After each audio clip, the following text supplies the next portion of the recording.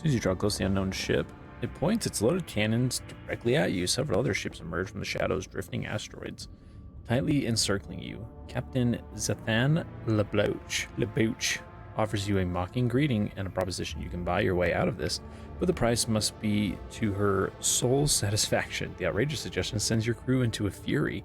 You are in a no-win scenario. You can enter an uneven fight and lose everything, or shamefully pay to save your skin, sacrificing your only pride.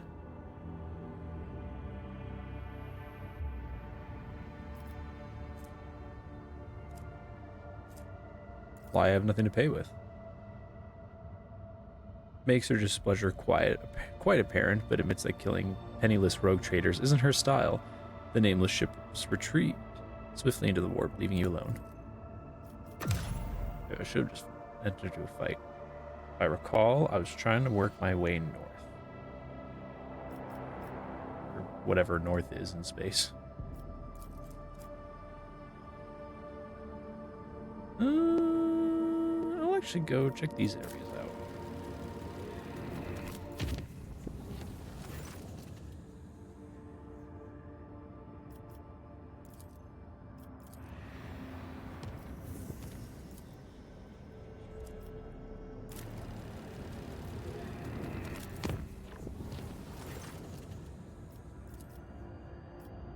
Ooh, took some good damage there.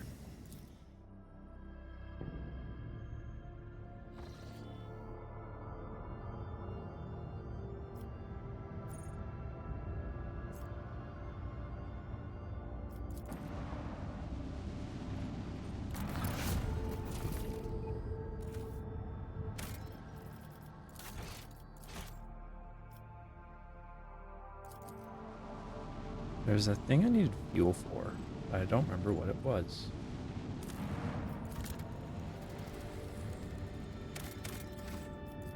It's like a planet or something where there was an event. Ooh, actually.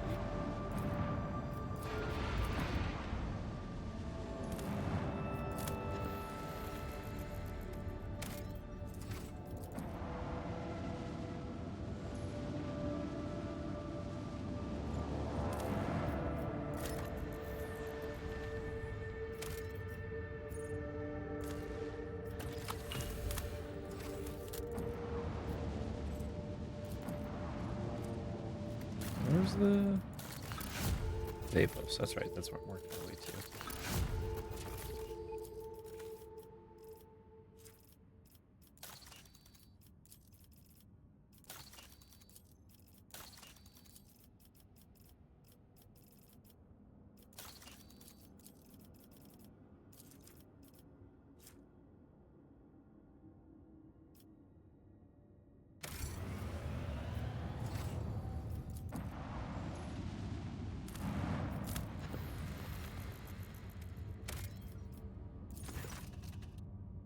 Oh, this is Idex. Idex is a planet with no particular note. However, the small station suspended in its orbit sends a distress call to your ship. The man, in a hurried Vox transmission, introduced himself as the planet's governor and asked for the road trader's assistance in a delicate matter. He promised to supply details. Sorry, the planet. Here's that Idex recently suffered a major coup. One of its noble families seized power and made outcasts the former dynasty. Such plots are not uncommon, although, notably, Idex has become less prosperous under the new government. Let's speak with the governor discreetly. The governor, transmitting on your personal Vox frequency, whispers that Idex's current authorities are not who they claim to be. There has been an uprising on the planet, and a heretical sect has seized control. The governor pleads with you to launch an immediate strike on the governmental palace. With their top tier obliterated, the new authorities will be unable to hold on to power.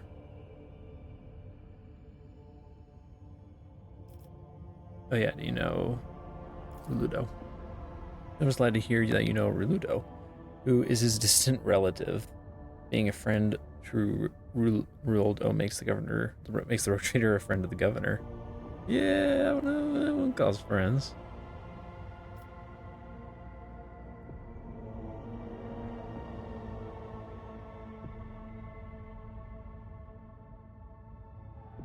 Okay. Sure, let's strike the government. Whoever's planet official ruler has been reduced to less than service material. The governor of the station sends you his tearful thanks along with his generous gifts.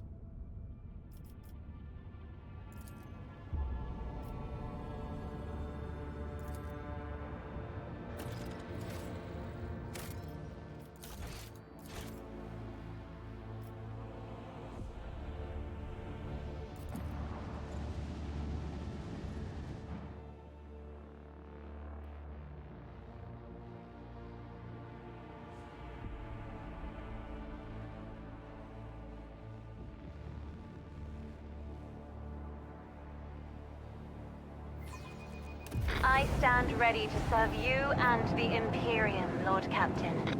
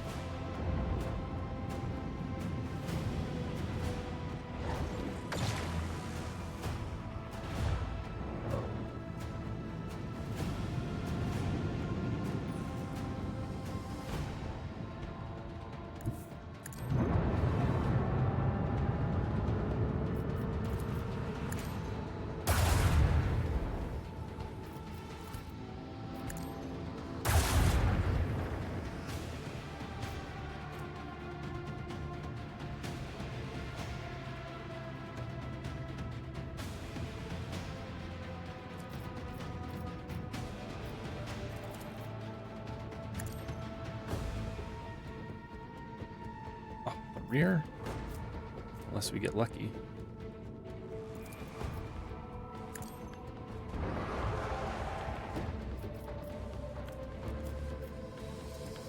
That sucks. I was totally gonna ram into and just waste them.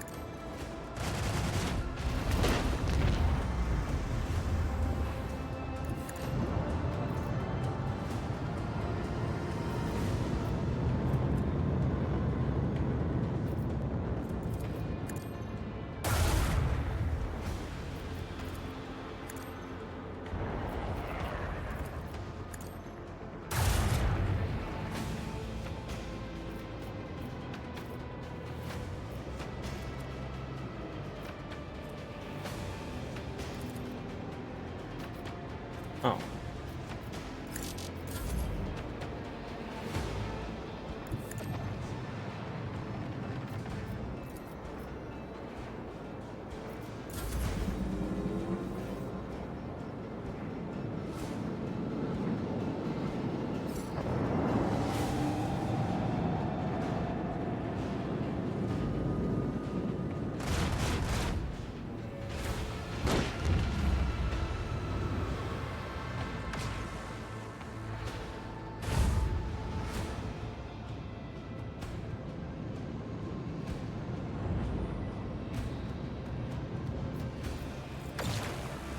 Leave them alone!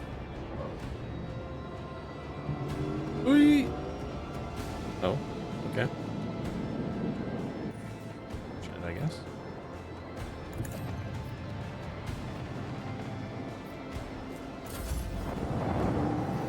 Hello? Where's my other turn?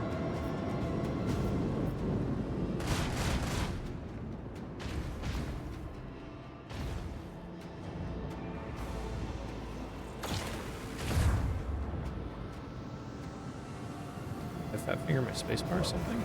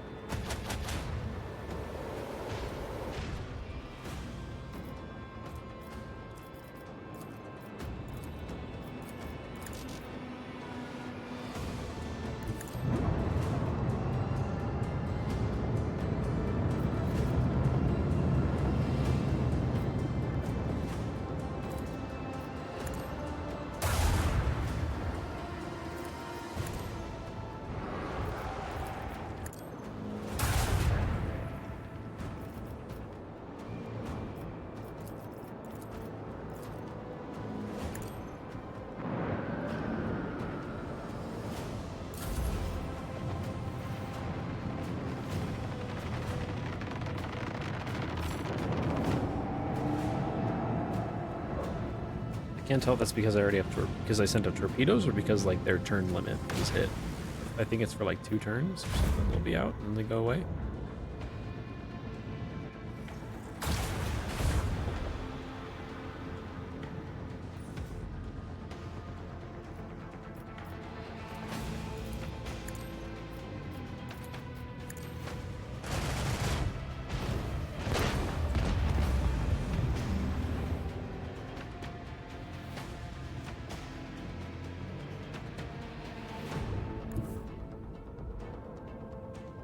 Is there a way I can get myself pointed at this dude for a melee or a ram?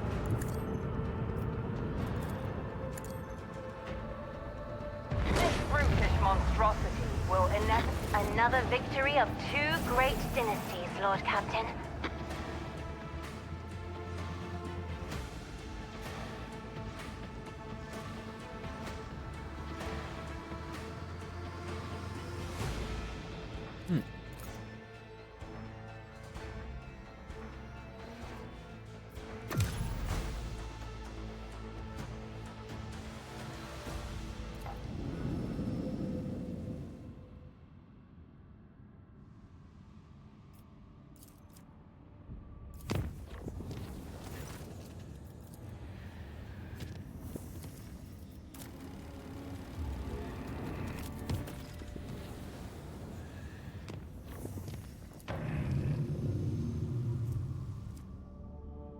Oh, perfect. There's now a Dragonis event that we're gonna have to stop by on our way to the other one.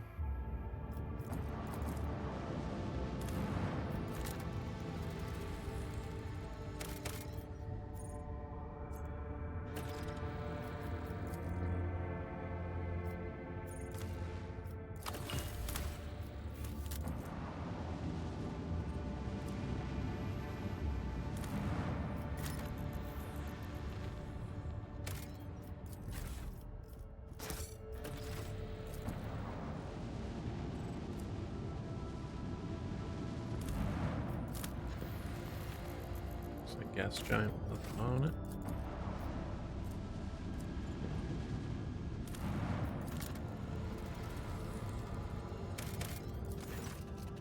The Thai colony is buried in an enormous, yawning pit. The edges of its civilian structures barely visible for the surface of the colony. Settlement was destroyed when the ground swelled up under it. The forlorn bones of dead colonists are strewn amid the rubble. On the edge of the crater, the scouts discover a tunnel entrance. Apparently, there was an explosion in the cavities beneath the town, whose unsuspecting people fell instantly into the chasm that opened as a result. Near its gaping maw is a shuttle, overturned and blackened by the blast, forever motionless. Investigate the shuttle. Lionessa shells and empty bomb containers and corpses clad in characteristic armor. The Voidcraft belonged to the Adeptus Arbites. Surviving records suggests it was the arbitrators who planted the explosives and collapsed the tunnels on top of their dwellers. Ooh. Searching through the papers, you find the demolition plans. The arbitrators knew that detonating the tunnels would bury the colony, but prioritized eliminating the criminals over preserving the lives of ordinary settlers. The documents also include a map of the Kronos Expanse containing encrypted data. It appears the arbitrators were aware of another smuggler's cache, but in a different system. Let's get the tunnel. Miscellaneous.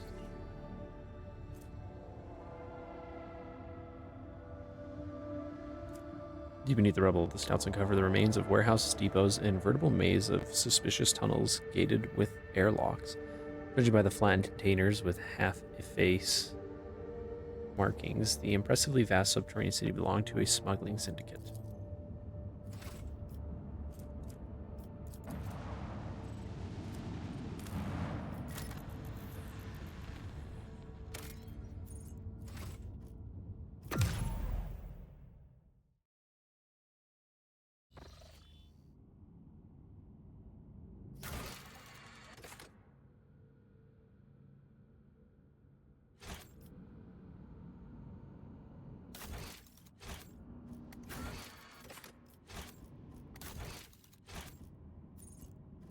Which of these is like my planet catalog?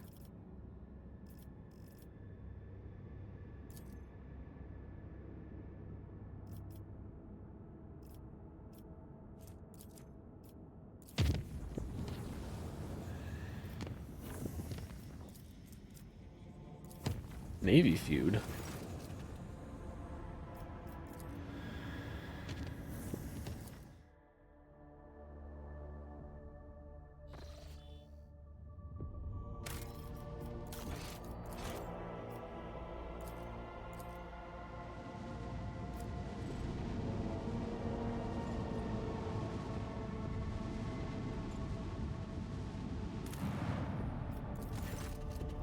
Feud is broken out between two influential admirals of the Imperial Navy, having already led to armed skirmishes and even outright battles.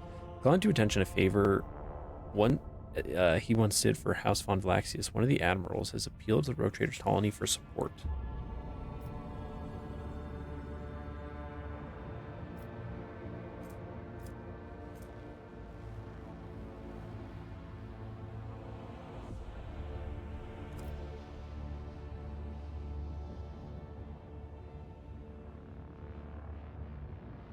Repair his ship. The Admiral appreciates the assistance, which has exceeded his very expectations. From now on, his ships will watch over the colony. Well, that was easy.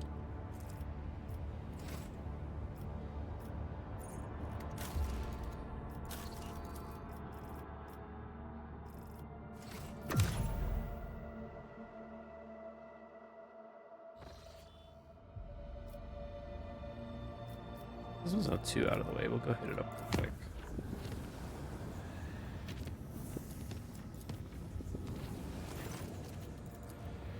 Oh, that was a new one. Oops.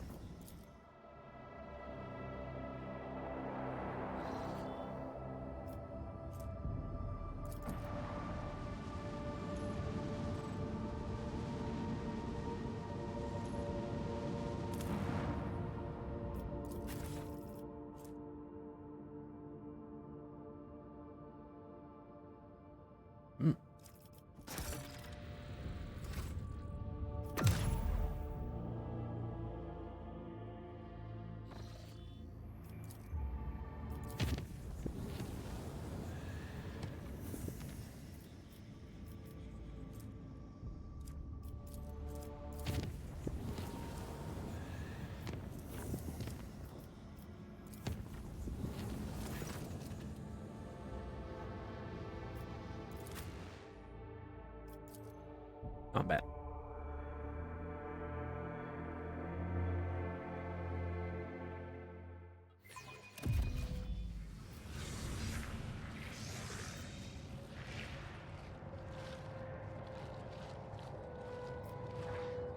Miscalculations are for commoners. I don't make mistakes. I make profitable learning experiences. Grovel before the true power of humanity. Oh, I didn't even see you right there, bud.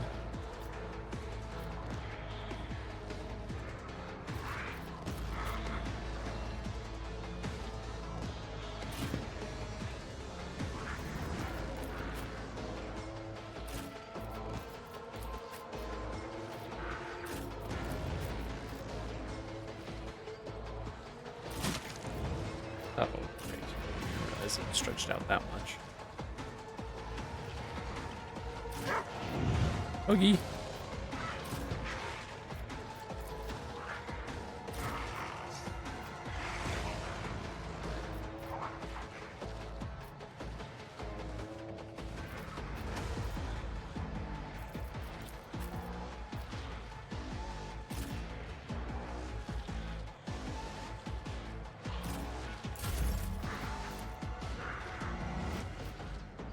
Me? If you insist, Lord Captain.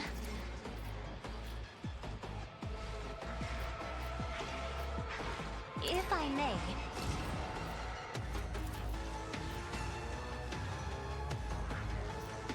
I am a navigator, not a servitor.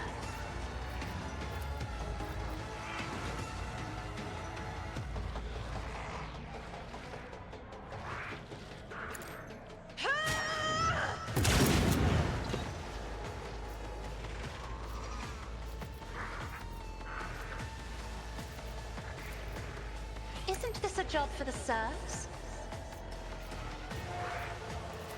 I'm not accustomed to being ordered around.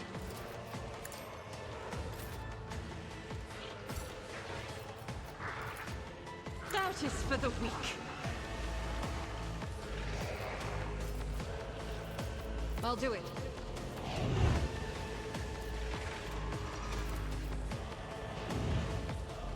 As the Emperor can...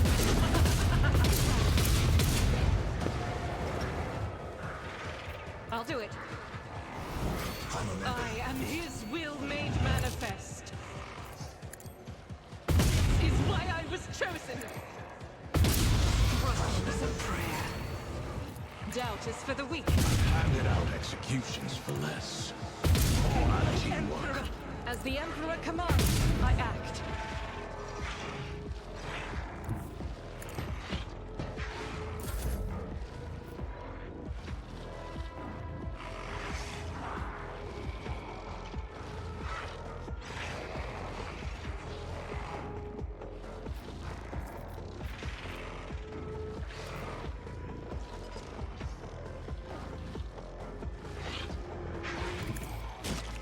Why would you run through that? If I may, another foe tainted black.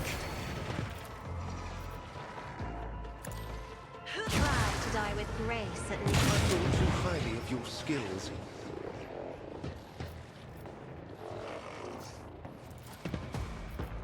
I'll paint your death in colors. The order's clear.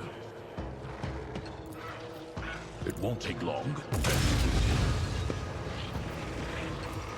The order is clear.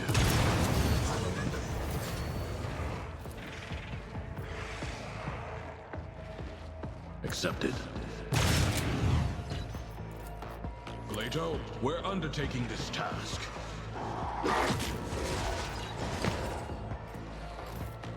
Let's test our skills, Glato. Understood.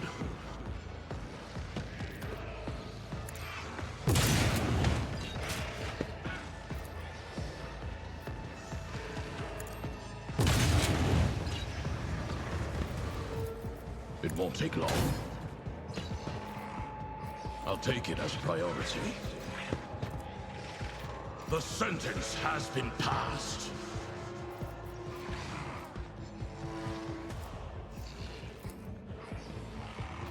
Accepted. Target eliminated. The order is clear. Executed.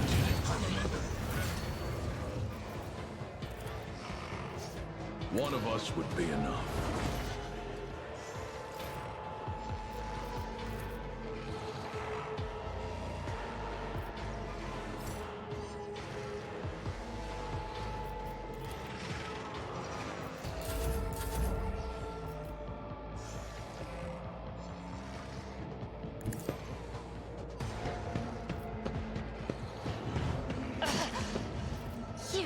pay an even greater price. I understand your intent. If it serves your cause. Fall creatures! Low momentum. Fortune favors. Another soul slips beyond the veil. This tedium is...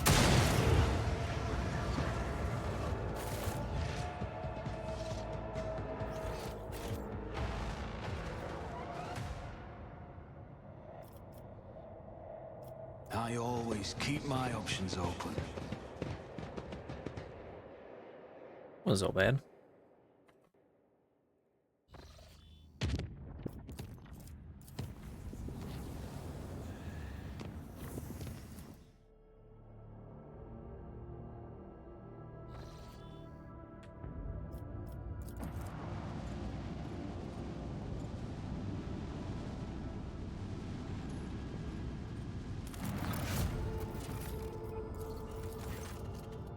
One of the more influential patrons in the Expanse learned a dirty secret about the Von Vlaxius dynasty and is now blackmailing the rogue trader.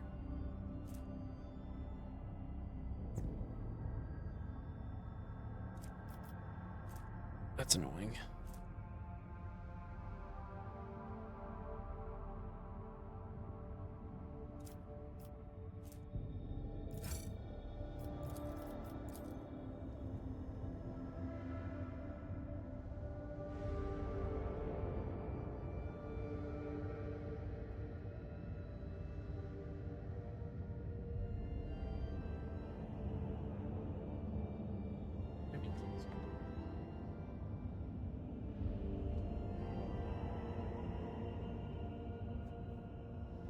If I come home, I mean, come into the room.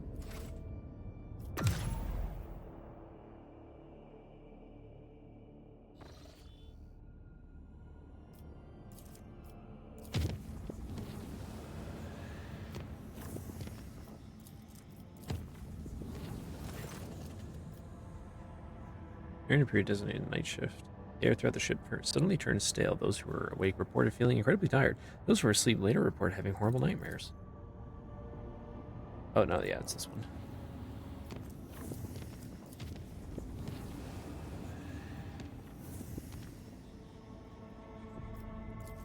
Oh. This must be a bug.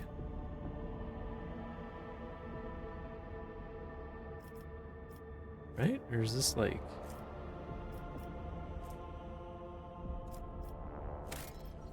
Hold on.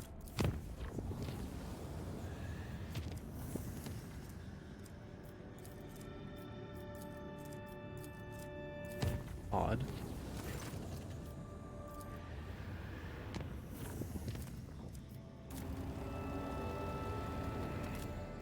Must be a visual bug.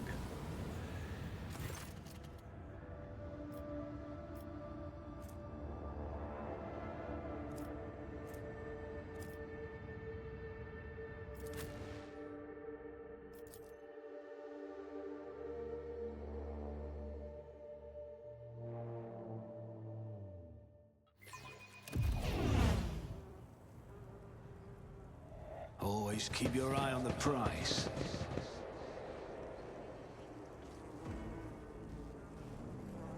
Nurgle.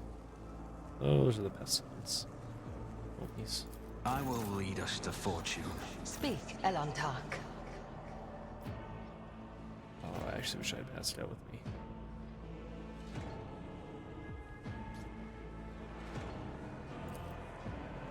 If it serves your cause.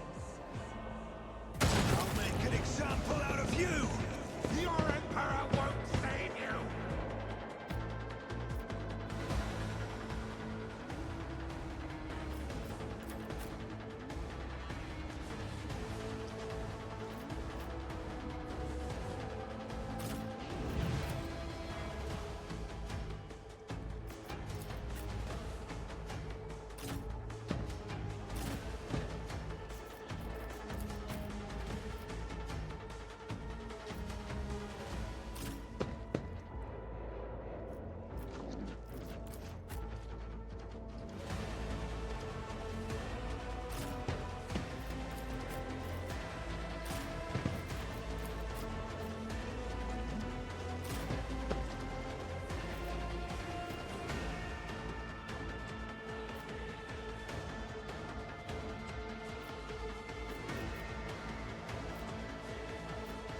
There's only 5 here.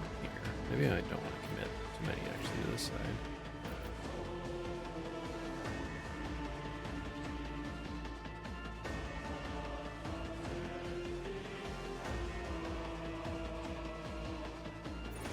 Huh? What?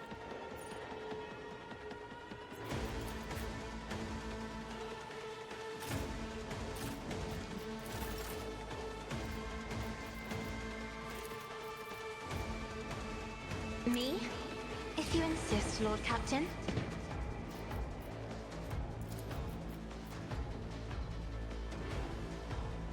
Isn't this a job for the serfs?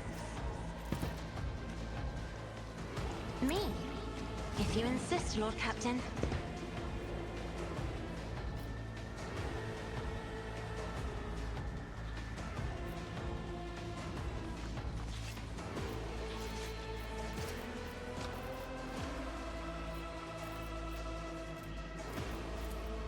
I am a navigator, not a servitor. If I may. Me. If you insist, Lord Captain.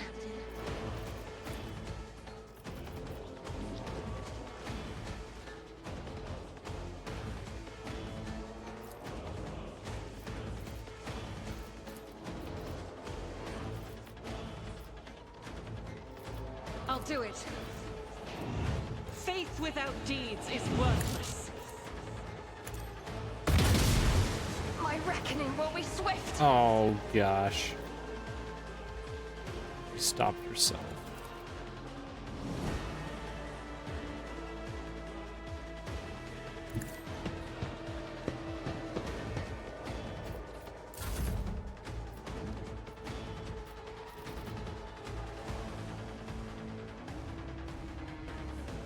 Be careful not to cross my gaze. Help me, Lord Captain!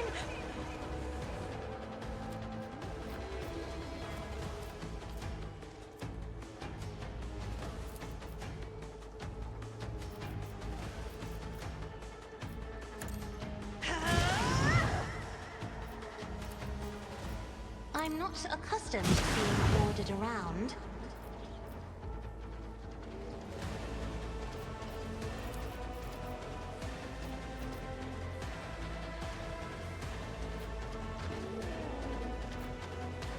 Isn't this a job for the serfs? Yeah, I should burn it first. If I must.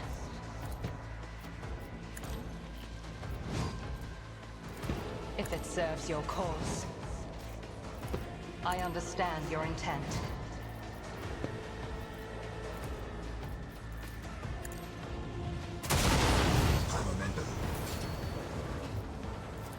My heart sings with the thrill of battle! I deal death with my hands. If it serves your cause.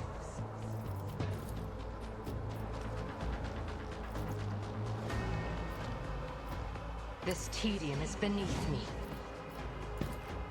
If it serves your cause.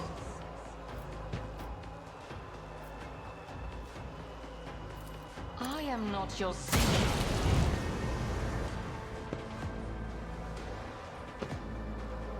I understand your intent.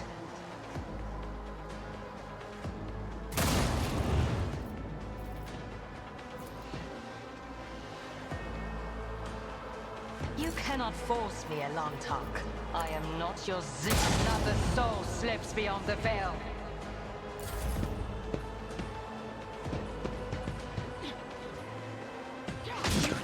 Don't frighten me. I bring ruin. I've faced worse than this.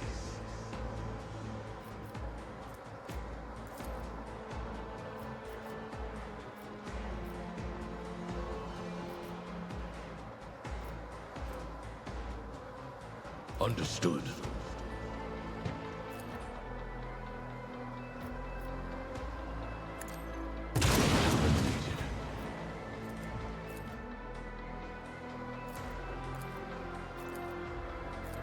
It won't take long. Will perish for this affront.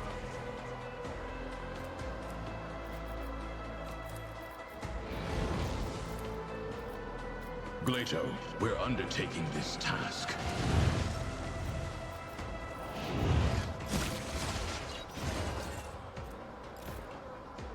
Accepted. Executed. I'm not injured. I'm enraged. The enemies of the Emperor will be undone.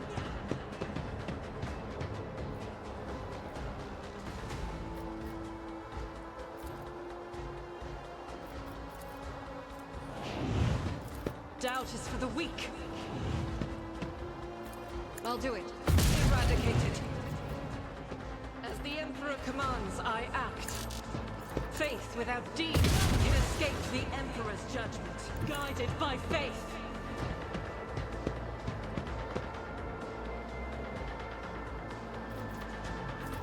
As the Emperor commands, I act.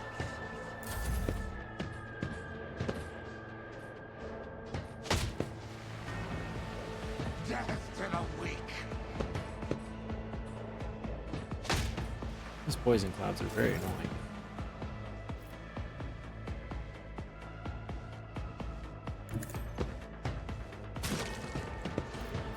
It's as good as done.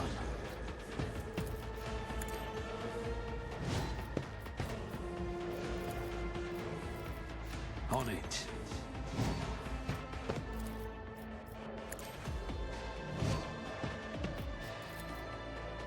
Who if not me? Here's my perfect moment. Never stood a chance. Another enemy down. Never stood a chance. I'll see to it personally. I'll make it happen. On it. Another enemy down. I'll make it. You never stood a chance.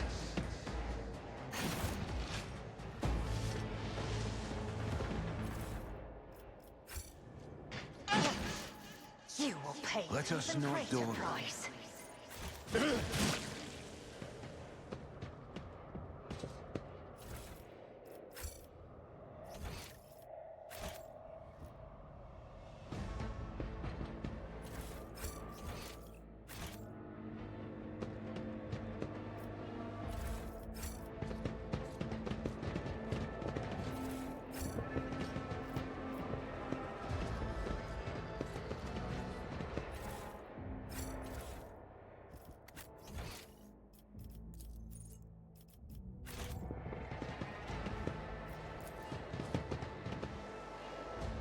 You remember to bring Pastel.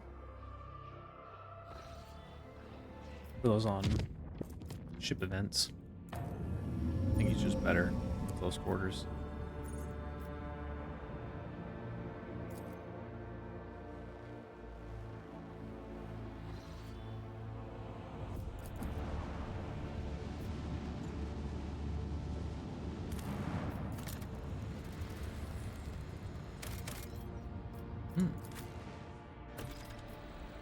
What's it called?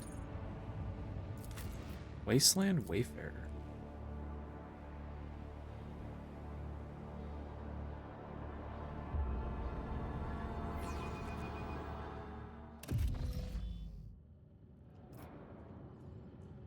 And yet another one where I wish I had Pastel, because this looks like a close quarters.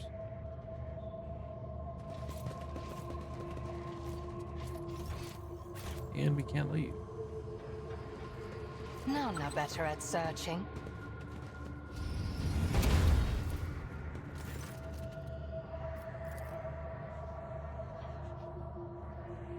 None of the machine spirits may conclude it's not malice making them refuse to comply is high priority.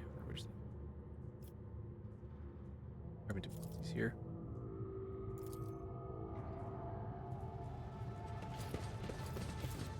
My success was inevitable. Dripping water.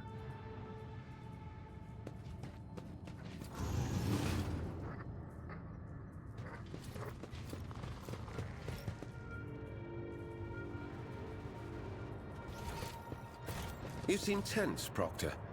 Did you see something suspicious? No, Master Interrogator. I will deal with any violations that could lead to disorder. As for minor infractions, you and I both have better things to do.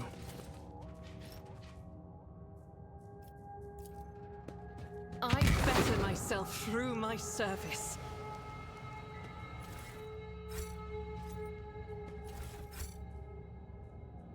Keep your wits about you.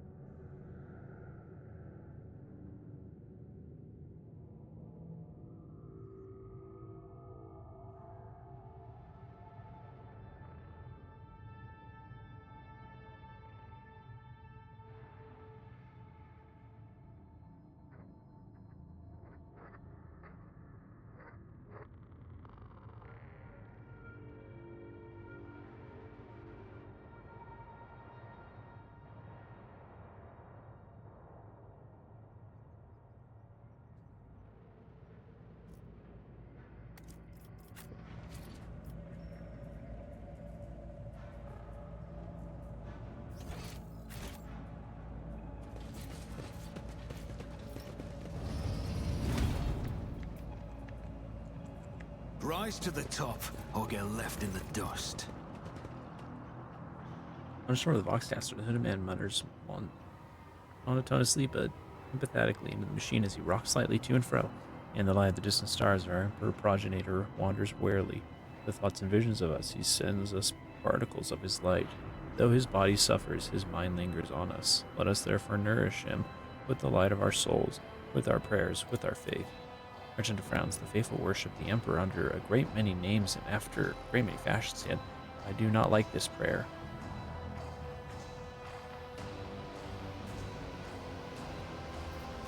Observe silently. Mount falls abruptly silent, though sensing your presence. Then he says, "And here come the afflicted." The pale hand he throws back his hood. You see an ugly face with a flat, white nose, disproportionately large brow ridges, irishless eyes with enormous pupils, a wide toad-like mouth, and skin that transitions to purple scales at the cheekbone. Standing before you is an abominable subhuman immune. Welcome to the abode of the nourishers. Three sorrowful phalanges point the way to the Emperor Progenitor. I'm glad you've chosen ours. Research data by genetic features discovering planet. These features are strikingly similar to those of mutant scum. Oh, their gene stealer cold. Destroyed in the dynastic crypt. This is bad, very bad, very bad. Ready your weapons. Being's nature has strayed too far from mankind's blessed geome. The breed sees no humanity in deviations like these, and so it commands that such creatures be exterminated without mercy. Exactly once took over my ship, I killed them all, and does not look surprised. Though I had not known them before, the Emperor Progenitor brought me the echo of their deaths in an image, your image, but their deaths matter not. For you have answered the call. I am elated.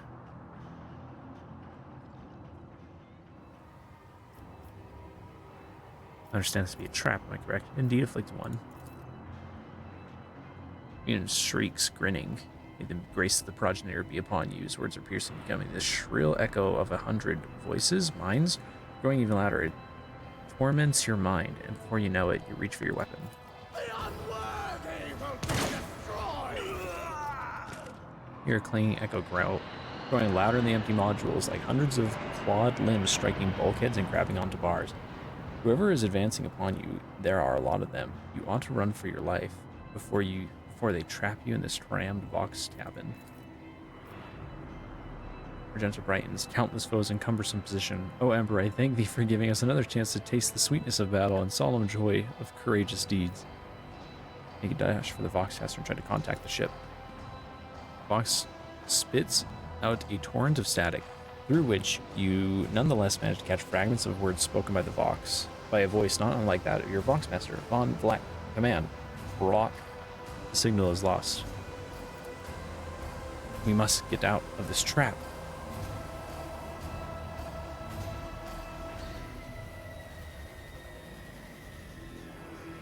Got to go. Your gaze falls on a rune-covered control panel near the box receiver. Green lumen burns beneath the engage airlock seals switch. The switch socket is corroded and does not immediately yield to your touch, but the lumen changes color to blood red, and a whirling of deactivated airlocks rise up from the depths of the ship.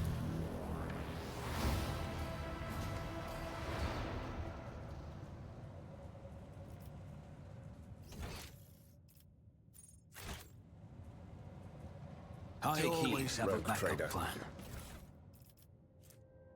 Ooh.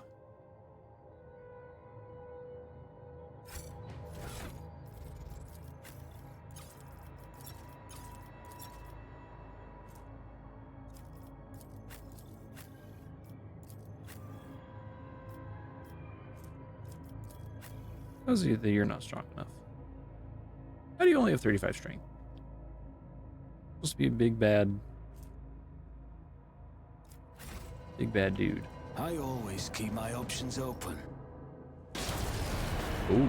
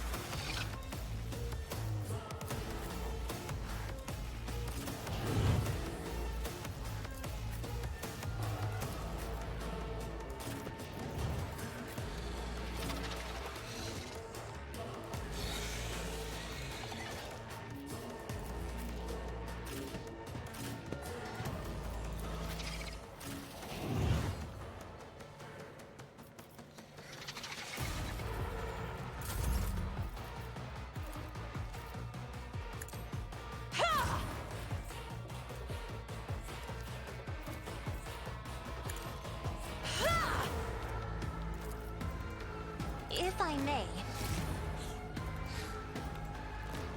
Emperor, give me strength.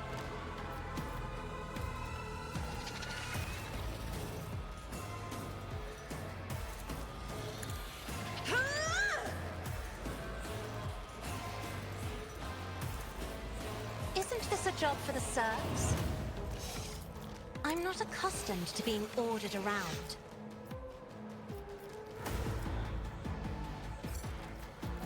I'll do it.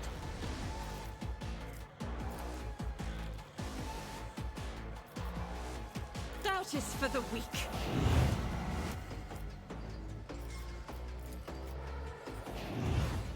As the Emperor commands is why I was chosen.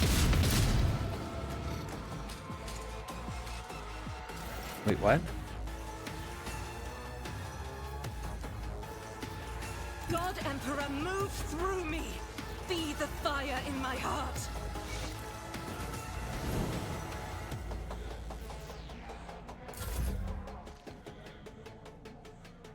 I have read tomes of military tactics. Isn't this a job for the serfs?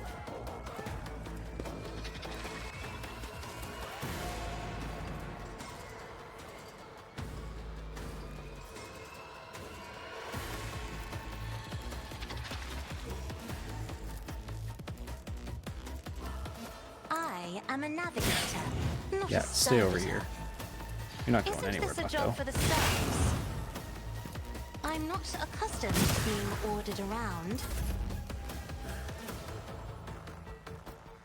I approach the designated position. If it serves your cause. If I must. This tedium has been dealt death with my hands. Another one.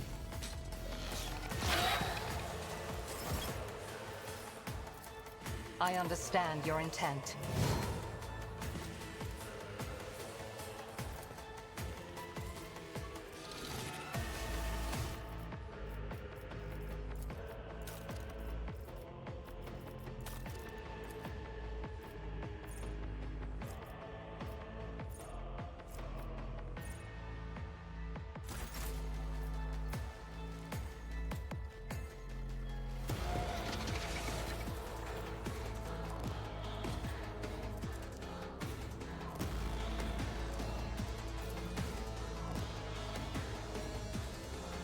What does this say? Is there a counter somewhere that shows how many attacks you have this turn? It's easy for me to lose count.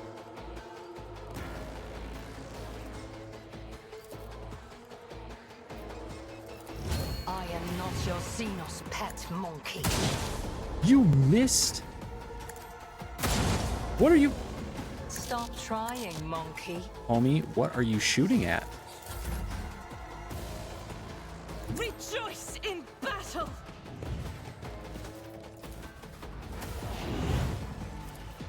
I'll do it. As the Emperor commands, I act. What is your guys' problem? Power resides in I the guess will it's a of good the thing that there's righteous. literally no way for this to Faith miss, without right? deeds is worthless. What are you talking about? That is not the Emperor's will.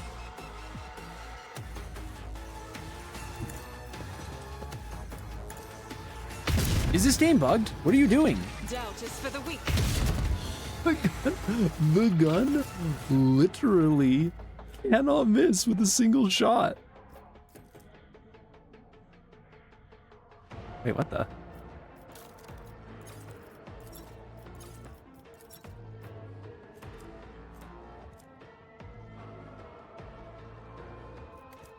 No, I know this one can't miss. This is I will bullcrap. bathe this battlefield in righteous fury. What is going on? I'm getting pissed. Take damage, you I'll do idiot. it. As the Emperor commands, I act. Oh my gosh. What are you doing? This is unacceptable.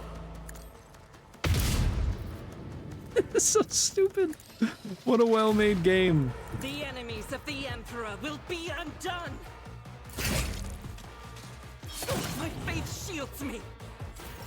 Yeah, isn't it crazy that we shot this dude like 50 freaking times, but none of them hit for some reason? It's as good as done.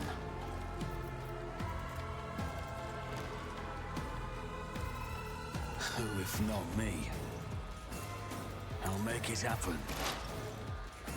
I'll see to it personally. On it. Should have thought twice before crossing me. Accept your lot. Consider this a taste That's of supposed to reduce his movement. That's cool.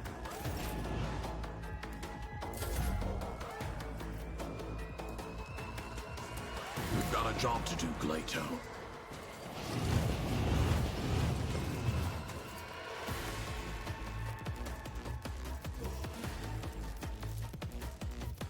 Let's test our skills, Glato.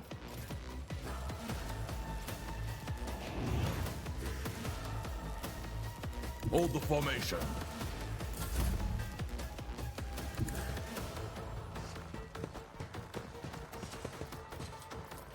I won't object to it.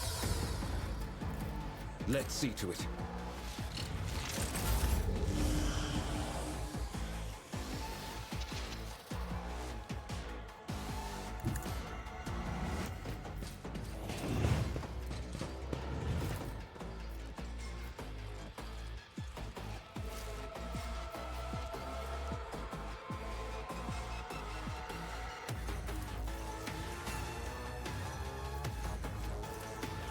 If I may.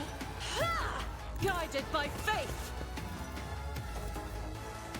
Faith without deeds is worthless.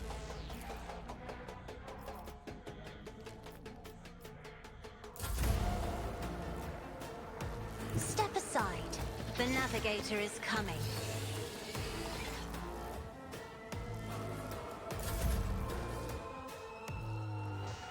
I move swiftly to strike. Yeah, hopefully you actually get to strike this time. This stupid game doesn't bug out and say, actually there If isn't a it target serves your there. cause. So help me. I am not your Xeno pet monkey.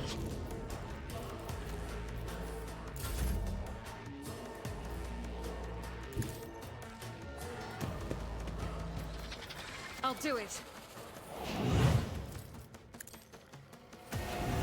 Dodge this.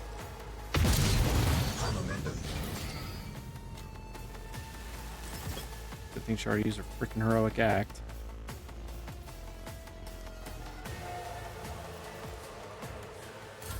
Attack. Yeah, unfortunately here.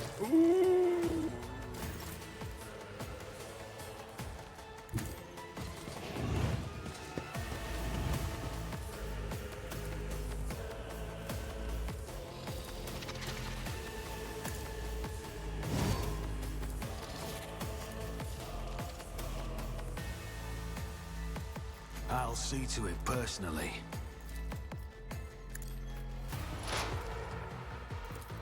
Who if not me? I'll make it happen. On it. Best defense is a good offense.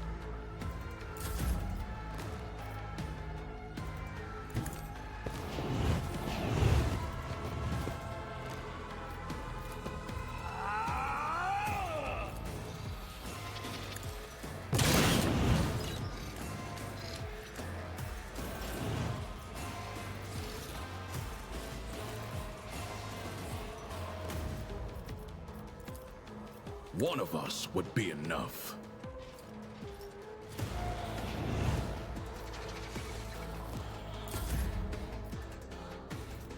How do you have like no Step movement? What the aside. heck?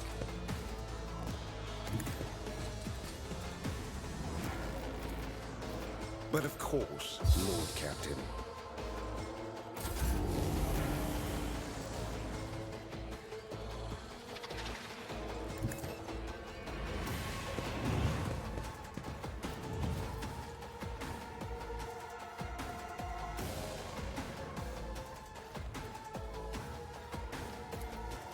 I am a navigator, not a servitor. He's not what I meant to hit. Isn't I this hate a my job life for the so much. serfs? I'm not accustomed to being ordered around. Mark the target.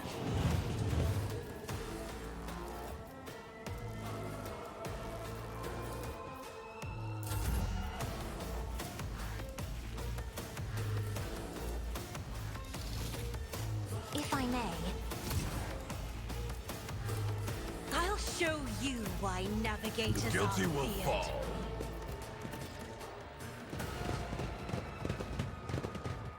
Oh. I hope there wasn't more loot there.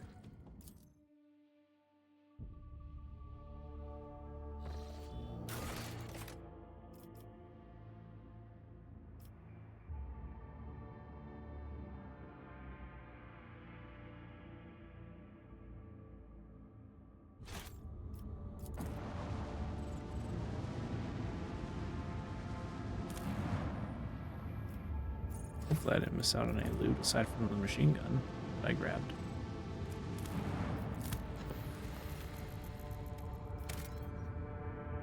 That's a lot of place still.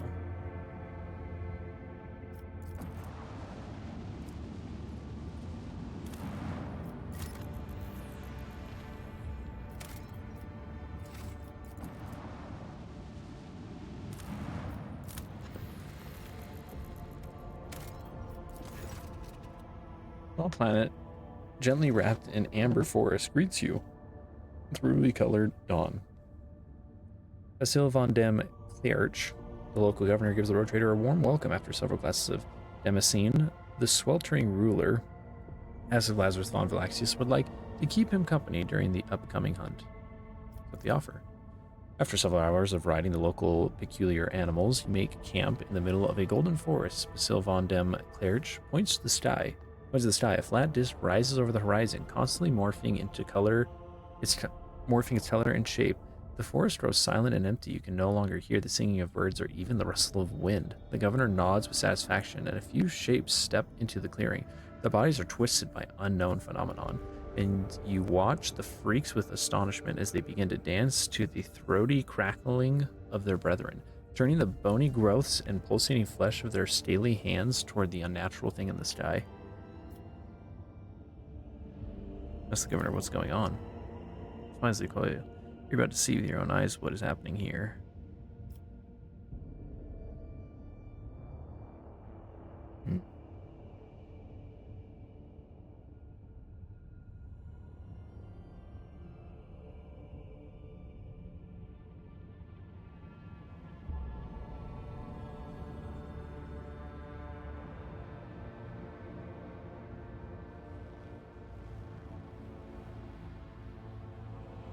Watch in silence. Forever, the unfortunate creatures howled, whined, and convulsed, unable to tear their bleeding eyes from the celestial body. When the Pavoline disc outshone even the light of the local star, the physical shells of the things that used to be men burst, releasing beasts onto this planet that not even the most fluent and capable pen could describe. Basil von dem Clench excitedly explains that the creatures you saw are the children of the great king of distortion. It is he who is the true god and patron of these fertile grounds. Once every cycle, his chariot shines its light upon the world and bestows transformations upon his most ardent followers. The road trader may become one of his heralds. Execute the governor. The governor's head separates from his neck with a distinctive squelch. Black and brown blood seeps into the soil beneath his corpulent body and is immediately transformed into a writhing tangle of worms that burrow deep into the ground. With unnatural speed, you return to the ship pondering what to do with the world, and more importantly, what to do with the King of Distortion. Of course, the anomaly. Senior officers observe suspicious activity emanating from the twisted celestial body at the heart of the system. The chaplain advises you to get ready for a potential encounter with the spawn of the archenemy, so it may be wise to reconsider unless you have holy relics, sacred wards, or blessed effigies of the Emperor. Aflame with a plethora of colors, the distorted celestial disk trembles slightly beyond the endless windows of the captain's bridge. The road trader ship approaches its center. Another worldly voice, cold and enveloping, enters your mind. What could this puny wretch possibly offer a king? The officers on the bridge look around, perplexed. Their eyes are full of terror and confusion. Many clutch their heads and let out a long howls of pain. Some empty their stomachs, but most, pale and exhausted though they are, have joined the Lord Captain in resisting the entity's influence.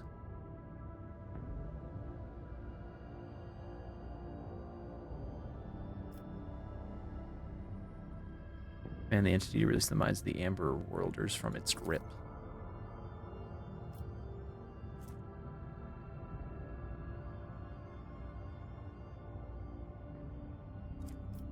Attack the entity.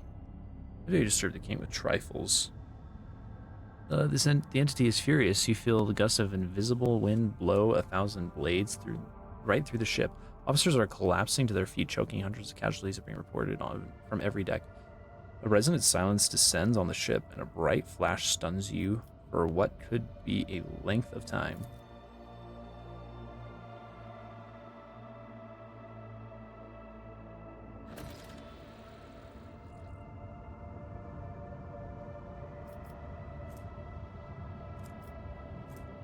Hmm?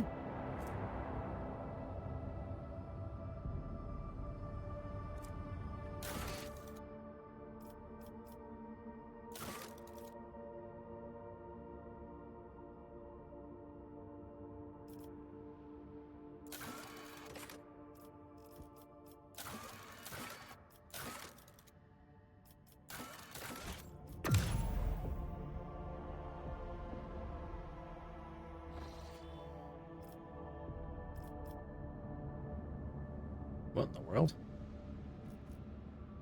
Why back here?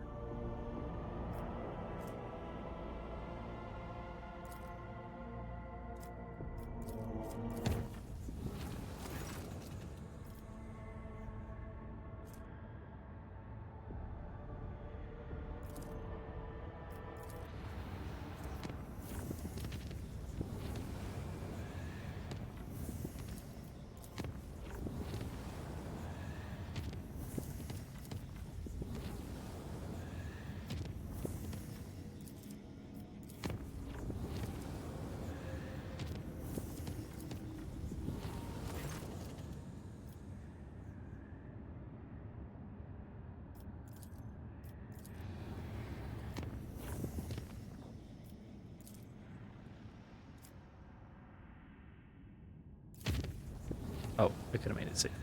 Oh well. Reserve generator chamber in the artillery deck is overgrown with thick stems of some thorny plant. I feel like I already got this one. Yeah.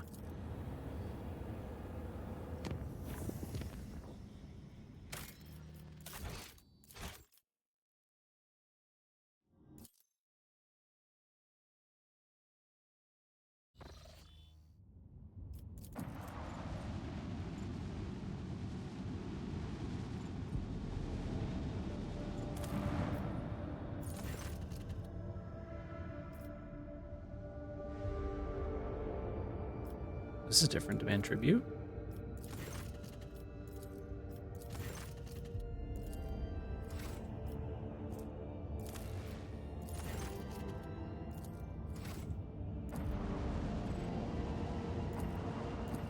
Weird.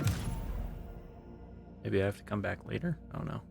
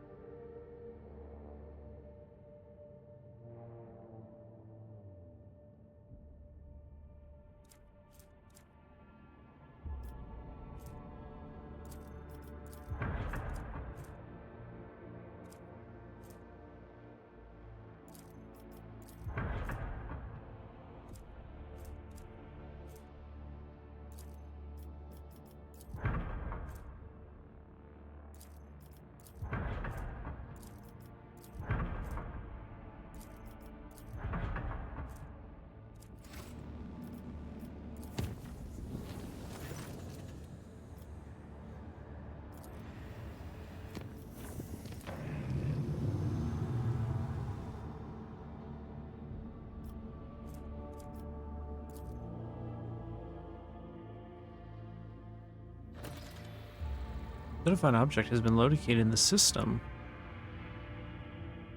The artifact reacts to our transmissions by releasing unknown radiation, most likely of xeno origin. The cogs are reporting. If you want to get a closer look, you need to get close distance.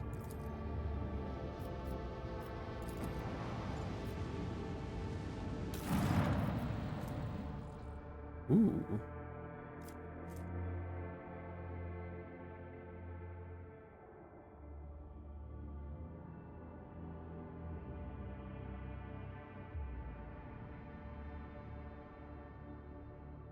Cool. There's a 6 sword one for so no one can use it. Oh, we also all leveled up.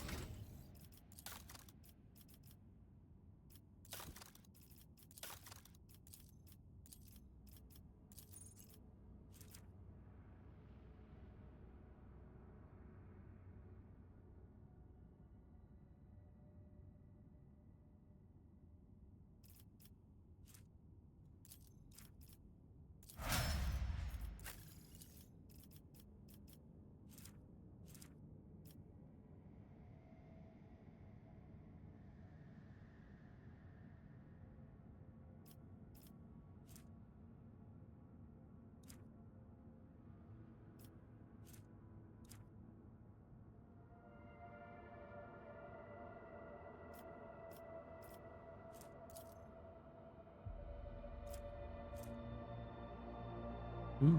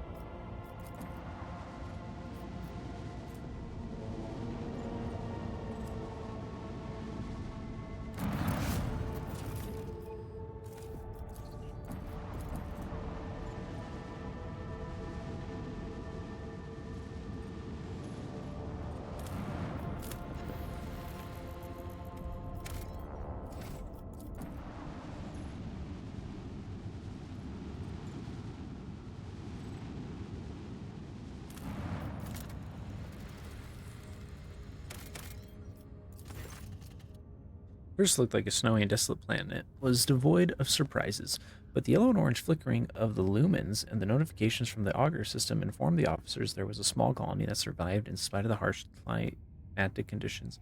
All attempts to hail the colony have failed, said the scouting party.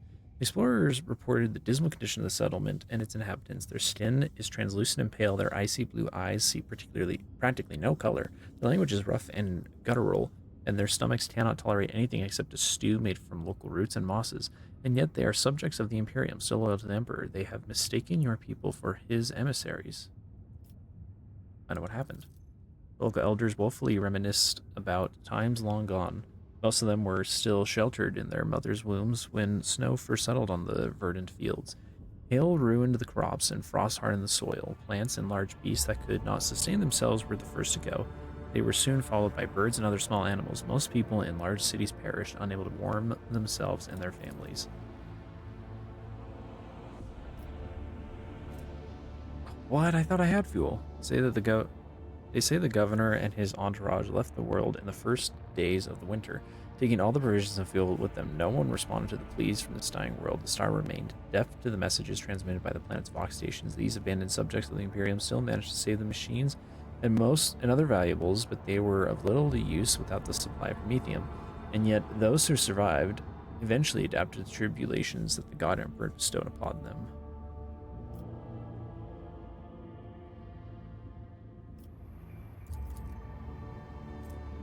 Man, I could have sworn I gotten some fuel cargo. That's hilarious because there's promethium right here. It's like, well...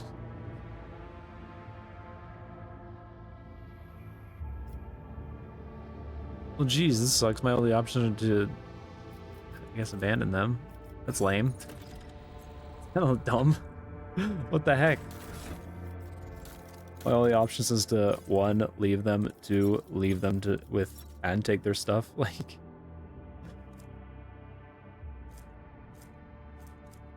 oh, I think it was actually like a 91% fuel cargo. That sucks.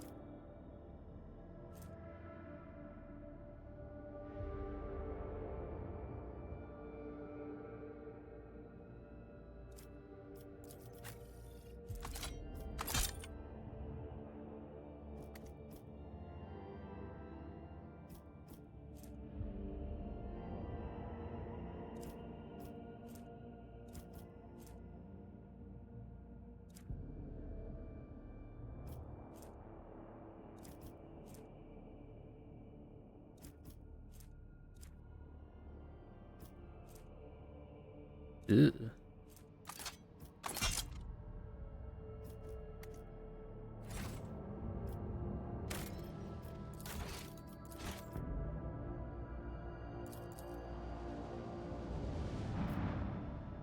Oh.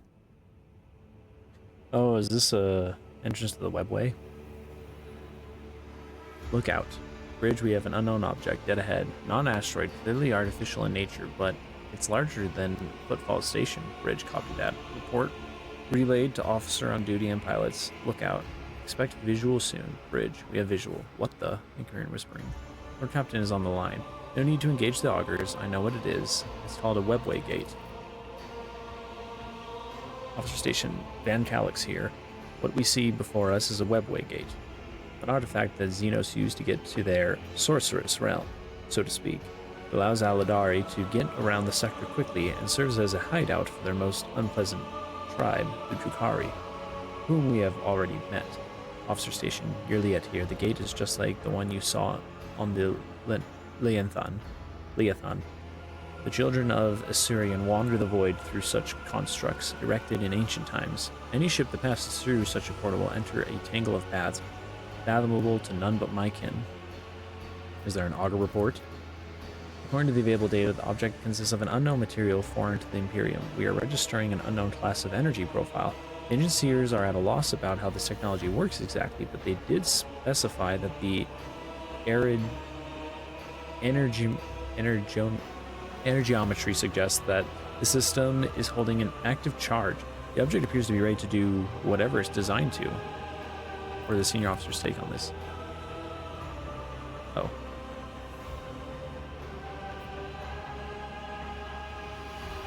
We activated somehow? Where's the response from the Sphere Bridge? Apologies, Lord Captain. The priests have refused to even consider such a possibility. Violation of the Omnibusized tenants, an extremely dangerous undertaking. Perhaps a certain companion of yours Hood officer station. Even if I knew the secret of this gate, I would never surrender it to the monkey. The webway is Arkan's sacred refuge and deadly trap to those such as you. We're changing course. We'll leave it, since that's what Iliad would like. Yes, Lord Captain. Maneuver engines changing course. There's a report from the engine seers on the auger deck detecting an energy spike of an unknown nature. Cognator network overloaded. Peripheral systems offline. Look out, confirming visual changes. The gate. What is that? Those are Drakari ships. Look, Lord Captain, we are detecting activity near the object. Observations indicate that the signatures are very similar to ships, Lord Captain, Xeno ships. Coercion. Battle stations. Lord Captain's orders: prepare for maneuvering. Shields to max, engines to max. Fire on the enemy on my mark only. Wait, what is that? Look out, Lord Captain, alert, another Xeno ship inbound. Must be a boarding party. Bridge, what? Where do they come from? Look out, it was hiding nearby. It closed in undetected while we were distracted by the construct. It's right by us. It's aiming for the engines module. Lord Captain, emergency, confirming contact with the enemy ship in the engine area. Confirm.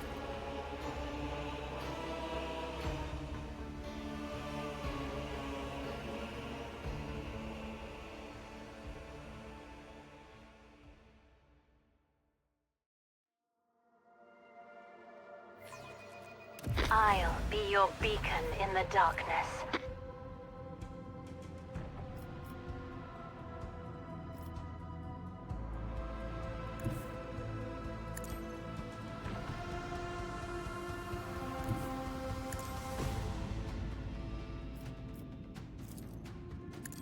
Just enough.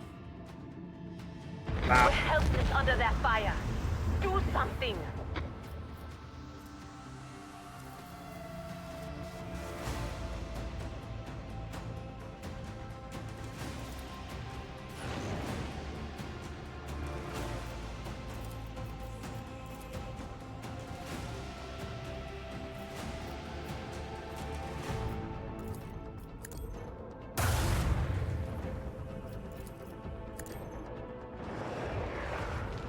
Uh-huh.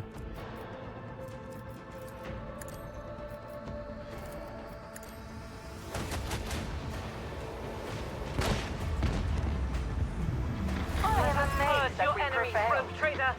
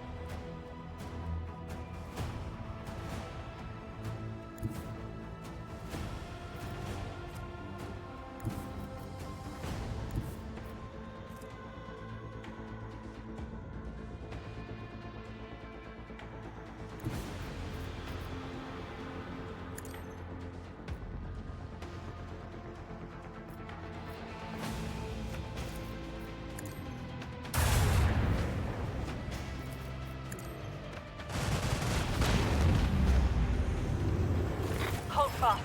Our faith will be tested.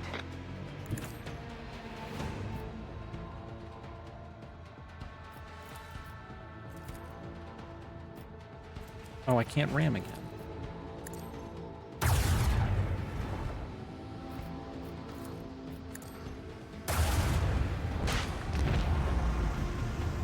I stand ready to serve you and the Imperium, Lord Captain.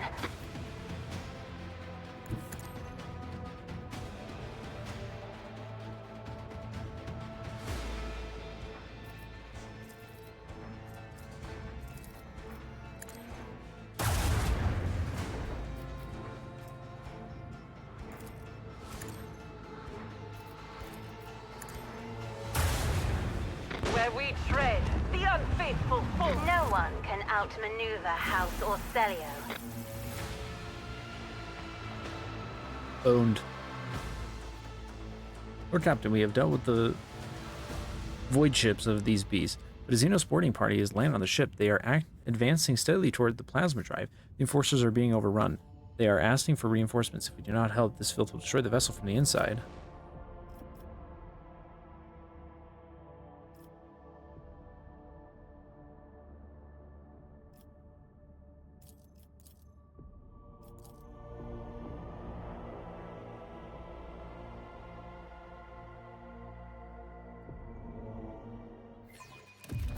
Lady Cassia, is something troubling you? Once again, you have read my mood like an open book, Master Van Calx.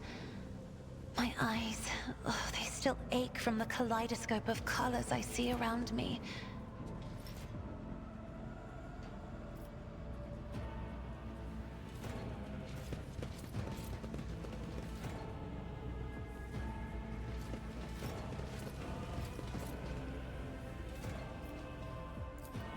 There.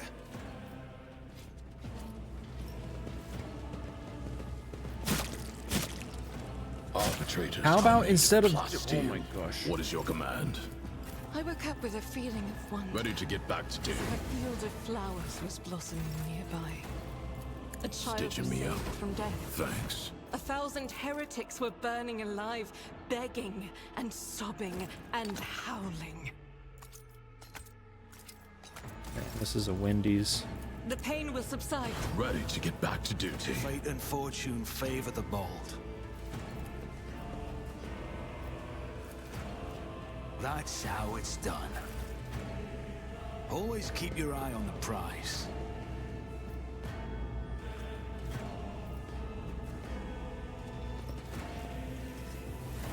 Poor monkey. Look, my kin.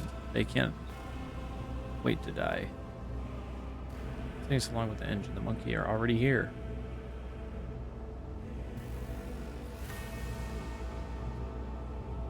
Do not rush me. We will perish alongside them. Need to kill that guy back there. It I seems. will wipe your disgusting presence out of existence. What was that whimper, monkey? Huh? Maybe not. Doesn't look like an ambush. It isn't saying it's an ambush, but I guess it's an ambush. That's kind of dumb.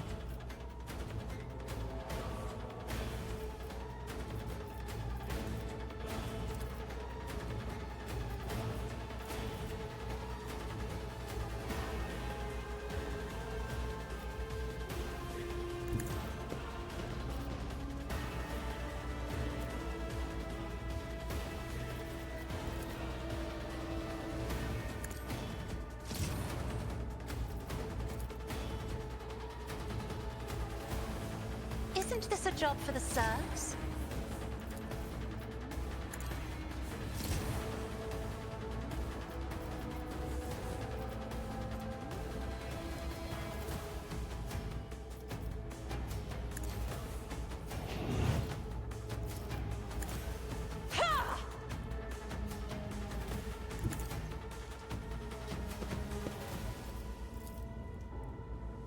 I refuse. As the Emperor commands, I act.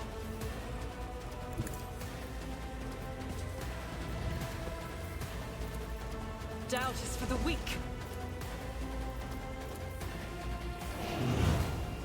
I'll do it. For you, my Emperor!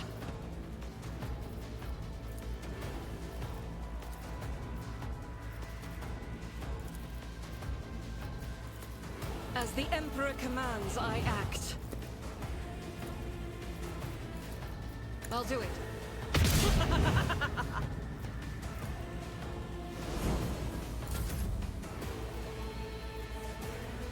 Battlefields are always drowned in scarlet.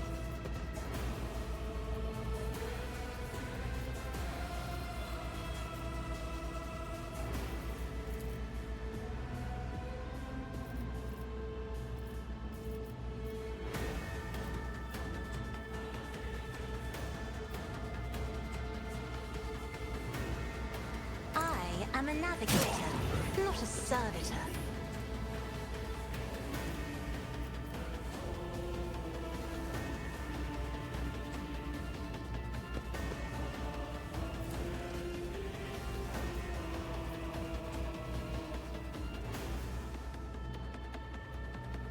I'm not accustomed to being ordered around.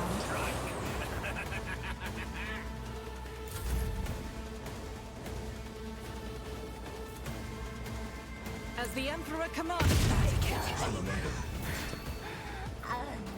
faith without deeds is worthless. In thy light I stand, and thy light I crave. I will not. I'll do it. For you, my Emperor! Doubt is for the weak. None can escape the Emperor's judgment.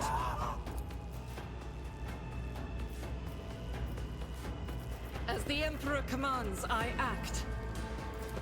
Faith without deeds is worthless. Gosh. I'll do it. My revenge will be delectable.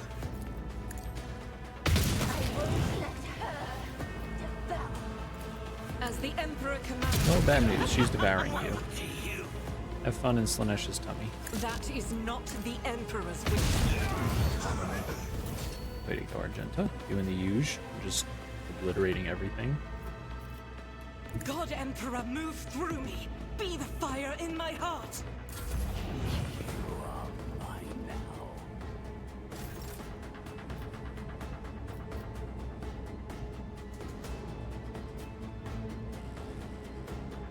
We've got a job to do, Glato.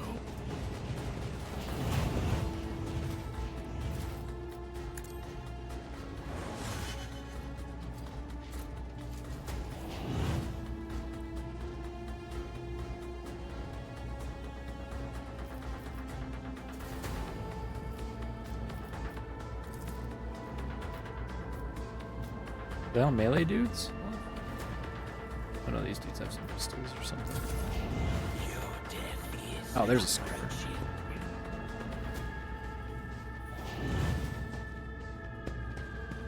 Oh, you're just lining up? Nice and convenient for him? Thank you. I'll make you howl. Oh, you do have a sniper. I couldn't tell. Something long range.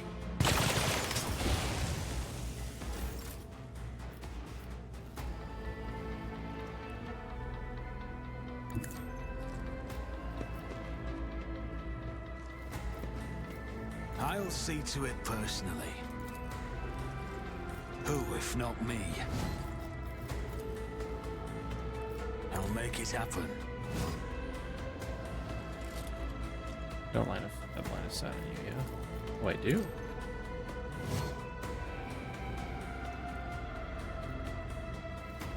On it. It's as good as done. Getting rid of you specifically would be I'll pointless. see to it personally.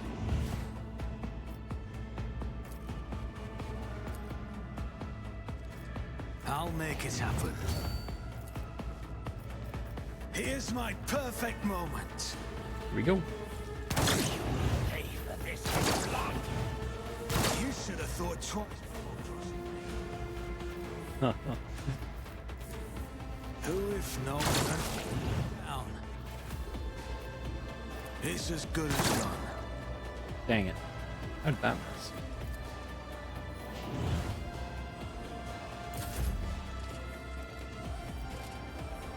Activating calculated fury algorithm.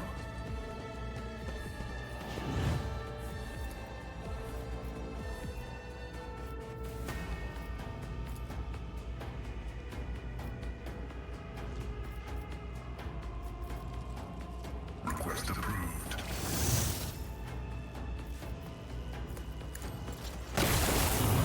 I can taste my blood.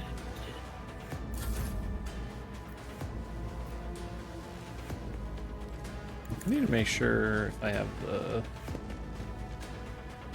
movement perk or not on Henrik's. Naturally. Free movement.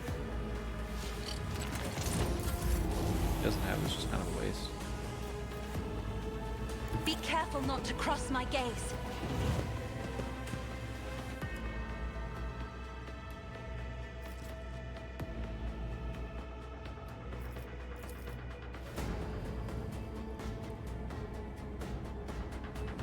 Isn't this a job for the serfs? Did you even get any movement? Oh wait, first actually.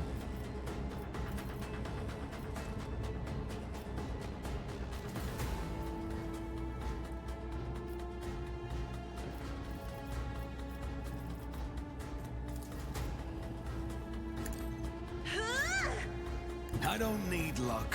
Yeah, I have I have some strategy. movement, but not enough. Oops.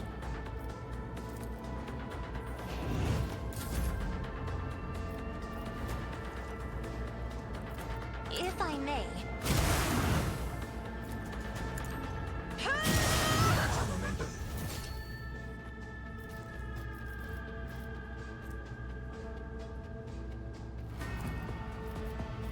I'll paint your death in colors. Don't let your guard down.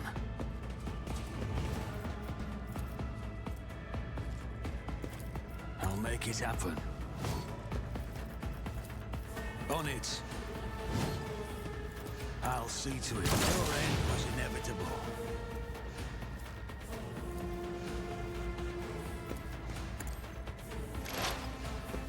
I'll make it happen.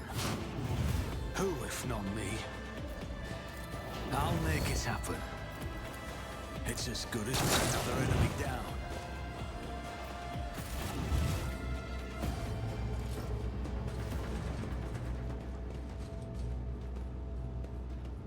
Where'd you come from? A man in an officer's uniform is kneeling and scrabbling around in the mess of blood and dirt on the floor. As soon as you draw near, you hear this feverish muttering. No, no, no, no, where is he? Where's my son? The lower half of the officer's face is grimy with some strange substance too pale and lumpy to be blood. The officer pays you no attention. His eyes are fixed on the floor. Try to identify the officer. Patch's jacket bears familiar crest, its symbol of one of the middle decks, one that has no connection to this compartment. The officer's presence here on its own is a violation of ship's regulation. Why are you here not on your assigned deck? Expression of the feverish gleam, and then his eyes goes out. Tacitus, my son. Swamp devils dragged him off. I'm here. I'm supposed to be here. I'm looking for my son. The Emperor's valiant guards came to save my boy. I showed them where the swamp devils dragged Tacitus. I led them right here like they asked. They'll make short work of the nest of those beasts. And I'll keep looking for my boy in the meantime. Master, will you help? The man's face contorts in a monstrous grimace, a mixture of pain, hope, and madness.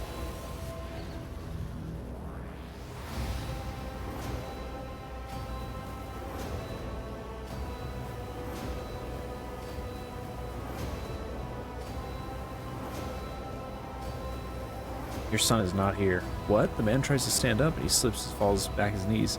No, no, there's still hope. Tacitus can't have fallen into the devil's hands just like that. The guards will save him. They have to. The officer's gaze suddenly clears, and he seems to be aware where he is. His bloody face slowly stills more. Emperor, preserve us. The man sneezes, and the lower half of his face is coated anew in slime and steaming from his nose. The officer casts you a pleading look. What is this nightmarish scene? I was leading the Emperor's guards to the swamp devil's nest across the marshlands of my homeworld, but instead of that, I was showing the way to them? He points at the corpse of the Xenos with a trembling hand. Hallucinations. A heretical mirage. The guards, they weren't very chatty. One of them called me something strange. Monkey, I think? And I heard them talking among themselves, something about seizing the ship. I don't let them through. Through to where? I don't know. Oh, it's coming over me again. When did these hallucinations start? I don't remember. It's so strange. It's like I'm here and I'm there at the same time, but I remember many watches ago a visit from a guardsman. After the swamp devils attacked, it seemed he treated my injuries, did something to my face, and said that his comrades would come and do what they had to do. And when the rest of them came, they told me to show them the way to the nest, but we're on a ship. Where did I take them? It sounds like a mental distortion and the work of Xenos. Drukhari are capable of ensnaring their prey without shackles or fetters. They twist and violate the victim's mind using unholy instruments. Your subject has been forced to experience a nightmare from the past in order to wreak a nightmare upon the present. Until the last beast among the enemies of humanity is dead, the innocent will continue to suffer torment. Is this not a sign that we must work doggedly to rid the universe of Xenos?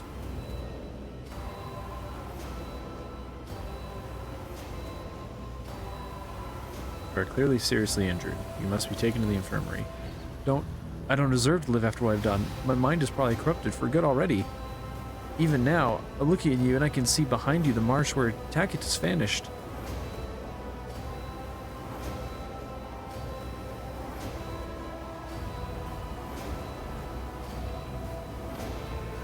I think I hear your son calling you. What? Tacitus? The man laughed weakly, his eyes now fully clouded with madness. Tacitus, my boy, I'm coming. The officer's body slides to the floor, convulsed for a time before going still. Despite his agonizing death, the dead man's face shows no sign of suffering. He had found peace before the end. Bent over the body, despite numerous bloodstains on his skin and clothes, the officer had not been seriously wounded. The only noticeable injury is on his face. His nose is disfigured, with a red, slimy substance streaming from it, staining his mouth and chin. Take the body to the infirmary and try to identify the cause of his madness. Keep your wits about you. Just as I planned. The Emperor favors me today.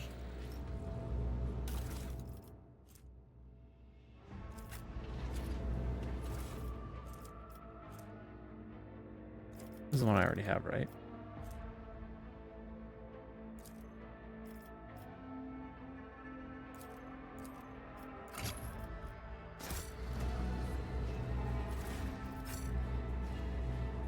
I always have a backup plan. Sorry, bud. They got you good.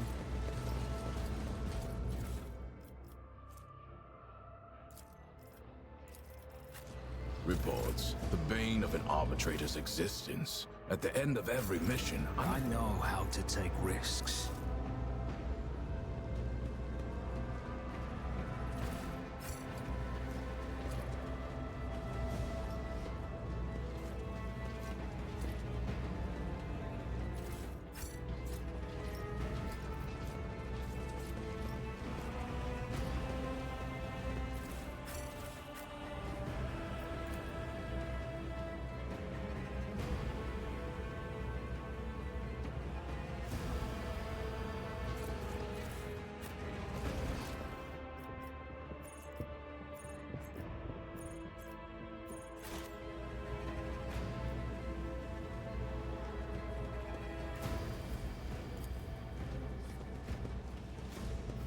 This explorator is blessed with Now I have fuel. multi-ability. It's far too late. I always keep my options open.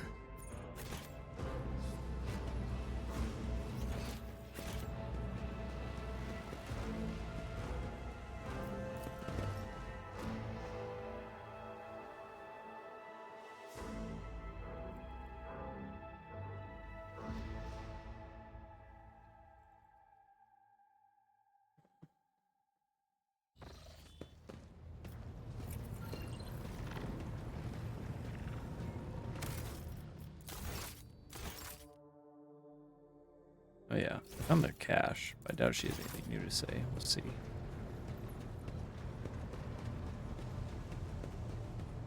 Hello, Talk.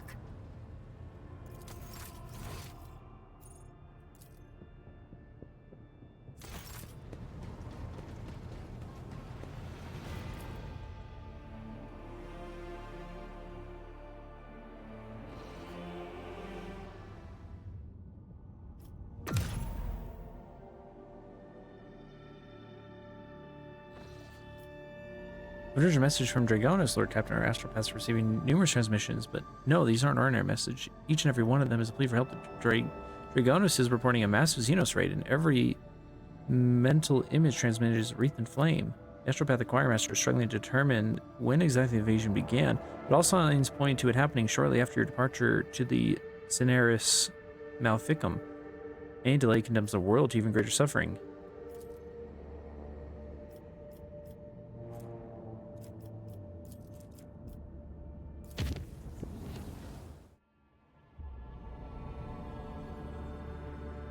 This.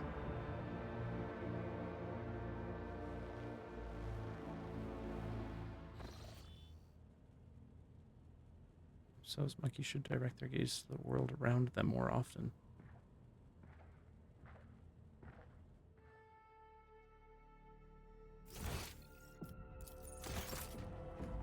Oh. What do we have here?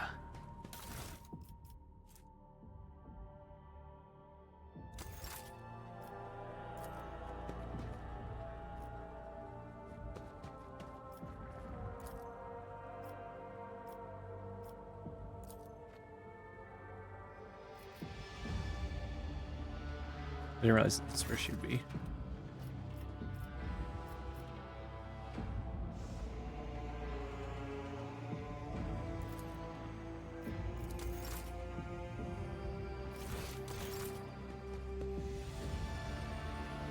What you doing in my place? Oh, am I gonna learn what this is finally? Taking careful steps almost without a sound, Juliet examines the study's interior, raising her eyebrows in surprise, muttering something to herself in the Eladari tongue.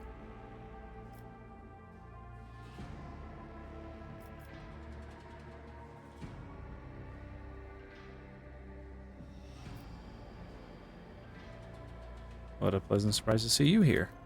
I had no idea this was your dwelling until I entered it. Eladari turns her emerald gaze on you. It seems she's completely unfazed by your sudden appearance.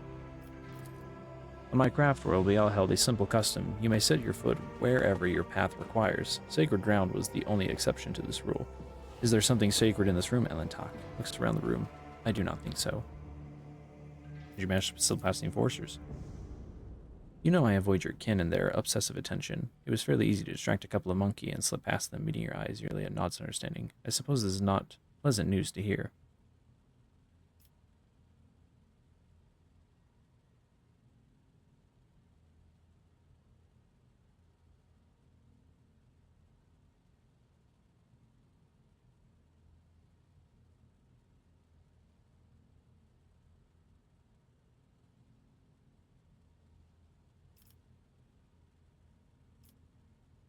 For humans, trespassing is akin to an insult. Did I ever think I would encounter this again after Kudarak? Juliet laughed softly. Stiff, meaningless rules and condemnation for overstepping lifeless boundaries.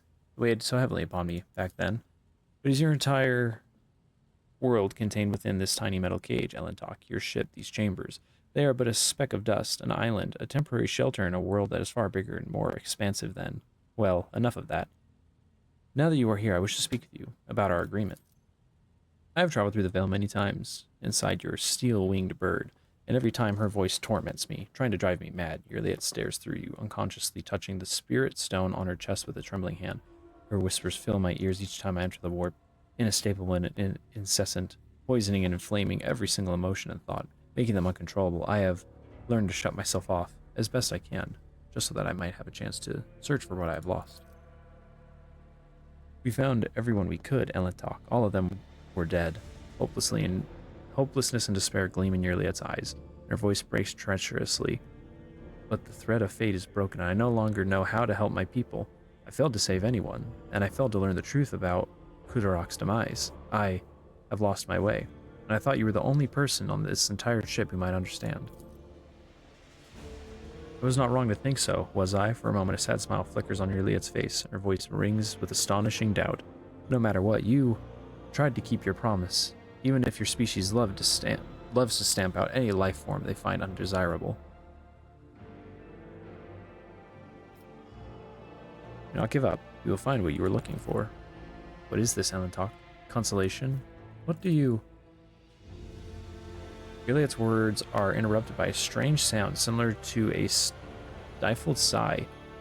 Your gaze trained upon something past you. Turning around, you see what has caught her attention, an odd, unsightly shard of porous material mounted on the wall like a trophy. An entire kaleidoscope of emotions plays across her face, changing too quickly to catch. She sighs once more, and then her feelings are concealed behind an impenetrable, impersonal mask. What is this, monkey?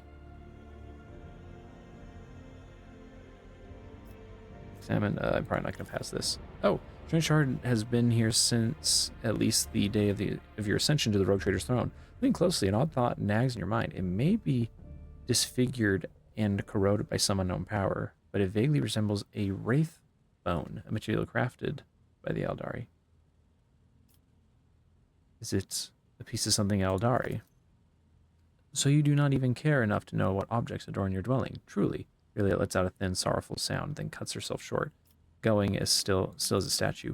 Enough. I lingered here too long. From now on, I will avoid entering places you would prefer to keep hidden from me.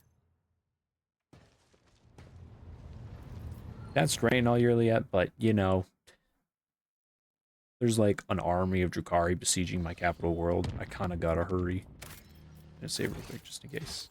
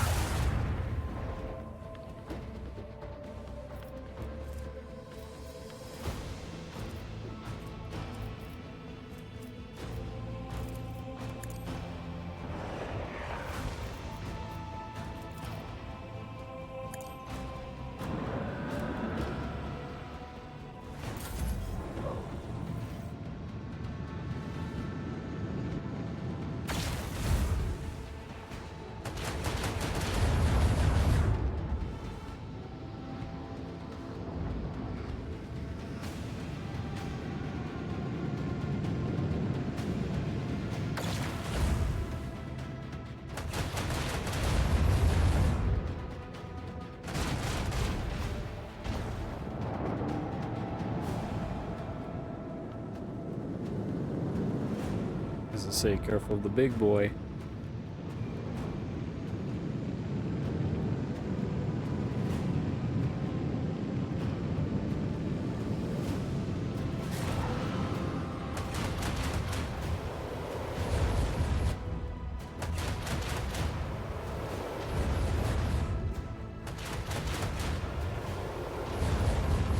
Oh my gosh.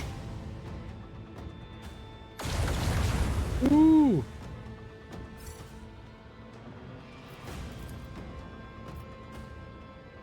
Dog.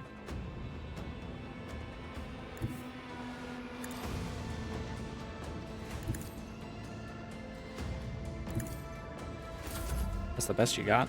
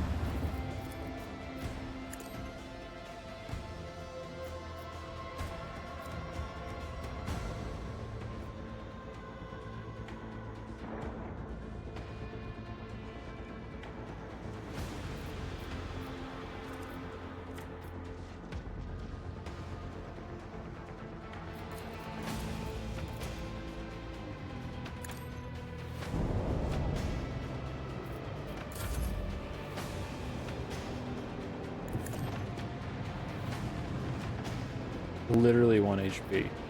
I assume that he's not permanently dead. He's just out for the battle. But I have no clue how it'll work, so I can only hope. Just get out of the way, buddy. Don't risk it. Oh, you're dead. Okay. Made a wrong turn. Oh, unless they focus on my little guys. Hee, you missed. Ooh, ooh, ooh. It's okay. Okay. It's good enough. Good enough.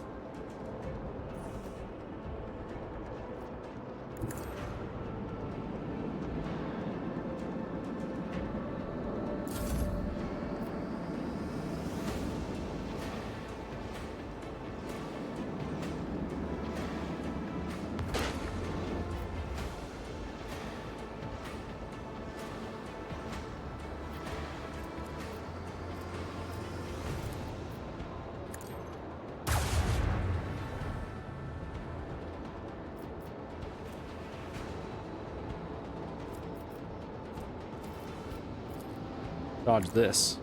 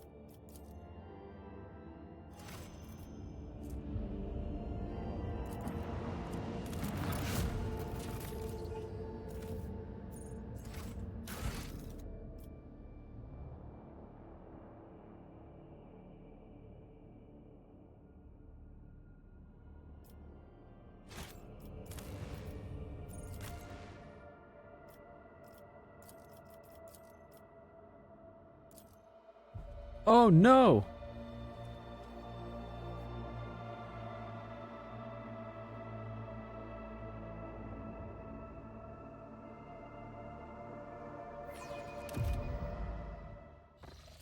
My beautiful capital.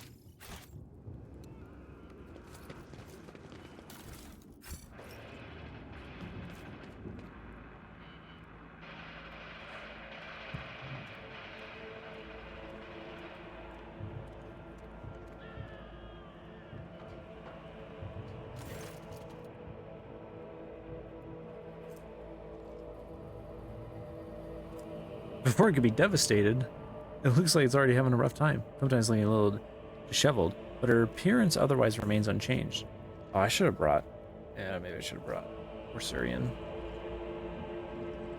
Your steely gaze and tightly pressed lips speak perfect composure. Praise the throne, your lordship. You're here. Your subjects need you now more than ever. Darganos has been hit by a mass Xenos attack.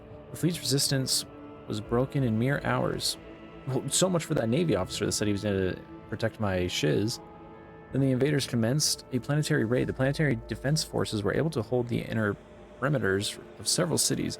2 of their attacks were stifled on the approaches to settlements. But the fights continued here as well as on the von Vlaxius palace. Lady Orsurian, where is Achilles Talander? Thought I'd see him here by your side. Secretary's exact whereabouts are unknown, but under normal circumstances, he hardly ever set foot outside the palace grounds. I'm sure you realize what this could mean. Receive a message on Arbitrator's Vox frequency. They are successfully defending the Spire, entrusted to them. Even if all of Darganos falls, that place will hold. I pray to the God Emperor that the Adeptus Sorbites will repel the enemy and have time to aid the other parts of the Hive. Kari are after living victims above all else. Why would they waste their forces assaulting the palace when they could be storming another city? Alas, I don't know the answer, your lordship. When the Xenos attacked the palace, they sent a force so great that the increased warden presence and defense perimeter were wiped out in minutes. By the throne, whatever they're looking for in there, they've spared no troops to get their hands on it.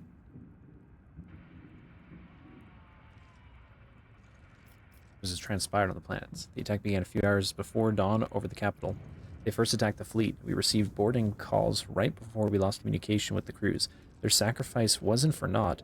The ground troops had the time to start mobilizing, and the civilians went on to organize the defenses.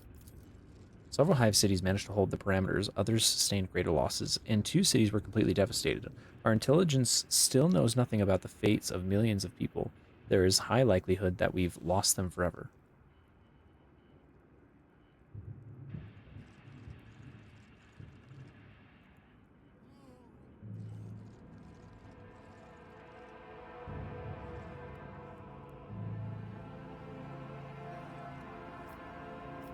Begin a detailed assessment of the damage as soon as we're done here. Indubitably, as soon as the situation on the planet stabilizes, in addition to our own territory, serious damage was done to the Adeptus Ministerium department stationed on Darganos. I hope this won't lead to any kind of accusations against House von Blaxius. Whereas Drivestem, the governor is currently protected within a well-fortified bunker. As are the heads of the other noble houses, grits her teeth audibly. Still, each family has provided all available resources to the defense of Darganos, or rather the defense of their respective regions. That's the current situation. The PDF is in the process of exterminating the enemy forces on the planet. Extra batteries have been assigned to the assault on the palace, but without a strike force that could make it inside, we won't break their resistance. I have a feeling that the palace is the anchor point of the enemy's raid. Our Vox engineers are registering unknown signals coming from your residence to other areas on the planet. The scum must have set up a control center inside. We take out their command and will weaken their peripheral forces. I'm going in. With awe and gratitude, I transfer command of the ground operations over to you, your lordship. The local troops are at your service. I beg of you, save Darganos. Report from Squad 2.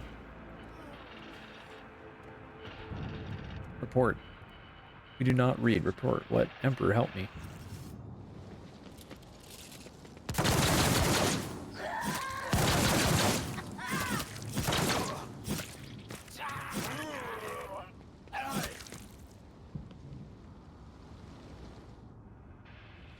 Attack for the Emperor and the Rogue Trader.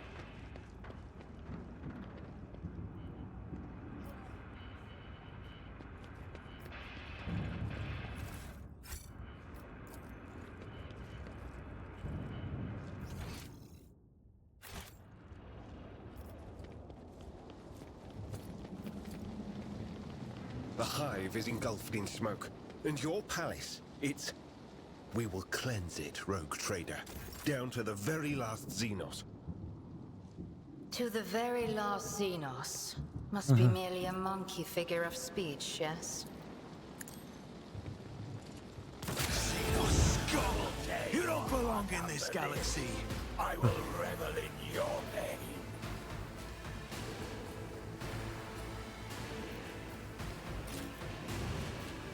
Cassie's going front and center to cause some problems with Argento. So this will be fun.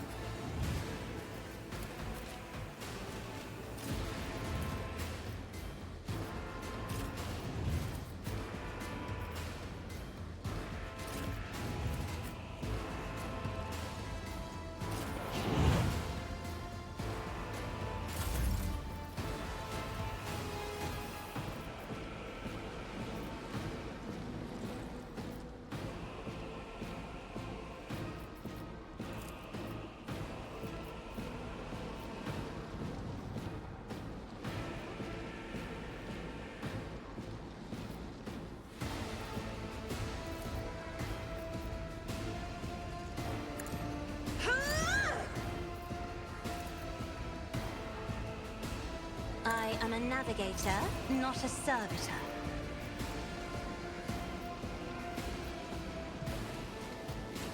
I'm afraid not.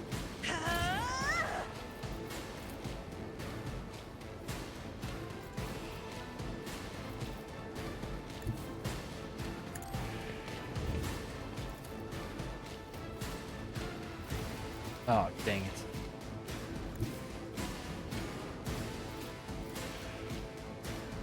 This means she's in line of sight here, right? Funded.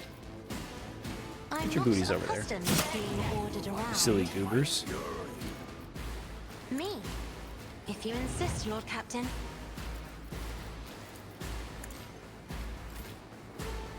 I will bathe this battlefield in righteous fury. Doubt is for the weak. As the Emperor commands, I act. I'll do it. Strike is a How you like that?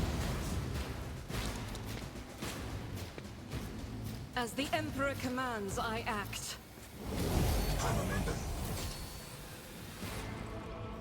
Rejoice in battle! I'll let her finish those baddies off. Power resides in the will of the righteous. I'll do it. None can escape the Emperor's judgment. This is why I was chosen.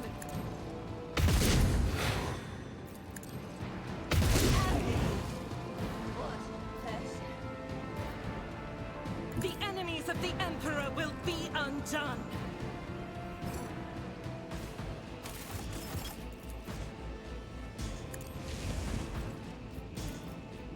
I am his will made manifest. As duty demands.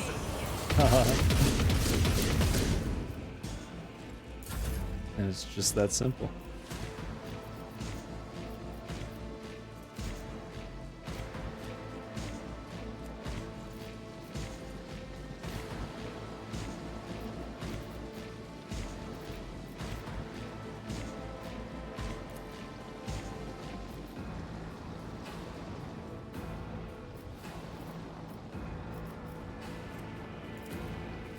I'll show you why navigators are feared.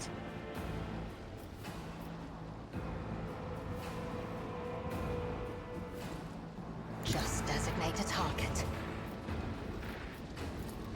This tedium is beneath me.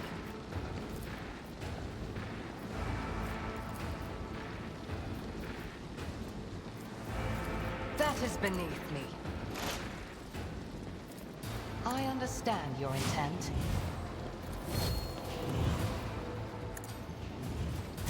Hear you moving, no more.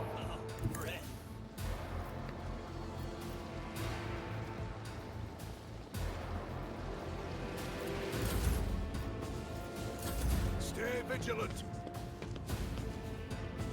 Follow my lead.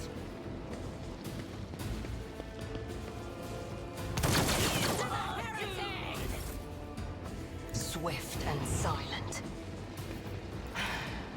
If I must. I am not your Xenos pet monkey, if it serves your cause. Another soul slips beyond the veil.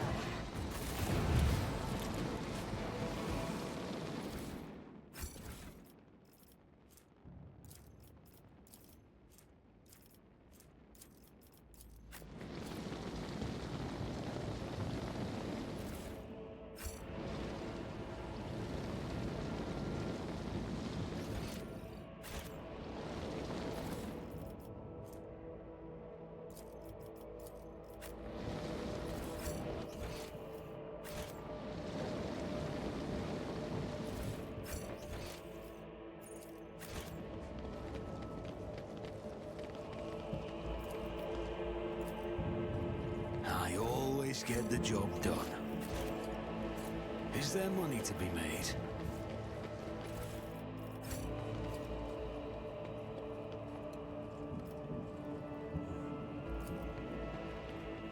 Oh, too hard for a simple monkey. My success was inevitable.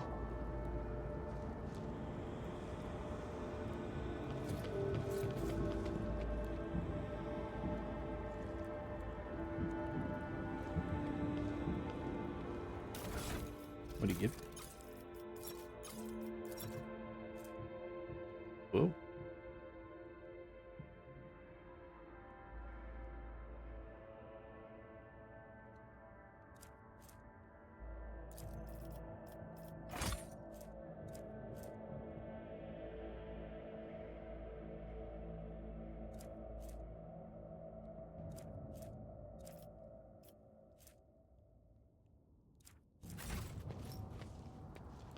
Glato located something. Keep a sharp eye. A trivial task. Okay, cool. Rise to the top. Glad you or ran get right left in into the it. dust. Straight disarmament. Proctor, several dozen legal expanse have been delivered to my chambers. I am not quite sure how to interpret your gesture. You once asked me about my reading taste, and I promised to lend you my books. I would welcome a discussion on legislative amendments in the last 2 centuries. By far the most interesting period, in my opinion. Oh, it's you! When Tazara notices you, her face contorts into a mask of rage. Yukari's lips stretch into a predatory grin that bears no trace of her former haughtiness, only the promise of pain. You, malformed monkey, putrid vermin, you will pay for every moment that I have spent on this pitiful planet. This is it, the true face of the Dark Ones. Her anger at you is so great that she has shed her mask and revealed the true beast beneath. Little Assyrian, the monkey's obedient servant, try to survive the future, and then the two of us will still have plenty of fun. Yukari licks her lips with a forked tongue. Aren't you glad to see me? Oh, now that you have finally arrived, I'm filled with anticipation. The anticipation of skinning you, impaling you on hooks, and making you dance for mine and the Archon's amusement. Tazara's shriek drops to a hiss. I suspected that you and that Trueborn cur were working together. He did not make me and my sisters linger here on a whim. He had a reason, and the reason involves you, yes? Is that it? Tell me, just nod, so I can stand before the Archon and accuse him of treachery and compromising the raid. Squabbles between false allies is the favorable spot for the Drukhari, after torture, that is. For sport. Henrik sounds pleased. He's clearly enjoying the sight of the Xenos' rage. What if I say yes? Then I will say that I have had enough of the others' dames. Sisters, praise the muses.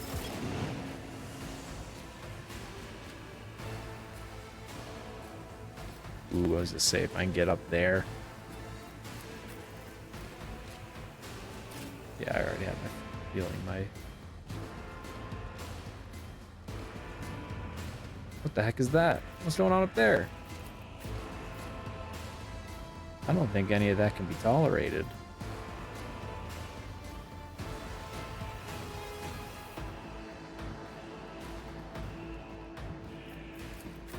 Actually, no.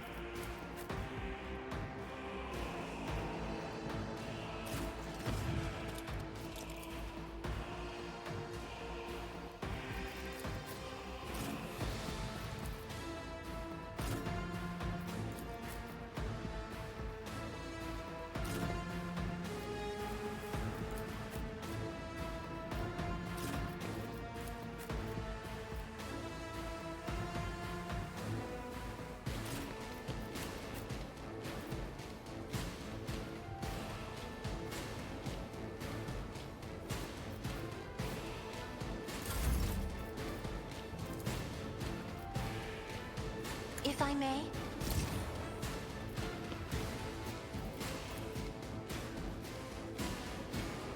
Me? That's all If you only. insist, Lord Captain.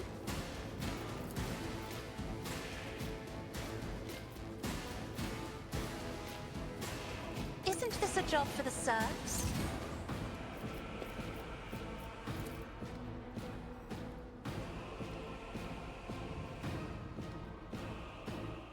I'm not accustomed to being ordered around.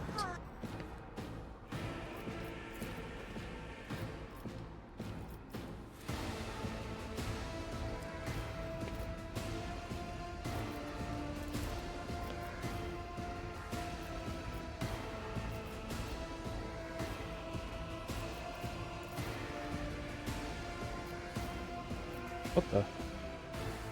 I just noticed. Why does she have a? Isn't this a job for the serfs? My vengeance!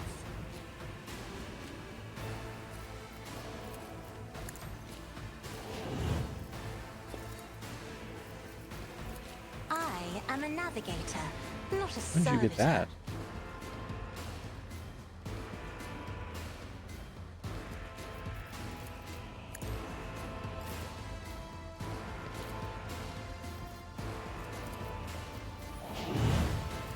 As the Emperor commands, I act.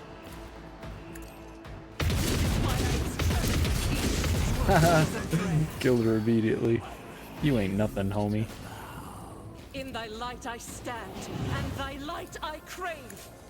None can escape the Emperor's judgment. I am his will made manifest.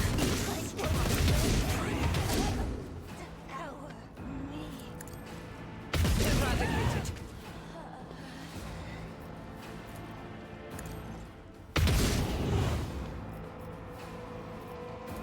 Faith without deeds is a prayer. This is Sam. Surprised it isn't penetrating over and As the Emperor commands, I hitting the act. dude behind him. I'll do it.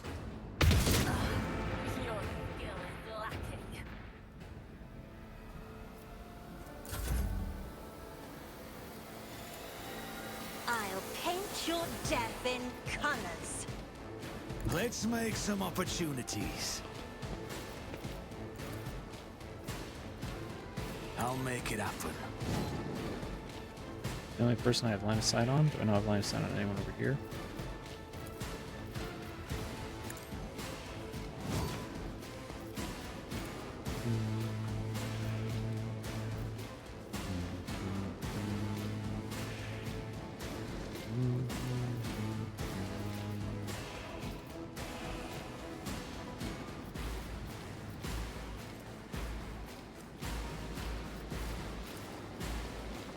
Who, if not me? I'll make it happen. I'll see to it,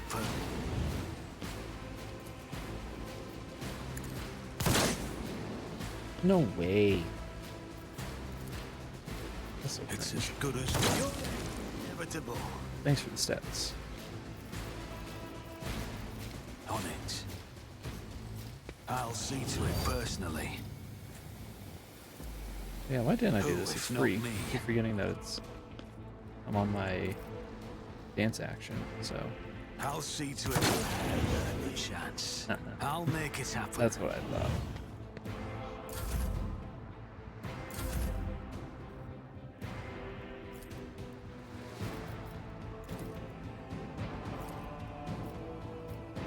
The order is clear, yes. Leto, we're undertaking this task.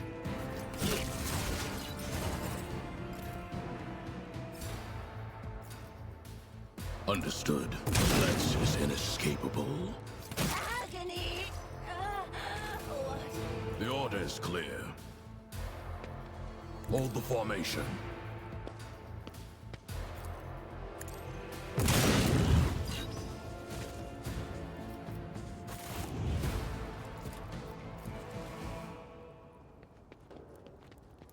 That's how it's done. Lex Imperialis. Yet another monkey to play with. You gotta move my character all the way over there.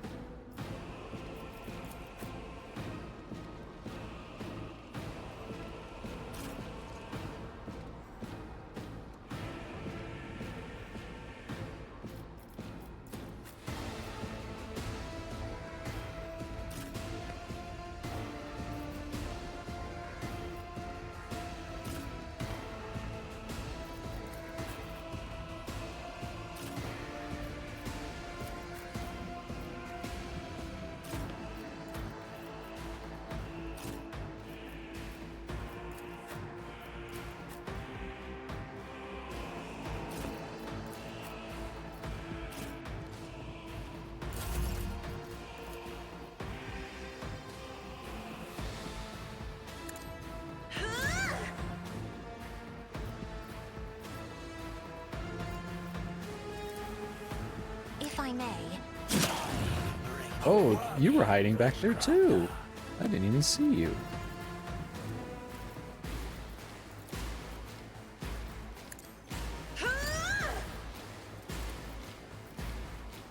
Isn't this a job for the serfs? Me. Face the navigator's might.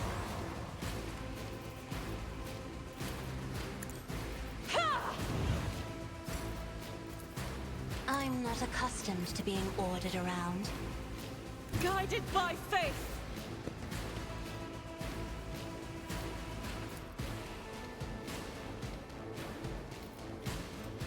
Doubt is for the weak. As the Emperor commands, I act. None can escape the Emperor's judgment. Faith without deeds is worthless. As the Emperor commands, I act. I'll do it. Your last stroke of luck. Power resides in the will of the righteous. Strike is a prayer. Doubt is for the weak. This is why I was chosen. As the Emperor commands, none can escape the Emperor's judgment.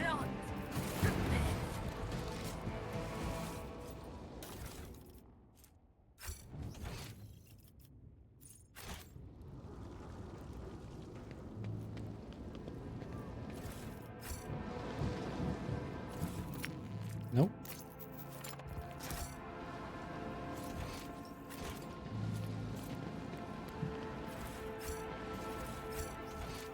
Let us not dawdle.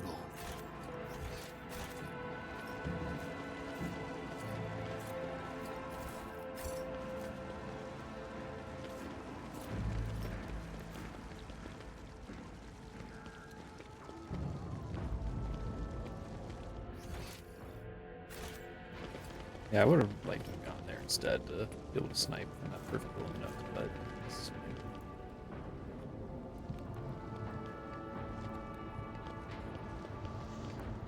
Keep your wits about you.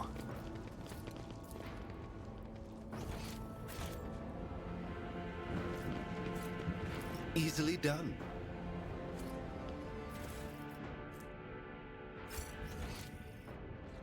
Goodies over here on this.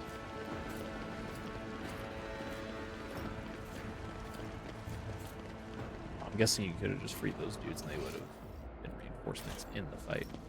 Along with those turrets that I could have activated, but oh well. Would have been cool. So I don't need it though. Let's not waste time with pleasantries. True. Do you dare to look me in the eye? I'll savor your suffering.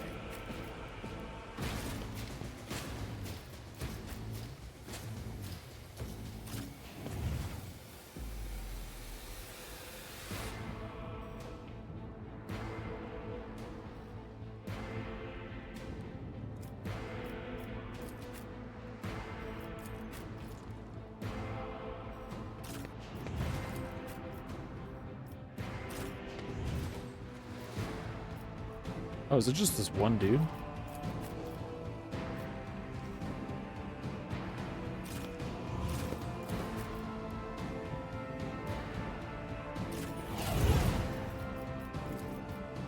Isn't this a job for the serfs?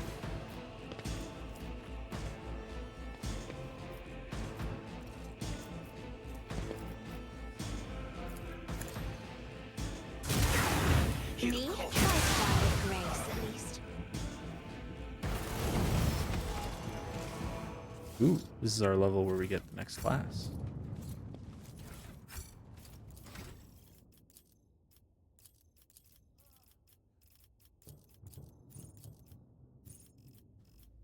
These are all new.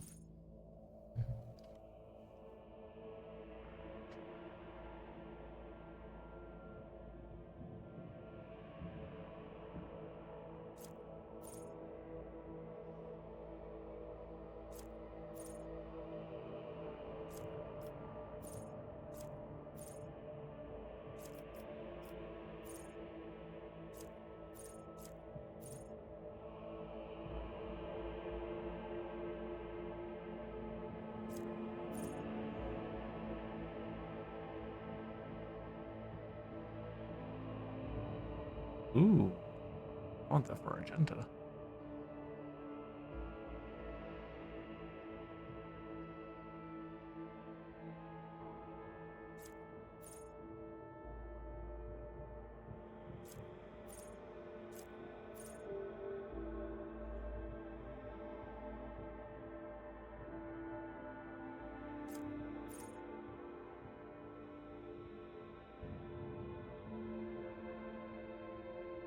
That's clearly going to be for Cassia.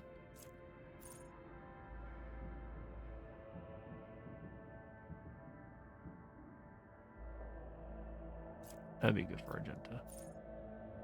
Yeah, turn my left.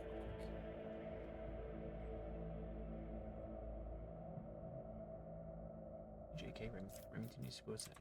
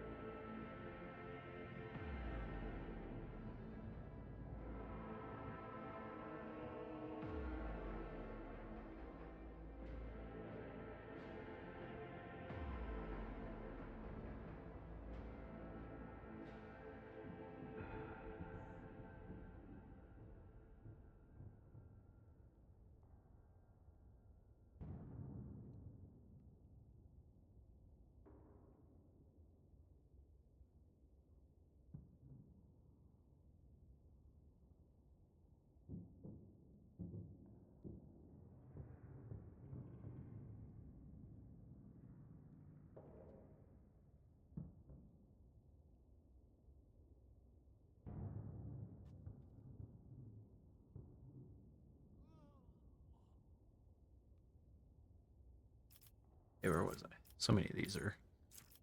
There's a lot.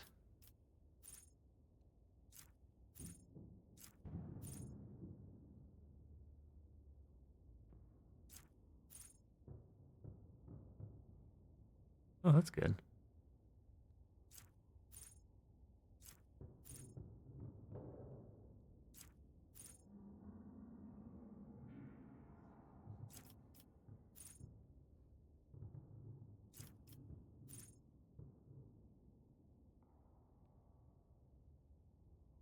That's another good one for Cassia.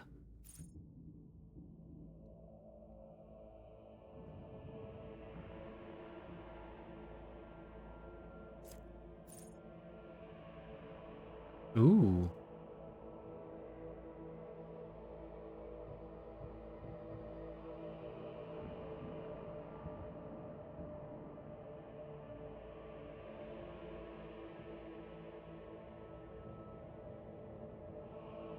Ooh, claim the bounty's gonna get a... That's probably the one I want.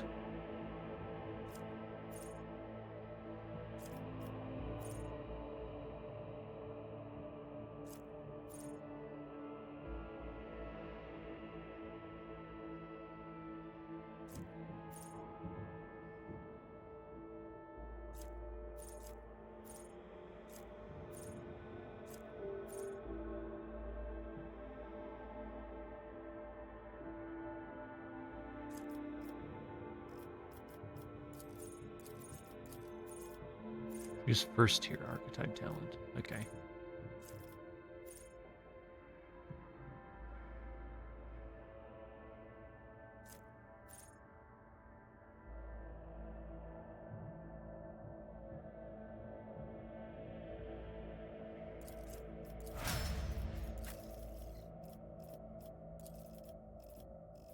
There's a lot of these that I feel like should be good for her. There was one that had to do a single shot.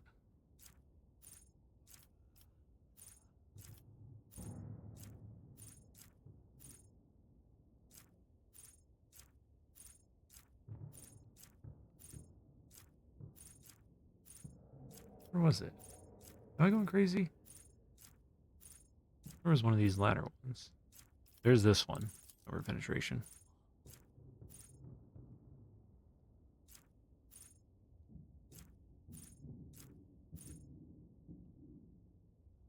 Oh yeah, it's this one. Which is good.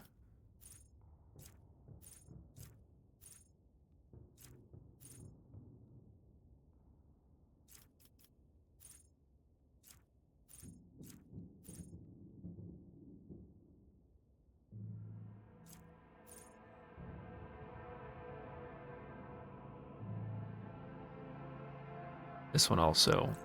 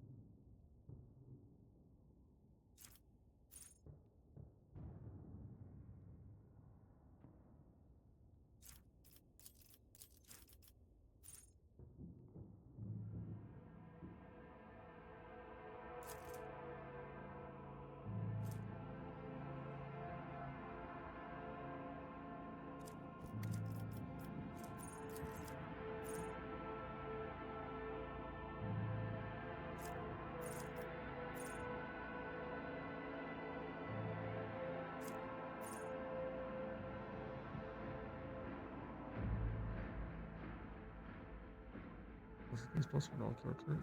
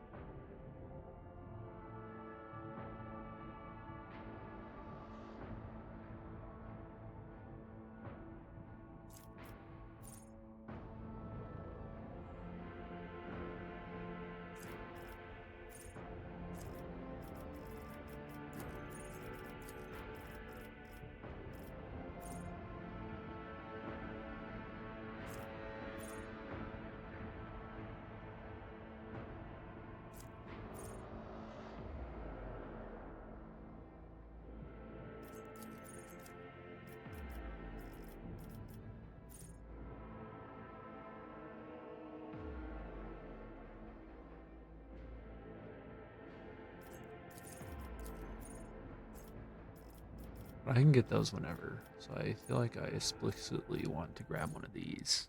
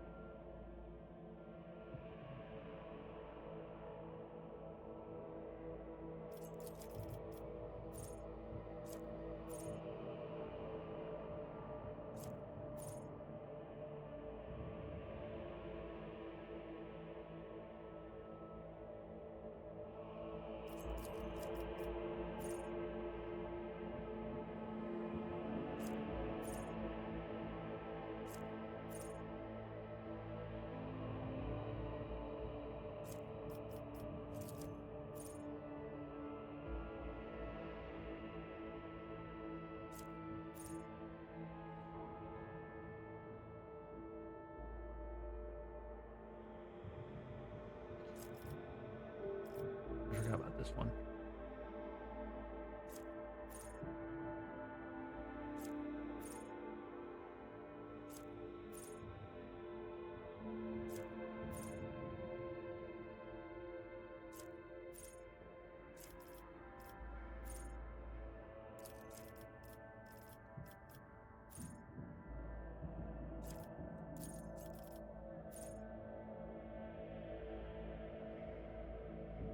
Hmm.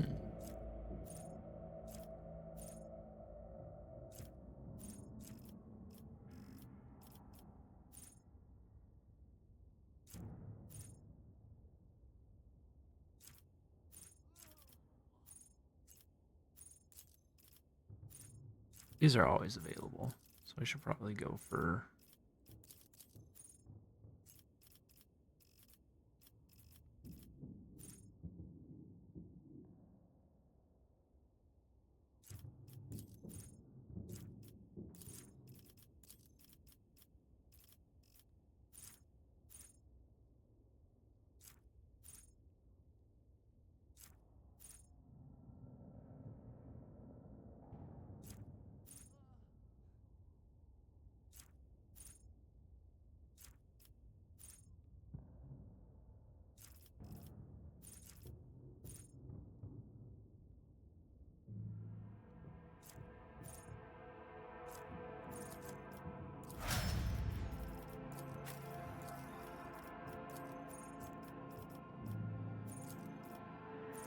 Where was that one?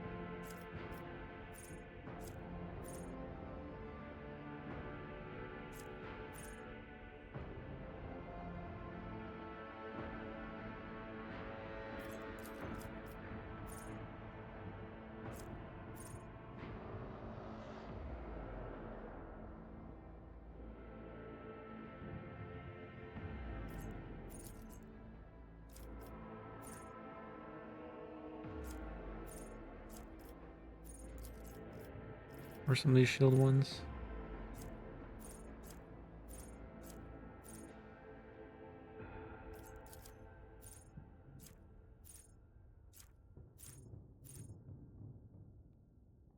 Huh. Not bad.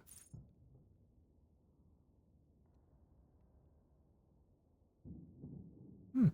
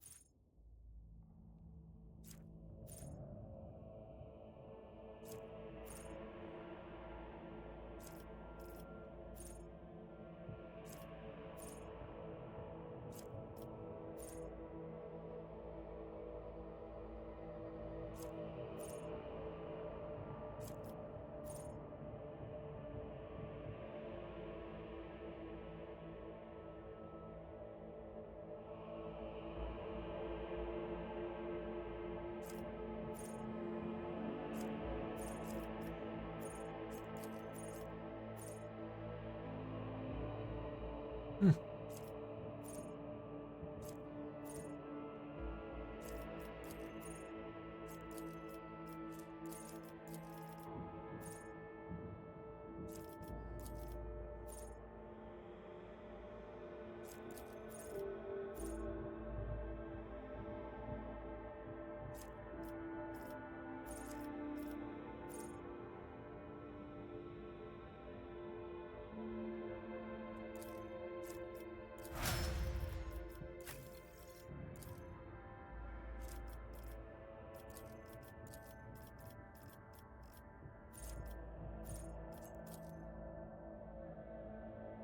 Yeah, definitely want that shit. So good. Whoa. Do I have that?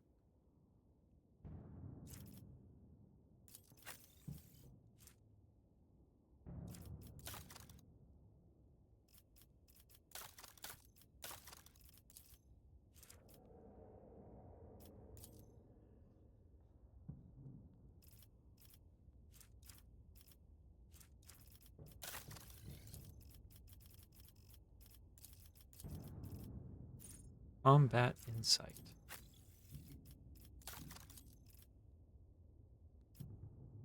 What the heck?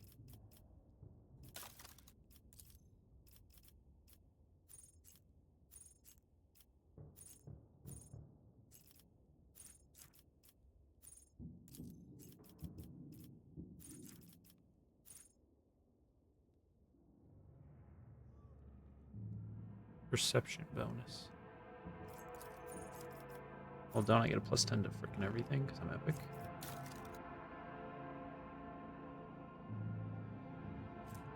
Oh, +10 to these, not +10 to these. But I have talents and things that give me +10 to those, I'm pretty sure, so.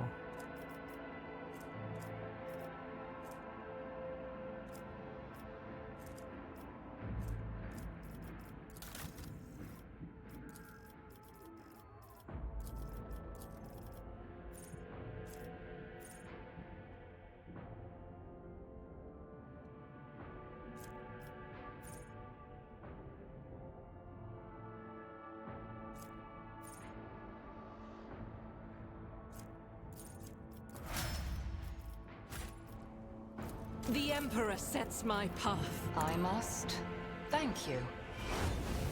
Yeah, sorry. Didn't realize you have that. My bad.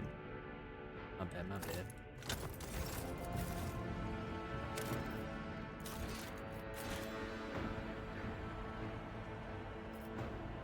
Always keep your eye on the prize.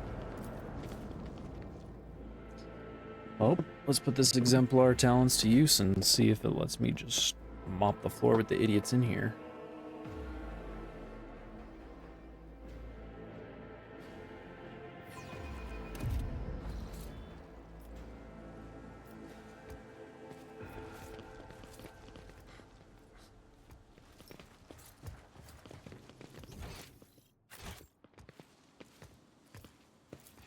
The Inquisition taught me many things.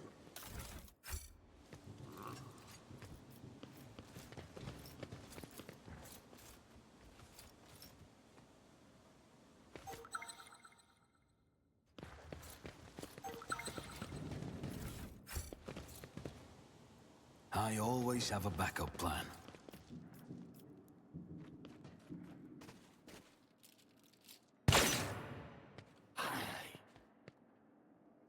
Oh, Stellander. Your kind has no right to exist. You'll suffer exquisitely. Ooh, Stellander being there makes it a little tricky. You can't just go for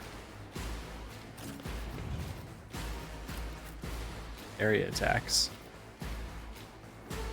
Our best bet might be to have Yearly at my guy. Go for some snipes.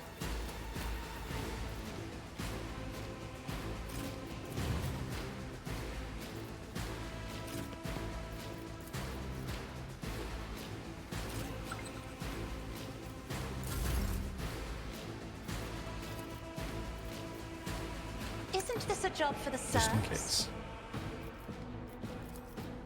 Me, if you insist, Lord Captain. I am a navigator, not a servitor.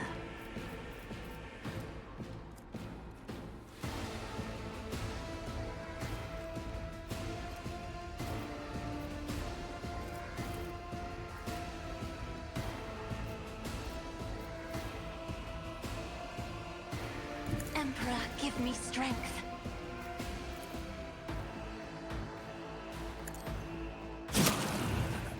You've unleashed my fury.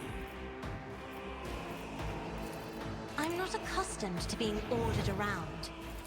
Me? If you insist, Lord Captain. I am not your Xenos pet monkey. I understand your intent.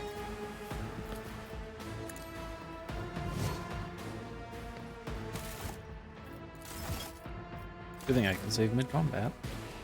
In case one of these shots accidentally blows out Stellalander's brains. I am not your Xenos. Hear you moving. No more. Another soul slips beyond the veil. Me along, Tuck. I'm a member.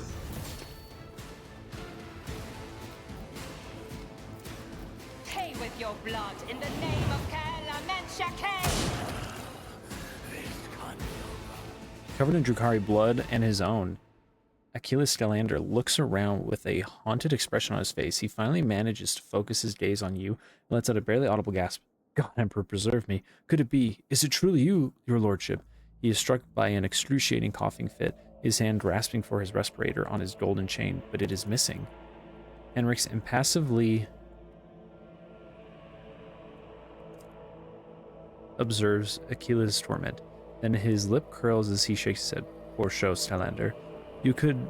How could you fail to notice the impending danger? Perhaps I was wrong to have had such high hopes for you. Achilles glances at Henrik's expression pain. He coughs weakly. I failed you, Master Van Calix.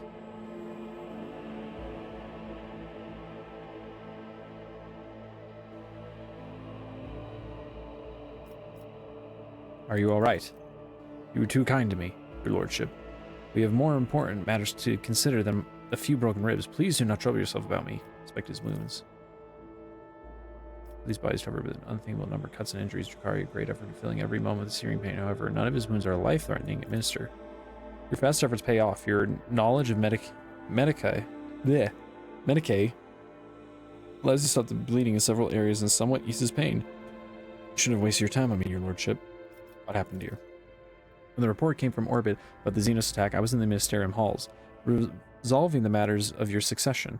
I rushed to my shuttle and prayed to the God Emperor that I would reach the palace before they struck. But before I could get rid of all the pics and documents I had gathered, the palace was besieged.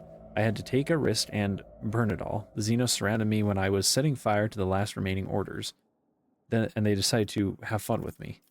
While the Emperor delivered me from the memories.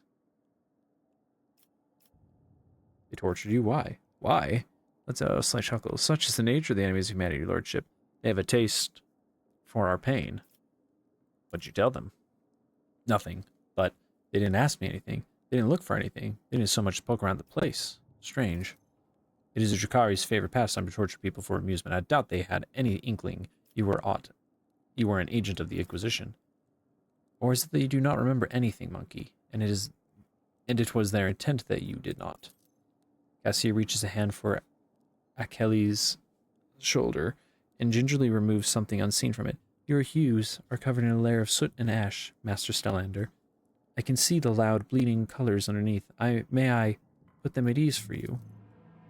Bows his head guiltily. It is a great honor to hear such words from Lady Orcelio herself, and still I must refuse. My stars, both physical and spiritual, are my reminder of the mistake I made. And my key to, coughing fit interrupts his words, redemption. Were you able to glean anything from your attackers? Oddly enough, I was, your lordship. The Drukhari had no idea that a mere Adeptus Ministerium secretary could understand their alien speech. While they were deliberating over how they were going to kill me, they mentioned that other monkey had been helping them all this time, renegades or pirates or something of that sort. It will take time to identify these traitors to humanity, but I give you my word that they will pay for what happened to Dragonis. That's enough talking. I'll summon the Medicae. Get you out of the palace while we can. Withdraws the gatehouse front of the palace.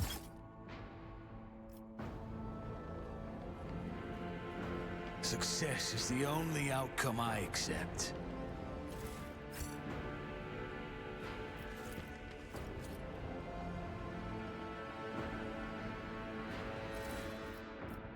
Ooh, big medicine kits.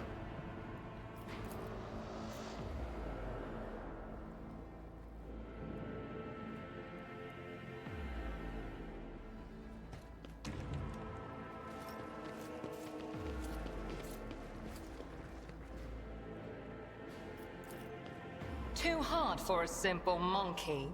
Huh? What happened?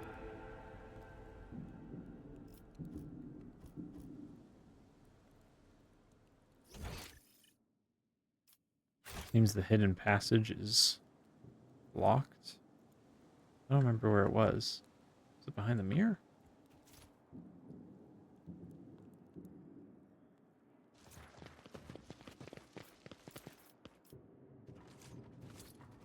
Is there money to be made?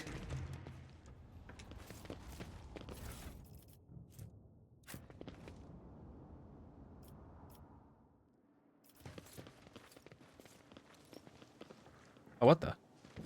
That's what we did, was we pulled out an aristocrat. Where's Emperor? It's you. I thought it was one of those... I didn't even see him standing there with the rest of the gang.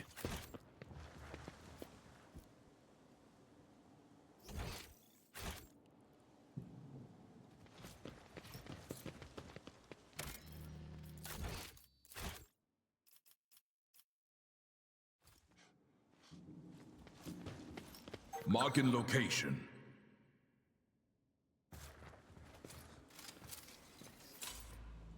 I have learned much in my exile.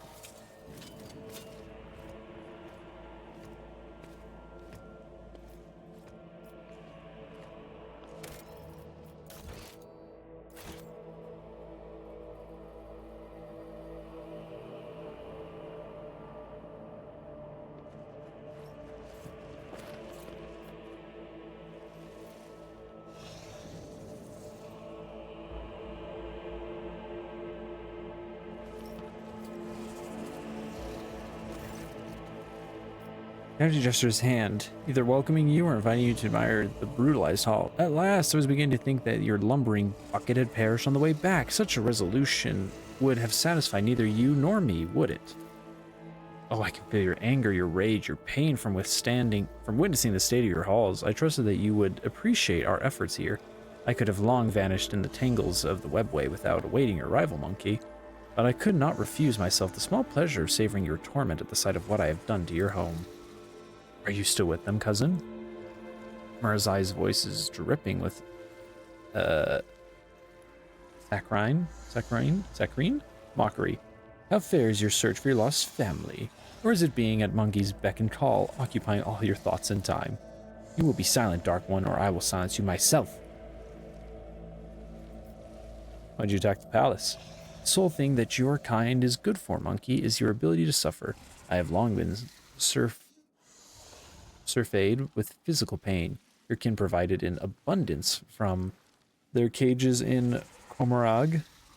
The pain of the soul, on the other hand, is a rare delight. After all, I had to recompense you for all the trouble you have caused me. However, did I not give you a gracious gift as well? That pesty meddling Tazara, who harrowed your little worlds for so long. You have garnered her head, and I, a peaceful existence where she is not constantly in my way. Gives you a thin smile. To die at the hands of a monkey is the worst possible punishment for a champion of the gladiatorial arenas of Kamarag. Her final moments were torturous.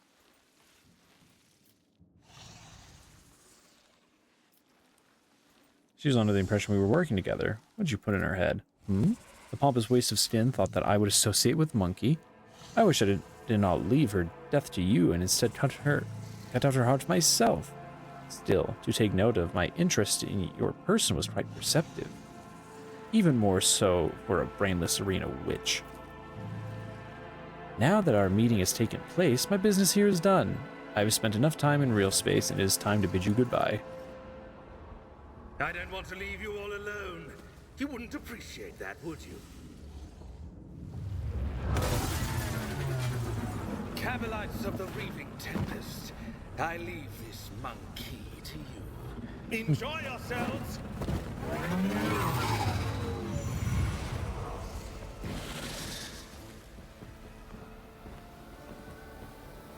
Oh my gosh. Oh, why did I put the camera back over here?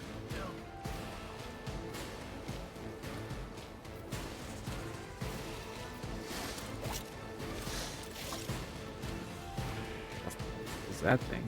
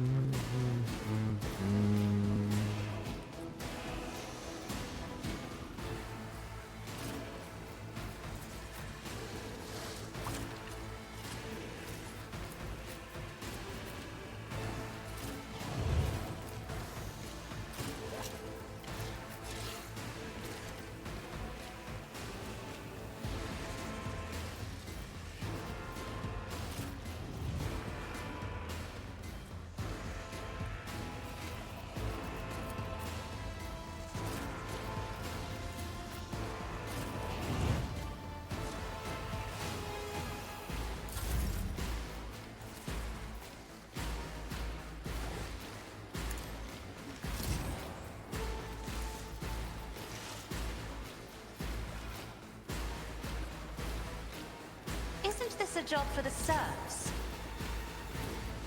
I am a navigator. navigator, not a servitor.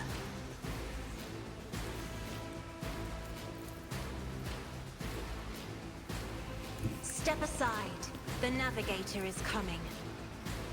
Isn't this a job for the serfs? Here to teach you the art of pain.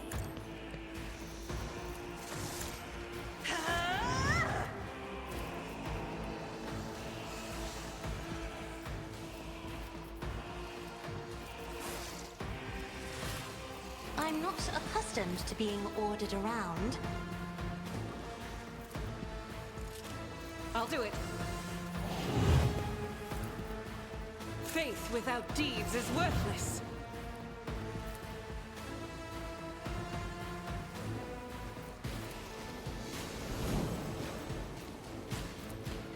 I'll do it. Peace is the prayer.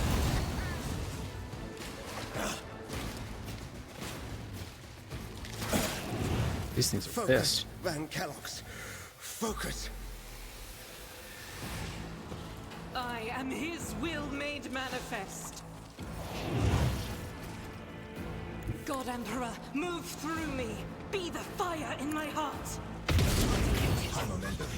My blood. Power resides in the will of the righteous. No more.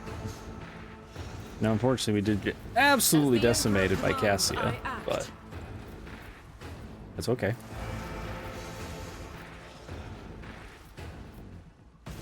Doubt is for the weak. Strike is a prayer. What a pleasure. Faith without deed. I'll do it. With you, my Emperor! As the Emperor commands.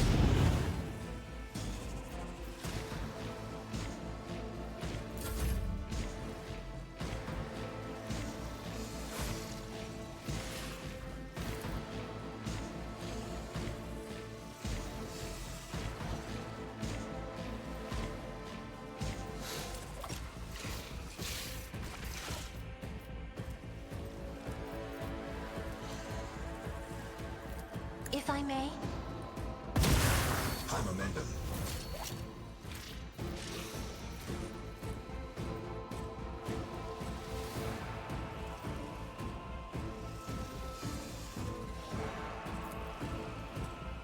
me. If you insist, Lord Captain.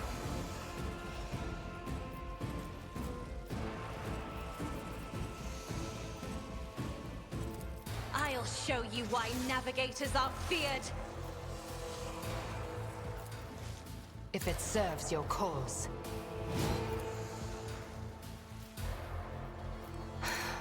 If I must.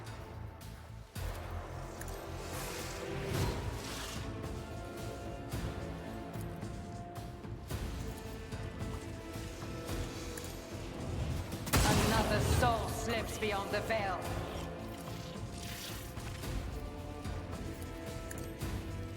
I'll deal death with my hands. If it serves your cause. Feel her foul breath cure.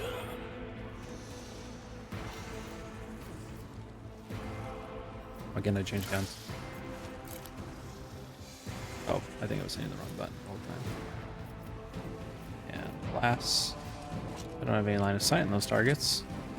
So that's too bad, but at least I wrecked those few that were. I approach the designated position.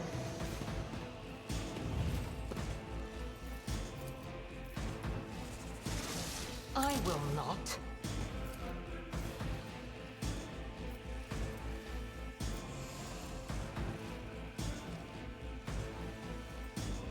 I understand your intent. This tedium is fortune favors Are you the kidding? swift.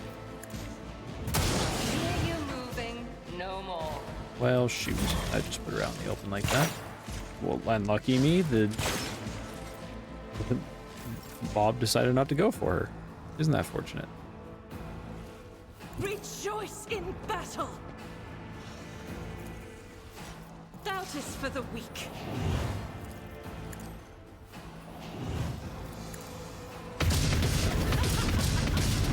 How do you have such a low chance of hitting when As it's the Emperor literally right commands, there? I act.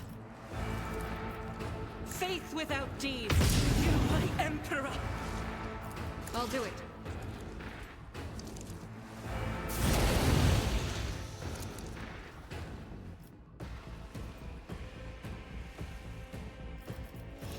As the Emperor commands, I act.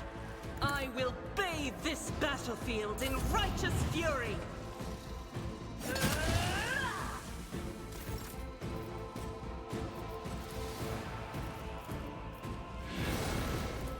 Let's test our skills, Galato.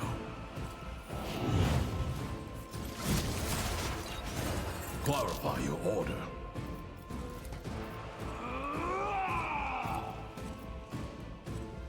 Understood. I'll show you the real pain. The order is clear. Rejected. Moving into position. I'll take it as a priority.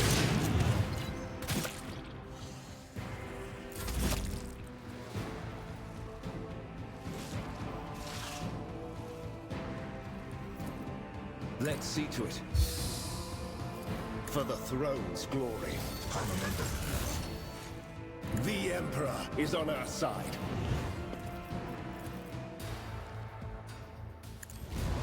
This can't be.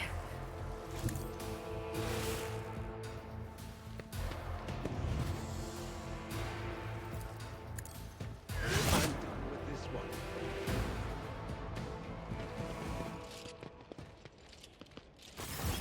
Lordship, thanks to your breakthrough, we were able to clear out the estate. Right now, with the aid of your ship's augurs from orbit, the surface troops are sweeping the streets of the Hive. Squads have been sent deeper into the city. Several units have been assigned. My apologies, of course. You will learn. Of course, you will learn all this from the reports. Your appearance on Darganos is a boon from the God Emperor, who has brought us salvation. On behalf of all of Darganos and House Warsurian, I thank you for delivering us from our foes.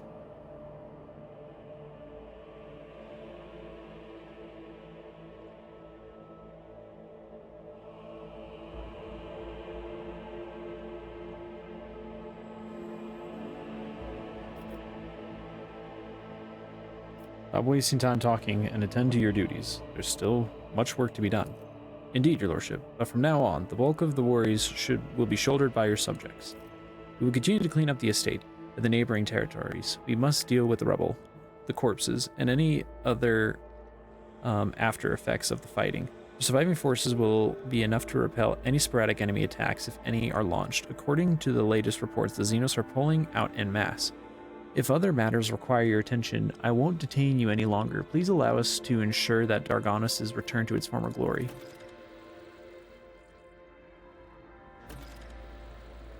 Talk to the Boxmaster. Mistress Tollyman has sent a message requesting an audience. She has a critical report to deliver.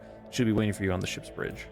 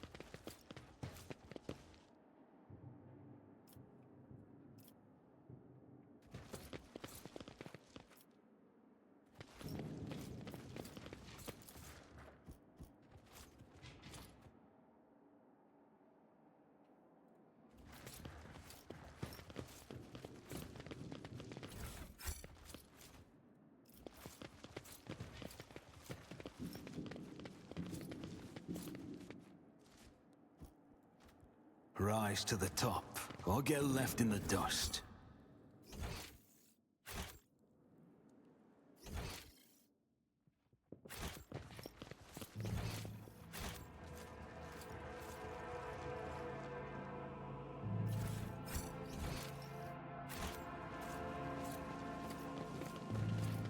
That was a problem for you.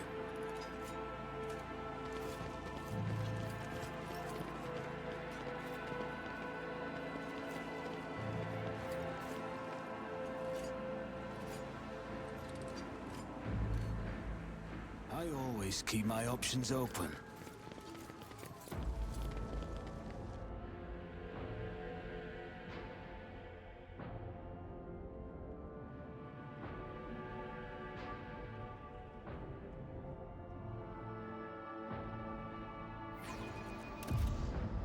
That dude's supposed to be a companion. I'm so confused. How in the world we're gonna end up being companions when the opportunity will present itself?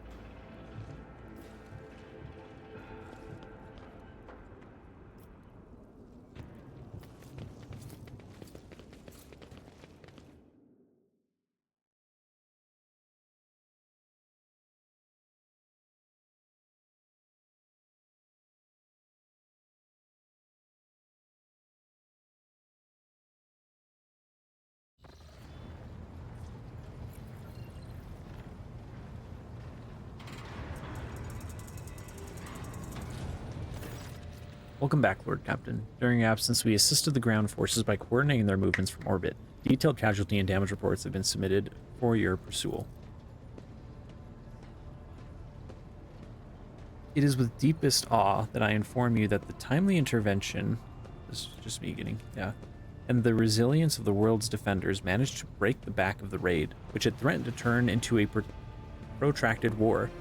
Darganas suffered losses, but the Hive has sufficient capacity to restore the administrative network and industries as expeditiously as possible.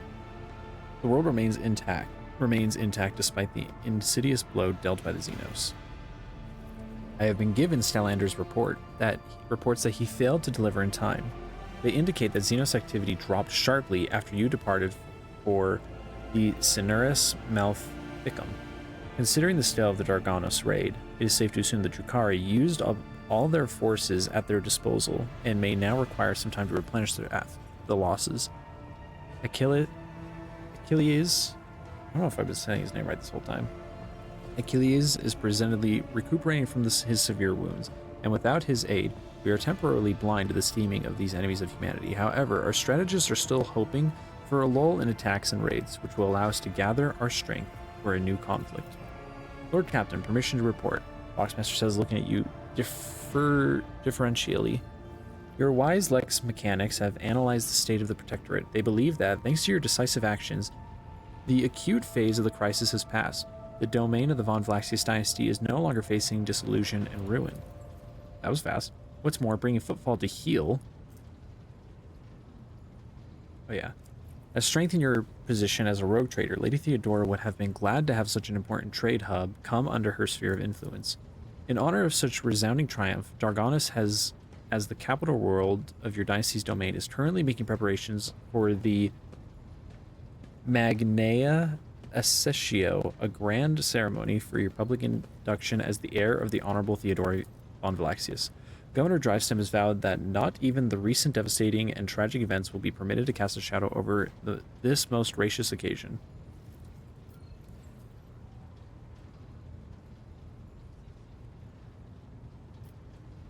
I only just returned from Darganos. What kind of celebrations can they hope to hold amid the ruins?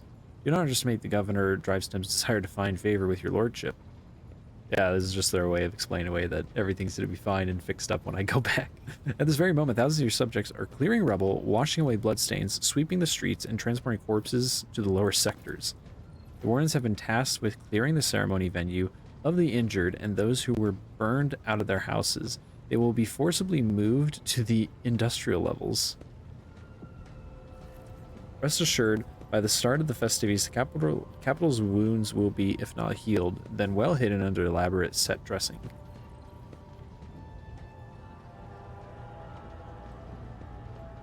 What is the ceremony? I swear an oath and shake a lot of sweaty hands. The growl of the voxmill into his face lets out a short rattle that indicates a chuckle. That much is certain. But that's not all there is to it. There will also be a reception, as well as other noble guests. The distinguished rogue traders Caligos Winterstale and Incendia Corda will be in attendance. Oh, it's my chance to finally meet them. It will be a great honor for Darganos to host 3 illustrious dynasties at once. Your servants wish to know your opinion on 2 matters related to the ceremony arrangements. The first is which is what festive activities are to take place at the capital.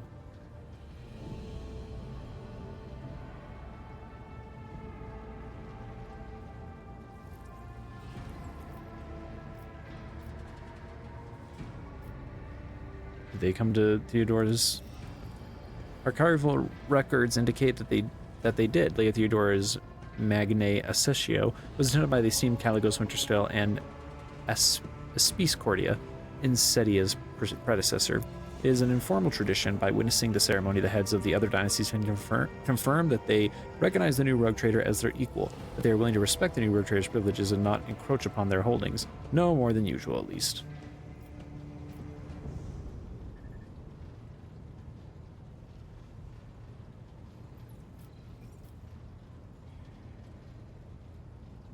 Let the poor be fed and fuel cells handed out to those in need. My reign shall begin with an act of benevolence. Your subjects will appreciate your generosity, Lord Captain. We are never short of people in need. The second matter on your servant's mind is, which 2 of your closest companions will be given the honor of standing by your side during the ceremony?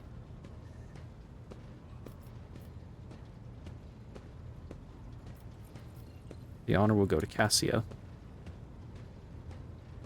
Whoa! 50?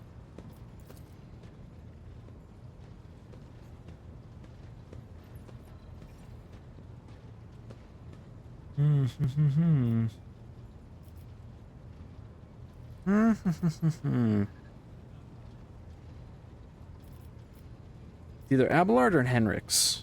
And I kind of want to go with Henrix. I already gave Abelard the pleasure of having his house be the lead representing house that should elevate their standing, and Henrix is kind of my homie, I feel like, and he's looked out for me. Sometimes, of course, he's been a little xenophobic and all that, but at the same time, it's just been in my own best interest. I feel that Henrix is looked out for me. Friends, as a member of the Inquisition beside you will serve as the best possible proof of your loyalty. I will see to it that your instructions are delivered to Darganos. The master of ceremonies at the place will report to you when the capital is ready to praise your name.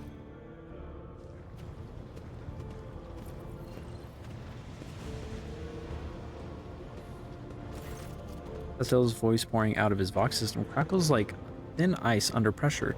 It is unclear whether this is nothing more than static or expression of some emotion, understandable only to the tech priest himself. Lazarus, following the Omni Messiah's guidance, I request permission to execute the report protocol that entails describing suboptimalities within the recent operations of the ship's systems and subsequently proposing the appropriate course of action. I'm listening. Initiating exposition. With the Omni Messiah's blessing, I conducted several sessions of tech meditation in an effort to transpose the available data streams into a matrix of patterns. The data subjected to this analysis comprised evidence of deviations in the operation of the ship's systems and servitors, as well as irregularities in the algorithms of the ship's log.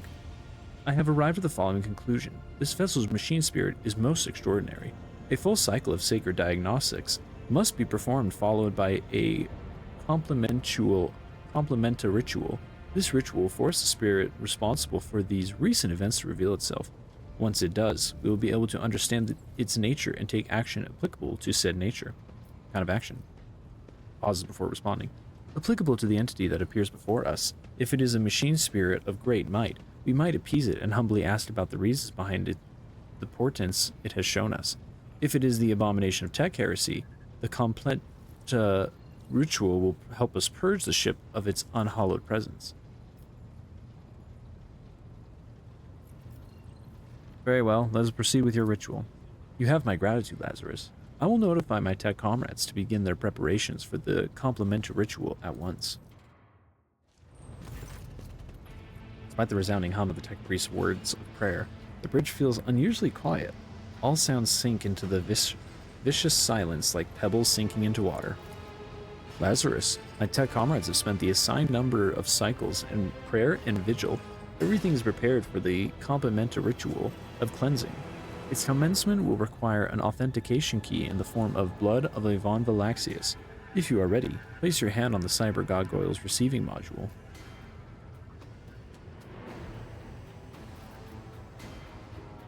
I am ready.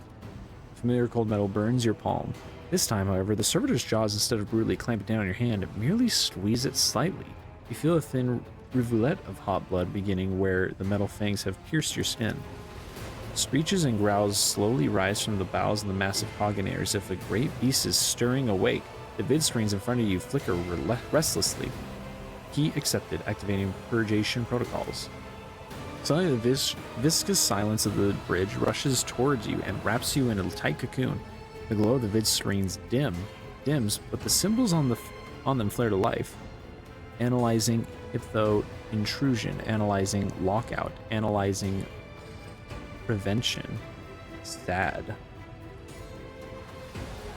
What is going on? The complementary ritual is proceeding as intent. Astel's voice cuts off abruptly. He brings a hand to his Vox communicator in surprise. Except, stop. Quiet. Hello. Nomos.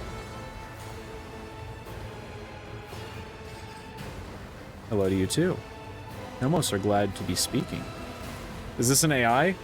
Nomos are here. Nomos have long been here. Why are we here? What are you? Nomos. We are Nomos. Astel uses his hands and Acandrites to gesture to his silent Vox. Gesture to all his silent Vox system. His silent Vox system. But what is Nomos? No data available. No answer. We want to know. Are you a machine spirit? Nomos do not know. Nomos do not know themselves.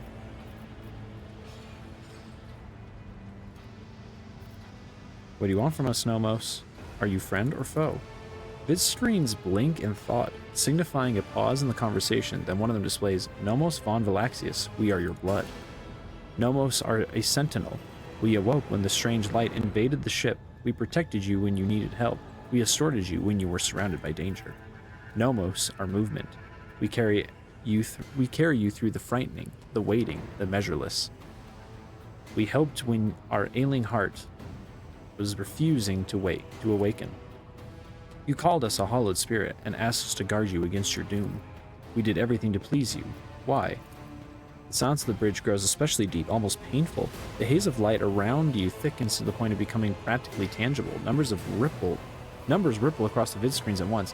Why do you fear us now? I do not fear you. I'm trying to understand you.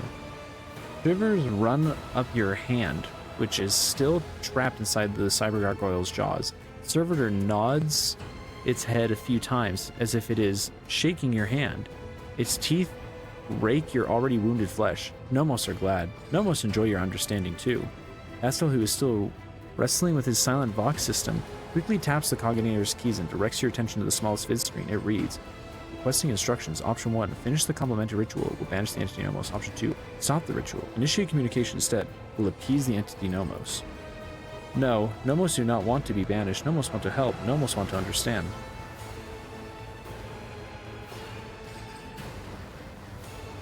What about the strange entries in the ship logs? Yes, Nomos did that. Are you angry? We only wanted to understand, to see how things work.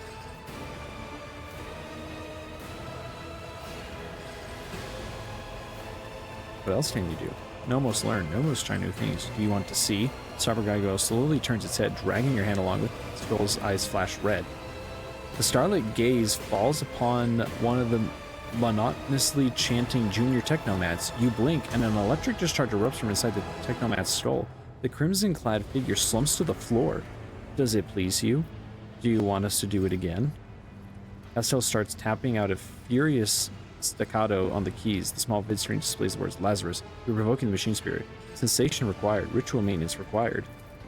Nomos enjoy communication. Lazarus is our blood.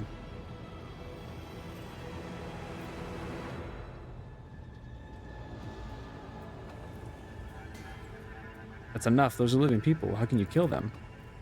Darker Geigo tilts his head one side in surprise. We stopped their functions. Do you not turn machines off sometimes? We do not know how to turn a human back on. Not yet, but after enough experiments, we will. We are always learning new things. Pastel, what is your take on this? Is a benevolent machine spirit or a monster? Pastel hesitates again. You notice his hand shaking as he types. Unclear. Data insufficient. The possibilities are two. He stops, braces the word he was about to type, then frowns. Pastel starts typing again. A strange expression appears on his face. Understanding the essence of the entity Nomos is beyond my reach at present. The hypothesis spectrum ranges from the extreme of abominable intelligence to the extreme of the great spirit of the Omnissiah's apostle. The rite of the tech communion appears to be a reasonable solution. The rite will take many cycles, but it will allow me to come closer to identifying the entity and making contact with it. Fair enough. Pastel, you are to investigate the nature of this entity. Until we know the truth, Nomos is allowed to exist on the ship. Nomos wants to learn what we are too. We will add things to your log. Things that might help us. Help you. Pastel lets out something resembling a long breath. The decision is made. I will begin my preparations for the communion rite at once. Many cycles of interaction with the entity Nomos await me, but I welcome the task and accept it from the Omni-Messiah. Oh my gosh. I have so many things. Pastel stops short as he realizes that his Vox system is working once more. Nomos are glad. Lazarus, will you speak with us too? We want you to speak with us too. Lord Captain's body lacks the sacred implants necessary for tech communion with the machine spirit's code. But if such is your wish, Lazarus, Lazarus can converse with you using lowly sound speech, as he is doing right now.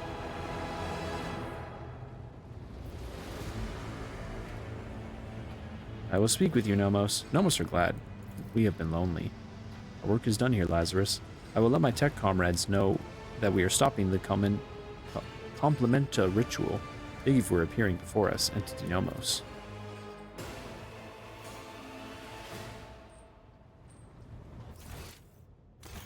Yeah, holy, what happened? So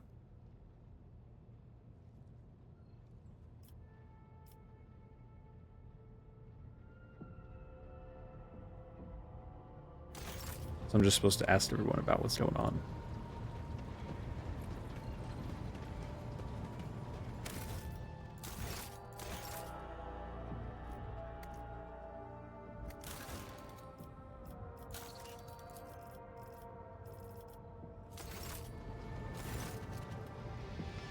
For me, a very limited meaning. Can you recall anything unusual about Theodore's travels? The words epitaph, incident, NA7204, or the tech blight ring a bell. All of Lady Theodore's journeys could be considered unusual. Her odysseys were always audacious. Her odysseys. As for the words you mentioned, none of them sounds familiar to me as far as I can tell. Perhaps these are matters of long ago, of which only my predecessor or a past seneschal would have known apart from Lady Theodora herself. My grandfather never mentioned any such thing, and I never met the old seneschal. Except maybe the incident. I recall coming across this word in transmission several times. I think it was repeated by the former engine seer, the one who perished during Vaughtvir's uprising. He was describing it as the incident, something quite remarkable. Apparently at some point in the past, the entire ship was hit by a massive system failure. All systems stopped responding for 1/5 of a second. Most of the crew, including myself, as I was likely on board at the time, did not notice anything strange, but tech priests are sensitive to such things. That is all I can tell you, Lord Captain. Any rumors?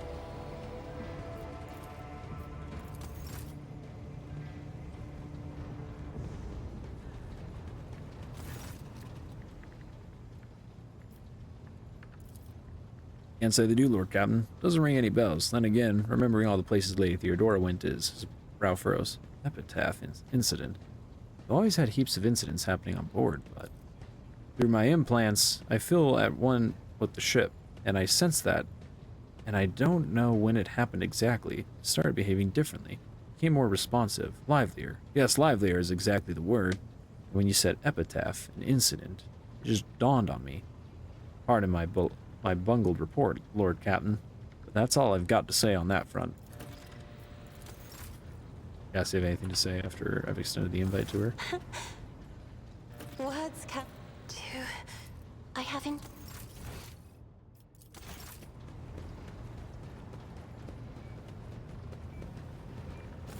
Lord Captain? No, definitely not. No, I don't recall anything like that.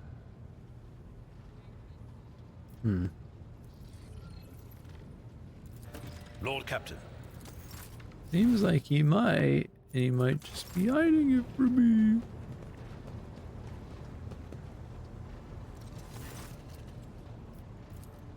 They mean nothing to me. They're just words.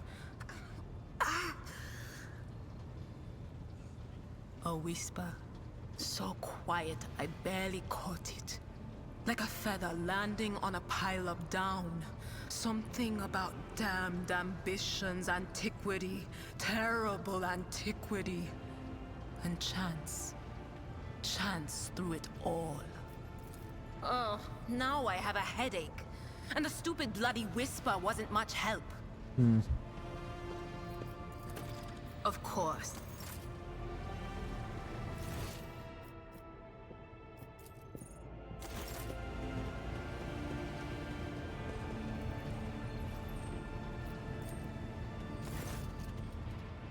Hello, Nomos welcomes your visit. What have you been doing, Nomos? We have been studying and observing, and helping the ship when we can. So many mechanisms, they would have suffered without our input. What about the research notes on the tech blight that we obtained from the cache on Kiava Gamma? This name is also known to us. It is related to Nomos, although we do not understand how. This incident was ship-wide system failure of some kind, and Epitaph had something to do with the ship flying better. The incident marked the beginning of us. The ship became better because of us too. These are all links to the same chain, but we cannot piece them together yet. The people who accompanied Theodora on her travels are strangely unaware of the incident and Epitaph. Human shells are subject to external influences. Perhaps someone purged their memory archives, or perhaps they simply do not want to access them. It is a shame that no new information was obtained, but Nomos are grateful that you tried.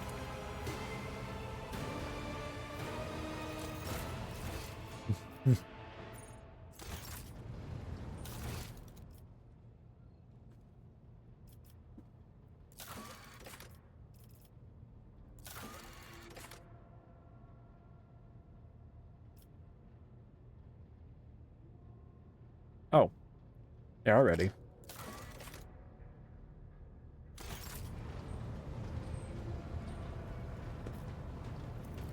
Well, I mean, since I'm already here and all, I'm not, well, you know.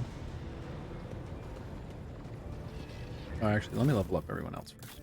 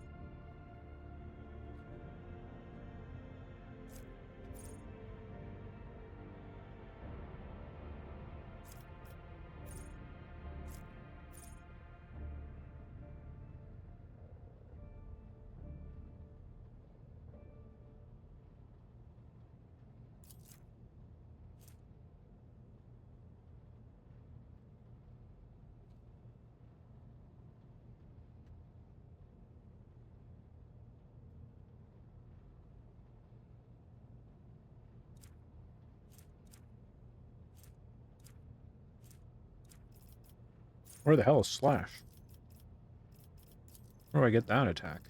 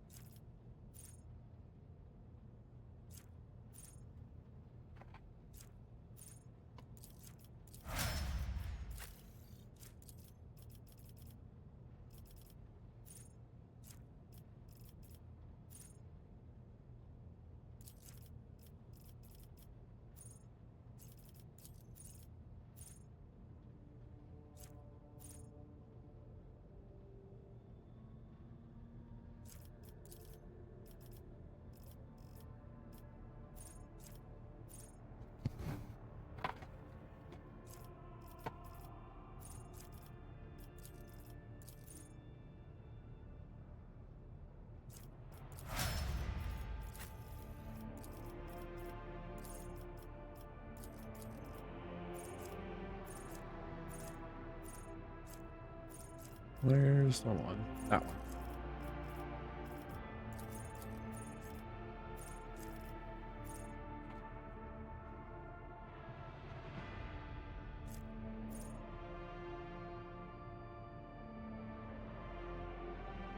Hmm.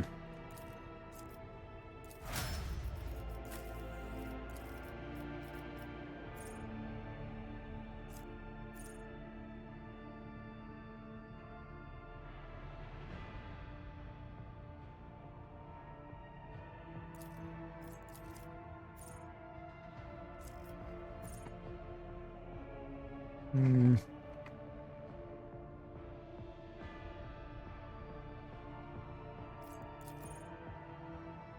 You ever switch to a plasma gun with that eye?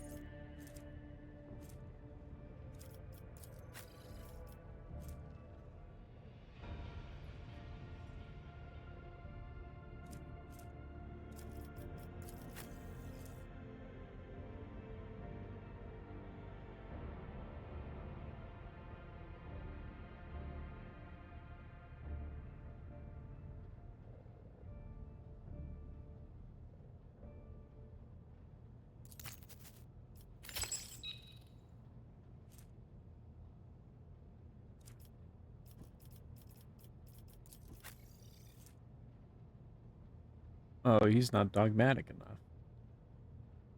That sucks.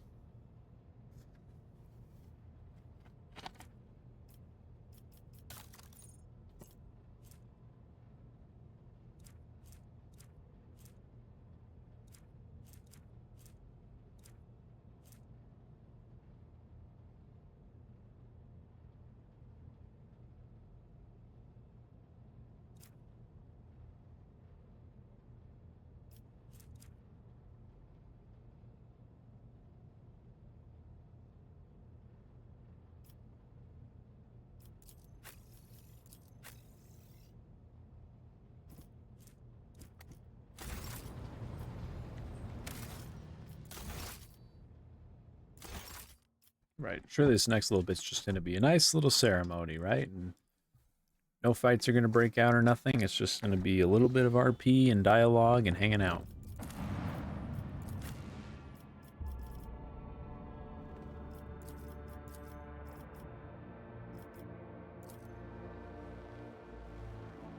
Look at that, all cleaned up. Nothing ever happened.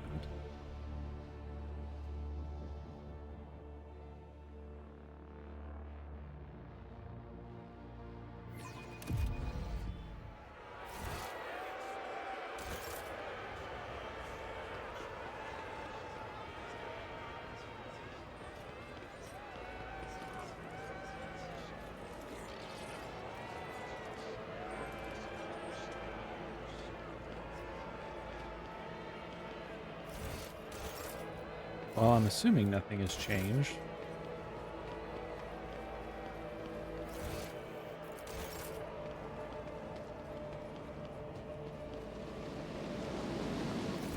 Actually, let's go see.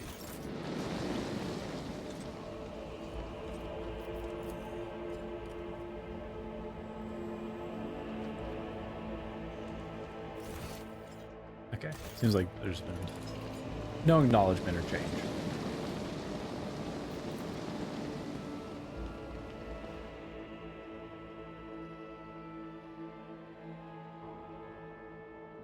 Just reloaded the state that this place is usually in.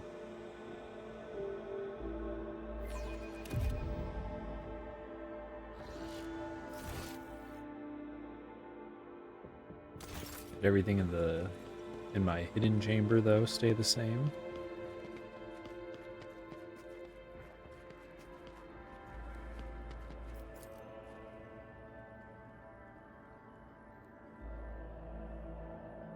Sea making is outright missing.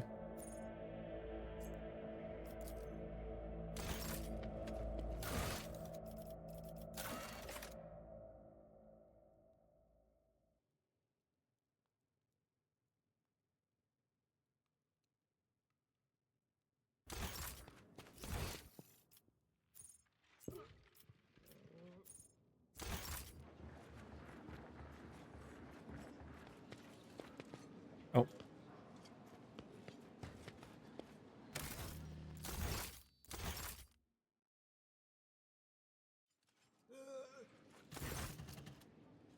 Your lordship, it is a great honor to serve you in an undertaking as monumental and glorious as the Magnae Accessio ceremony. You've been entrusted with arranging the festivities. I have indeed, your lordship. I've been given the high honor of being steward of this eminent palace, and on the occasion of your lordship's ascension, I will be overseeing the preparations of this for the ceremony. House Wersurian, to whom you have entrusted the arrangements for the festivities, is overjoyed at having received the honor of introducing you to your subjects and humbly thanks you. Is everything ready? The palace decorations are prepared and we are ready to begin at your command. The festive activities in the capital have likewise been arranged, and the guests of honor either have arrived on the planet or are awaiting invitation in near orbit. The servants are already in your chambers to see it to it that you are impeccably garbed for the occasion. Let us begin.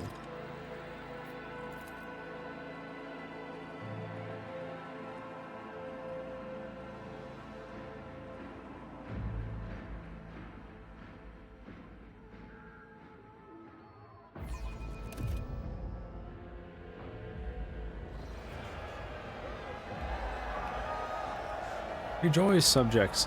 Our ascension new generously shows you his favor.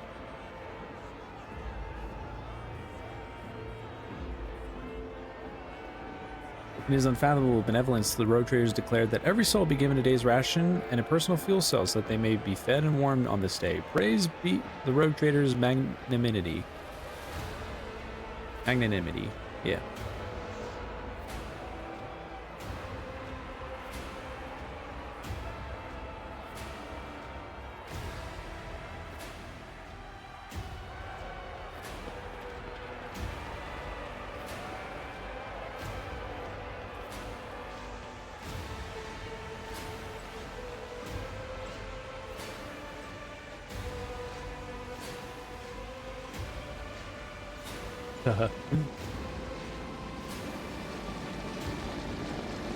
I'm floating. I'm so freaking epic.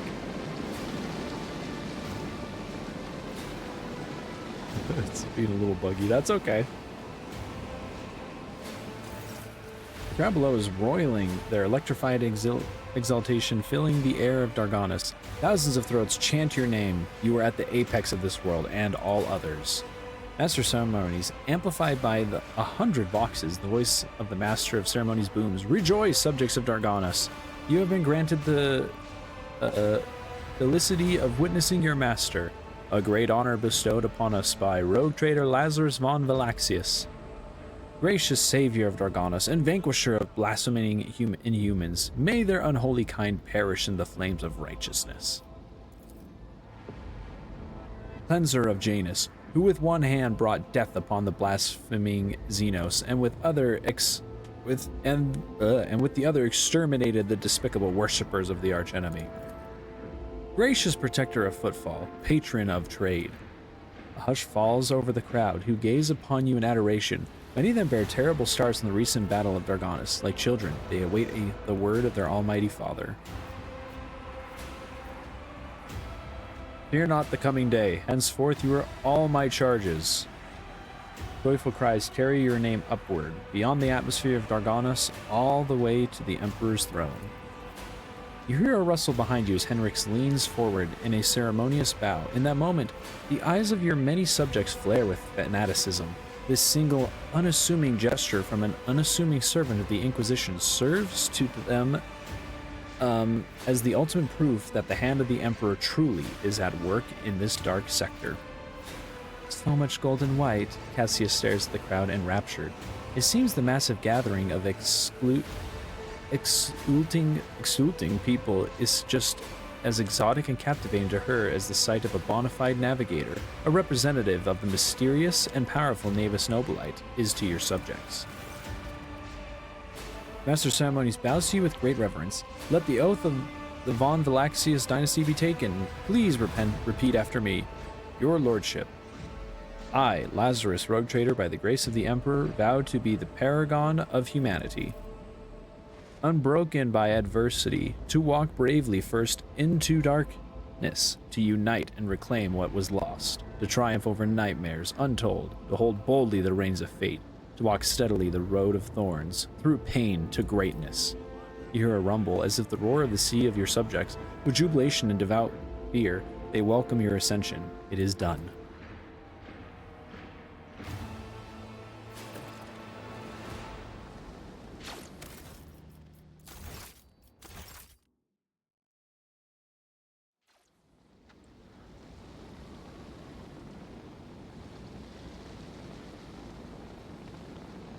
Your gatherings look odd and unusual.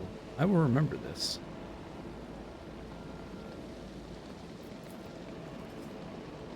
Normally, easy as Xenos now is nice.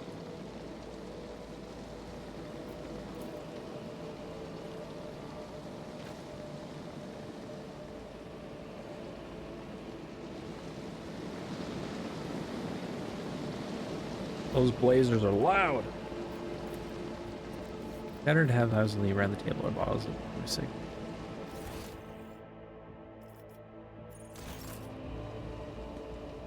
Oh, it's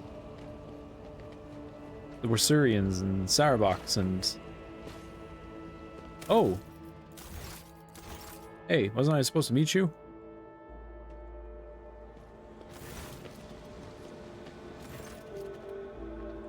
Drivestem. Governor Urban Drivestem stands surrounded by highborn guests like a planet orbited by many moons. All of his charm is directed at a man in resplendent power armor, adorned with the sigil of the Inquisition. But as soon as you approach, Drivestem is the first to give you an elegant bow, getting ahead of the rest in expression of loyalty. This is a great day, your lordship. Smile graciously. I welcome you to my palace, honored guests. You are buffeted by a salvo of congratulations and accomplishments. Look at the faces of the nobles in attendance. Drivestem is, obviously, still the leader of the Darganos aristocracy, but judging by the courtesy he is showing to young Sauerback, he clearly wants to strengthen his relationship with that house. The other Sauerbach and Gaprak are nowhere to be seen, which can mean only one thing. Sauerback, whose line holds you in little regard, is surely attempting to draw Gaprak to his side.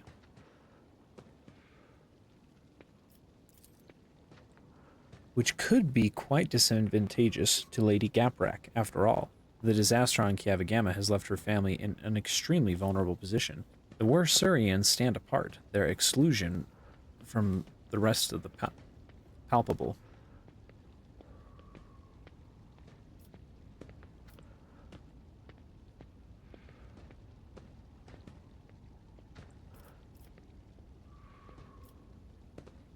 My greetings to a member. What were we discussing just now? We were talking about the brutal Xenos raid on our fair Dargana. So many victims, so much damage to the industries. Thank the Emperor that you are our protector. If it weren't for you, the cursed invaders would have obliterated the whole planet. He offers you a thin and something smile. Sauerbach. Sharing the sector with blasted Xenos is impossible. I hope we respond to their raid on Darganas with punitive campaign.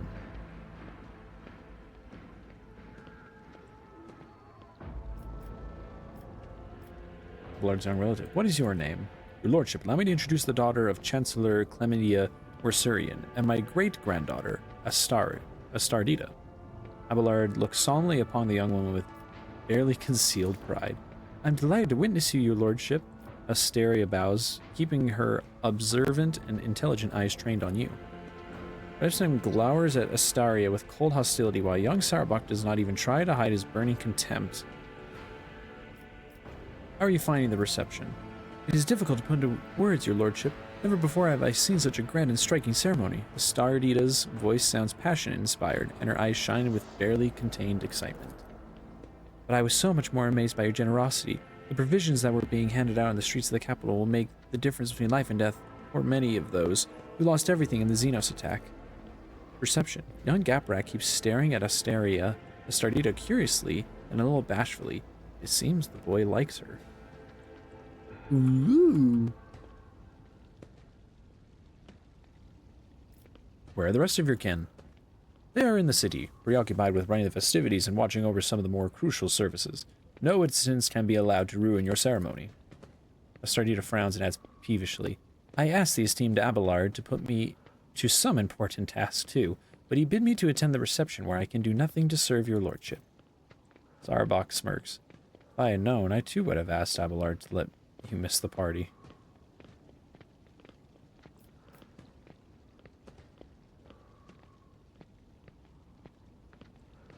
I hope the Warsurian family gives Abelard the credit he deserves. Absolutely, your lordship. We greatly respect him for his wisdom, and he repays us with attention and kindness. I am obliged, dear Astardita. It looks like Abelard is somewhat embarrassed by the turn this conversation has taken. So you become my servant as well. Astardita flushes and starts talking quickly with a fire in her voice. You could see. It would seem that she finds work-related conversations far more interesting than court gossip. Of course, I've been working on a project for the last 4 years. We could set up... Enough for Astardita. I highly doubt that his lordship is interested in listening to the fantasies of a young woman about how to run his protectorate. Abelard shoots Drivestem a glare, so dark and bloodthirsty that the latter instinctively starts looking for the nearest warden. Hold your tongue, Urbend. I decide who may speak and who may not. Please continue, Astardita. Oh, thank goodness. Heartened, Astardita continues in the tone of a seasoned administratum clerk. Our suggestion is to set up a chain of stations in the void, plasma beacons that would signal to passing ships. By placing them in logistically sound locations, we could simply simplify our ship's routes so that they may split long warp jumps into series of safer, shorter jumps from one beacon to another. This would have a positive effect on the overall safety of journeys and accessibility of colonies. More and more technical terms and percentages creep into her speech. She quotes Lex Mechanic reports and accounts of starship captains. Astardita's vigor and sharp mind are enough to silence even the most venomous of commentators. They all stand there in silence, trying to digest what she's saying. Abelard surveys the quiet nobles with triumph, and then looks at his great-granddaughter with pride. Enjoy the evening.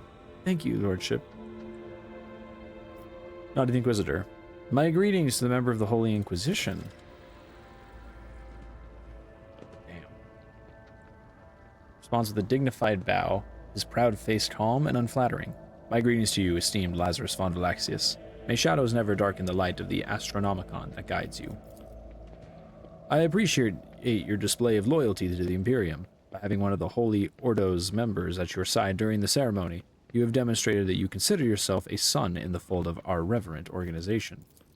Inquisition Brass Whisper, companion of crimson-robed member of the Adeptus Mechanicus, bows to you. From behind the brass mast mounted with dozens of augmentics comes a metallic rasp. Glory to the Von Valaxius heir. Study the Inquisitor. Inquisitor's relaxed expression radiates an odd sense of menace. He is akin to a predator on the prowl, content to hide in the brush of fake smiles and elegant conversation. For now. Among the many augmentations, what stands out is a horribly melted, deformed cognator connected to Tech Priest's head. How it is working is baffling, but is twice as baffling as the Tech Priest hasn't replaced it yet. What unpredictable influence can this ruined implant have on his mind?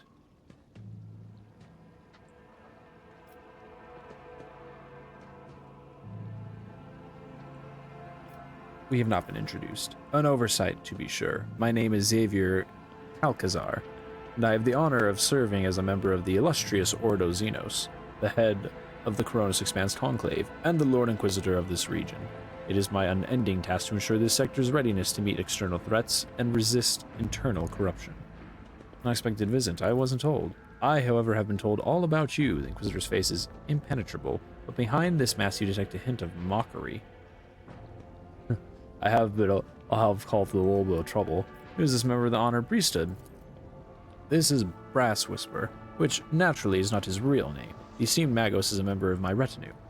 There are times when I am forced in by my duty to the Emperor to deal with xenotechnology, and Brass Whisper ensures my safety in such moments. Works that have been desecrated by Xenos are dangerous. They warrant his whispering cuts off, replaced with heavy, ragged breathing. It seems that the Tech Priest's quiet voice is not an extravagant quirk, but rather a consequence of some injury. After catching his breath, Brass Whisper continues. Warn to caution. Enjoy the party. I'm certain this evening will certainly be illuminating. Look at the guests. On the interests surrounding opulent dress drive stand, you notice a couple of young nobles in Sarbak and Gaprak colors. It seems that the major noble families of Dargonis have decided to introduce young members to high society. The tall man in the gray power armor adorned with the column of stole keeps perplexity. A Tech Priest dressed in red. Which is somewhat apart from the others, as if reluctant to approach Drivestem. Next to him is a young woman. Yep. Talk to Sarbak. I see you hate Xenos with all your heart. I do. This pestilence against the Emperor must be exterminated. By having a member of the Inquisition by your side at the ceremony, your lordship has shown your intent to closely abide by the Imperium's credo, to root out the Xenoscourge, and how Sarbak will offer every support to you in this righteous undertaking. Or they must be forced into servitude. Many Xenos are more useful alive and obedient than dead. The young man in Gaprak color speaks with sagacity and gravity, but his opinion seems to carry little weight in the circle.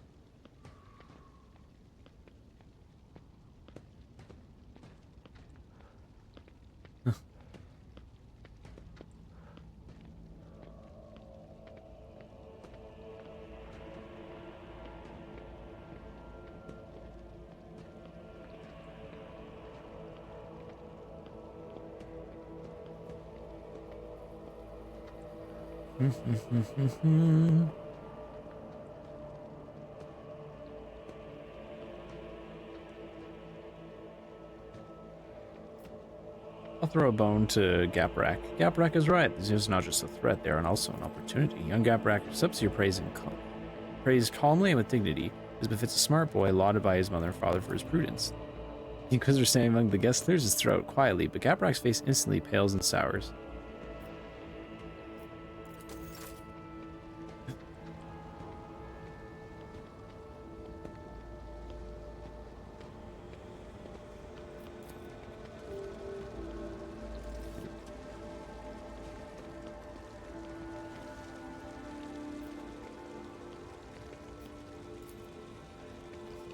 Sorry, captors angrily muttering curses directed at the desk monkey, promising horrible torture for everyone present.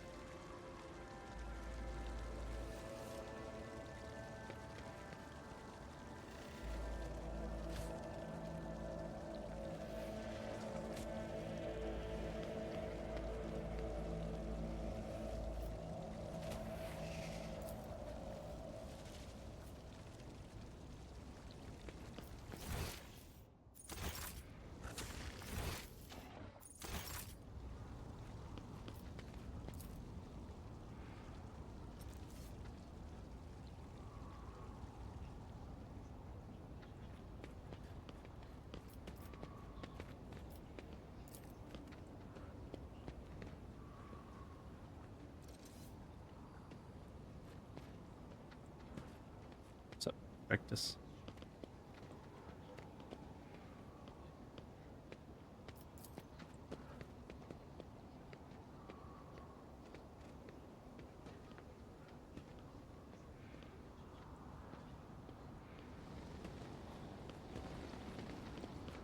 Where's the rest of my crew?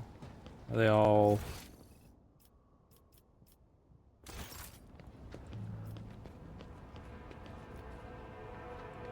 At least Cobella's here.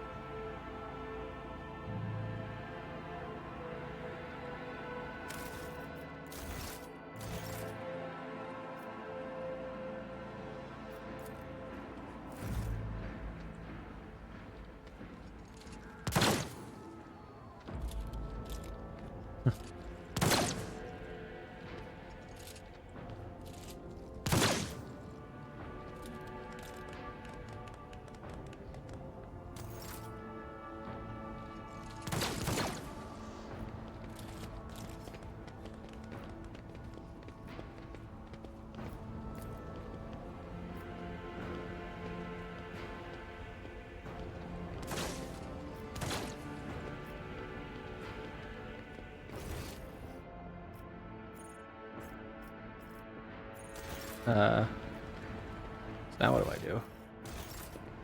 I think I have master of ceremonies somewhere for me to talk to, or...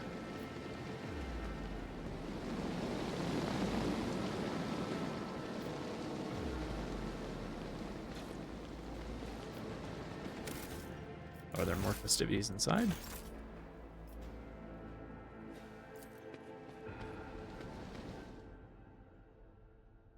Is that where the rest of my crew is? They're all hanging out.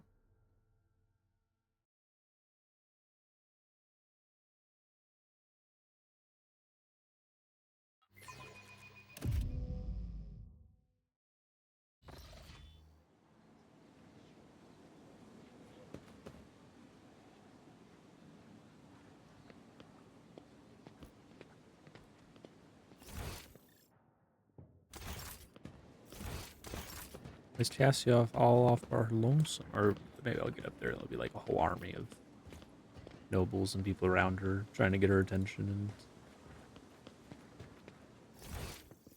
make their political plays.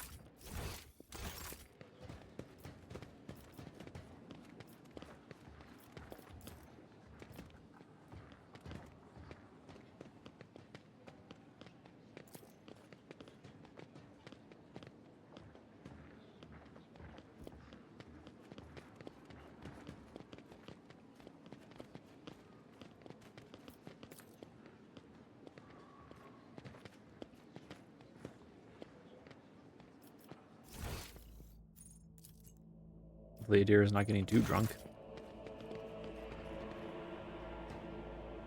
Is Argento watching her? Your chaos. How can people think so much and so haphazardly? They never keep you, Lazarus. A great day. Oh, some more sour box. Oh, is this the gap rack that had snuck away? The group of aristocrats stands apart from the governor's circle. Their whispering carries a tinge of displeasure. The clear leader of this gathering is a gaunt, bilious face man dressed in Sarabak colors. This must be Macarius himself, head of the house. He offers you a ceremony spell. My congratulations, your lordship. Torina Gaprak.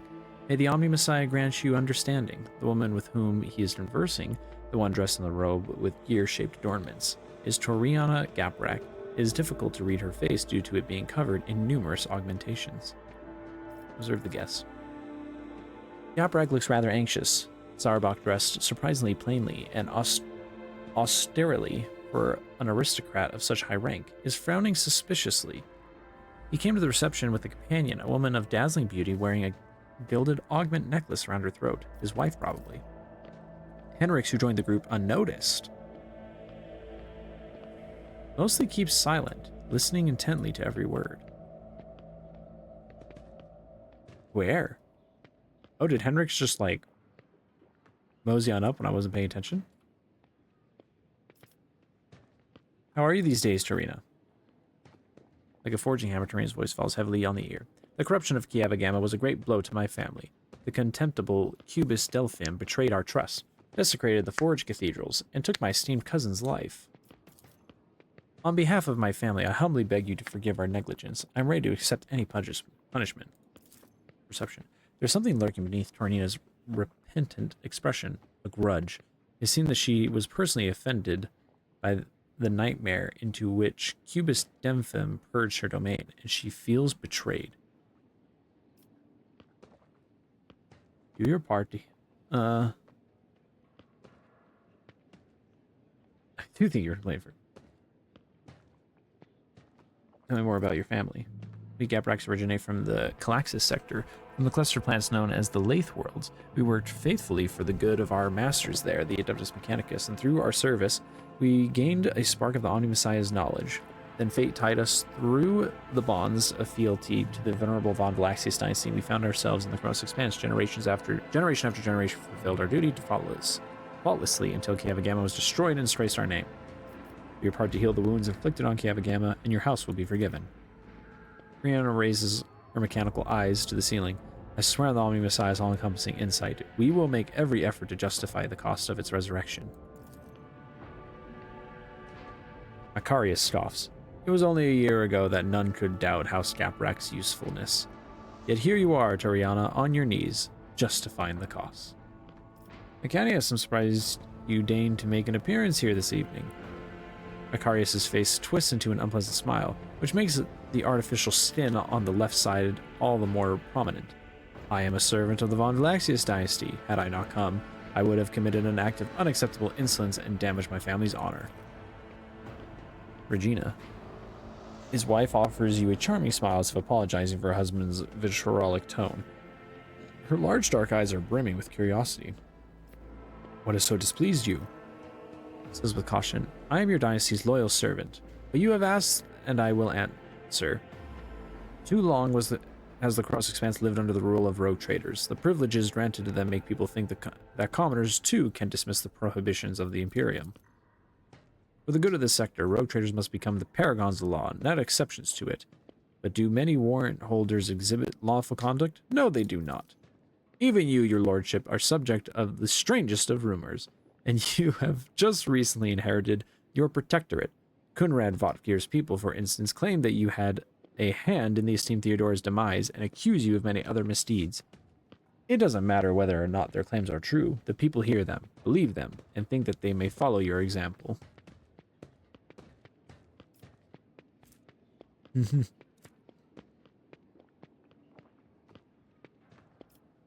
If you believe Kunrad's lies, then draw your... Oh wait, let's see.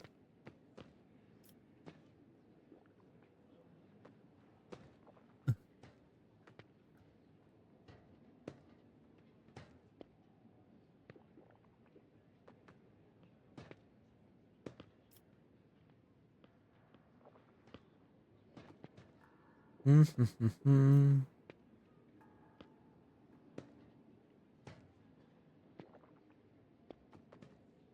forbid anyone to speak of Kunrad Votgir's lies and hereby impose a fine on you. As you command, your lordship, I am not repeating the words of another, merely informing you that they are being spoken, but your behest will be carried out.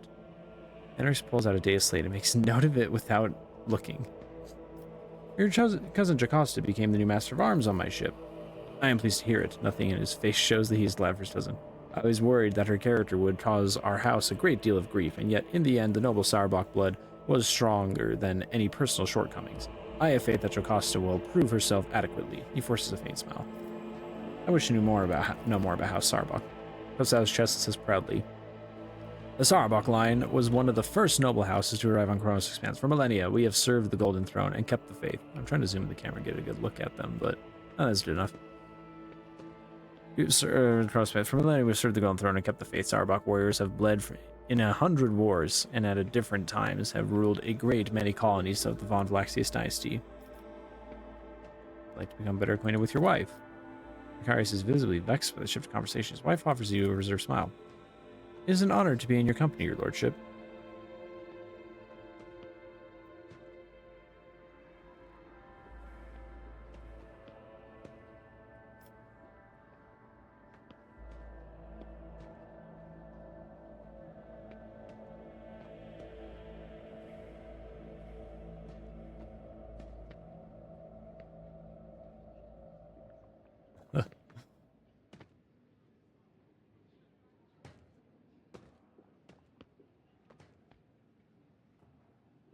It is my pleasure. Macarius is lucky to have such a beautiful wife. Perhaps more than you are to have him. You flatter me, your lordship, but I cannot say that is not to my liking. Regina gives you a charming smile. Meanwhile, Toriana and Macarius are watching the conversation unfold, not quite believing their eyes and ears.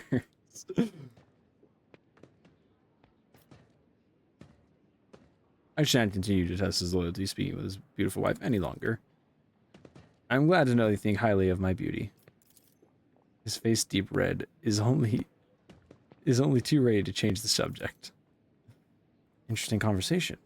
It's been very illuminating, giving me plenty of food for thought. Response is barely audible. Awareness. For an inscrutable man, Henrix is being more inscrutable than usual. It's as if he's hiding something important. Is there anything you would like to tell me? Nothing urgent, Lazarus. Casts an impassive look at you and immediately glances away. What can you tell me about my guess? Well, Macarius Sauerbach is all but throwing darts at your portrait. He is more astute at choosing women than enemies. He is trying to entice Gaprak to his side, but she is too frightened after the fiasco in Kiavagama. Even in leisure, you never cease to be of help. I appreciate it. This is why they call it the unsleeping eye of the Inquisition. Even in sleep, I hear everything. Lazarus, before this dialogue concludes, there is something I'd like to tell you. Be careful today. I sense that a wave of darkness will soon hit our defensive lines, and I hope that I will still get a chance to meet you there as an ally. Whoa.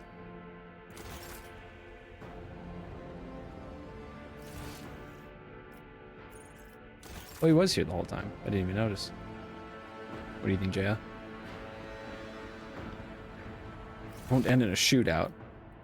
Well, I'm a little worried now. I thought this was just going to be a little RP event. Then maybe something would happen afterwards. We'd have a little meeting and new goal in mind afterwards.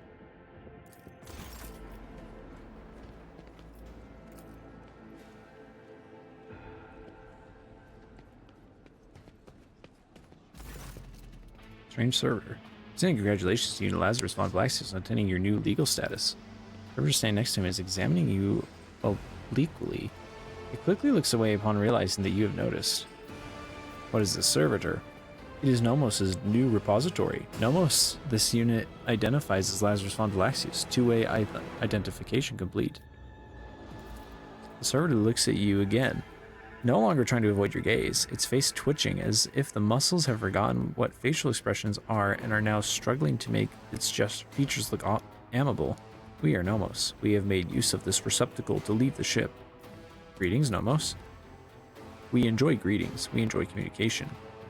Nomos required communication, knowledge, movement. Magos Pascal compelled us not to speak with anyone other than him or you. It is disappointing, but at least we can observe.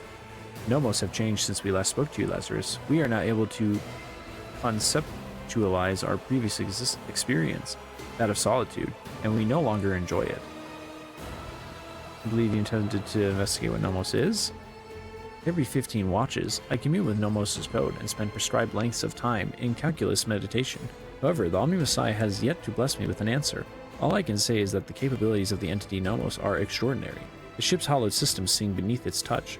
Nodes that have remained dead for hundreds of standard years are revivified, and long-drained mechanisms live anew. You hear notes of awe in Pascal's voice. Nomos are trying. After a pause, Pascal continues. Great machines of the Imperium, one such as your ship, have some machine spirits so complex and willful that it is difficult to tell them apart from abominable intelligence. There remains a possibility that Nomos is an entity of corruption, but with every day I grow stronger in my faith that it is not so. That what we are witnessing is, in truth, the Omni Messiah's miracle, one that is Category 5 or higher. How did an entity like move in the server's body? This is not the entirety of us. This receptacle is too narrow, crude, and feeble to contain our complete whole. The existence of Nomos requires a space of connections.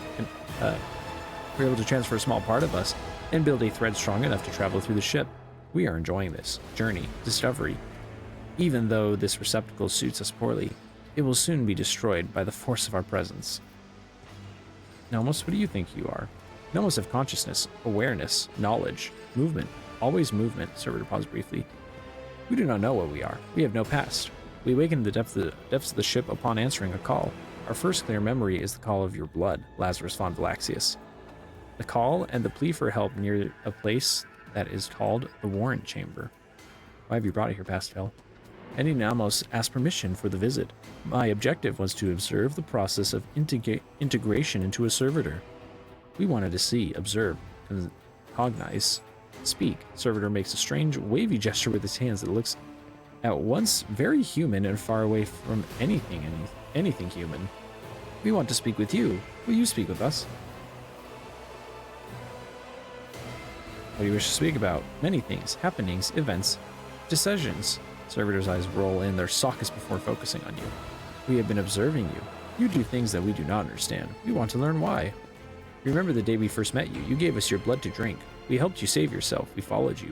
Our small part did. Inside the servo stole. Then there was fire, and a creature of sated hunger and dark light standing behind the curtain, behind the image, behind the semblance of Theodora. It called for you to follow. You did not listen to that which was calling.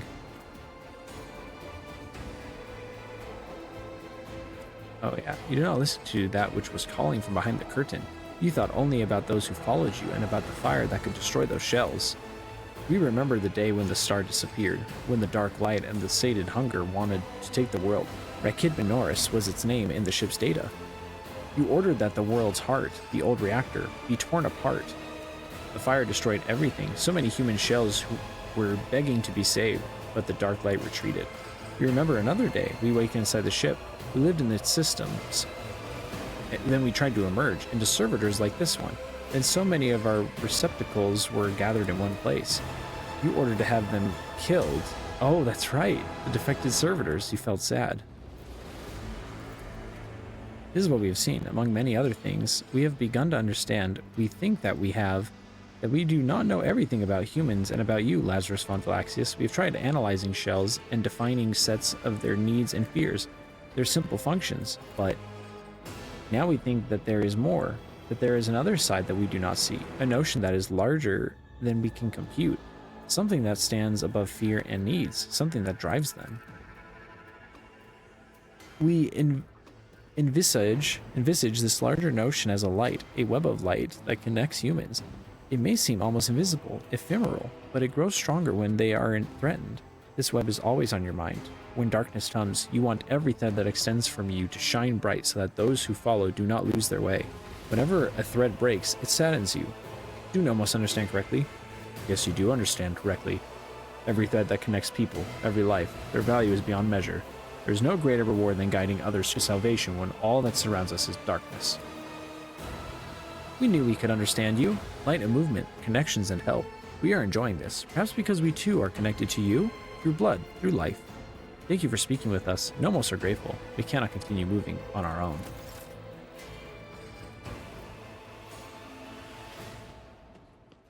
Oh, the rogue traders.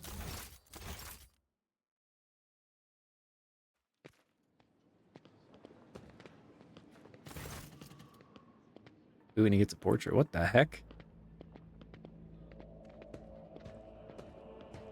That mean he's got like big monsters he fights with, or is he like sprouting a monster head out of his hand because he's a reticle or something? Caligos Winterscale.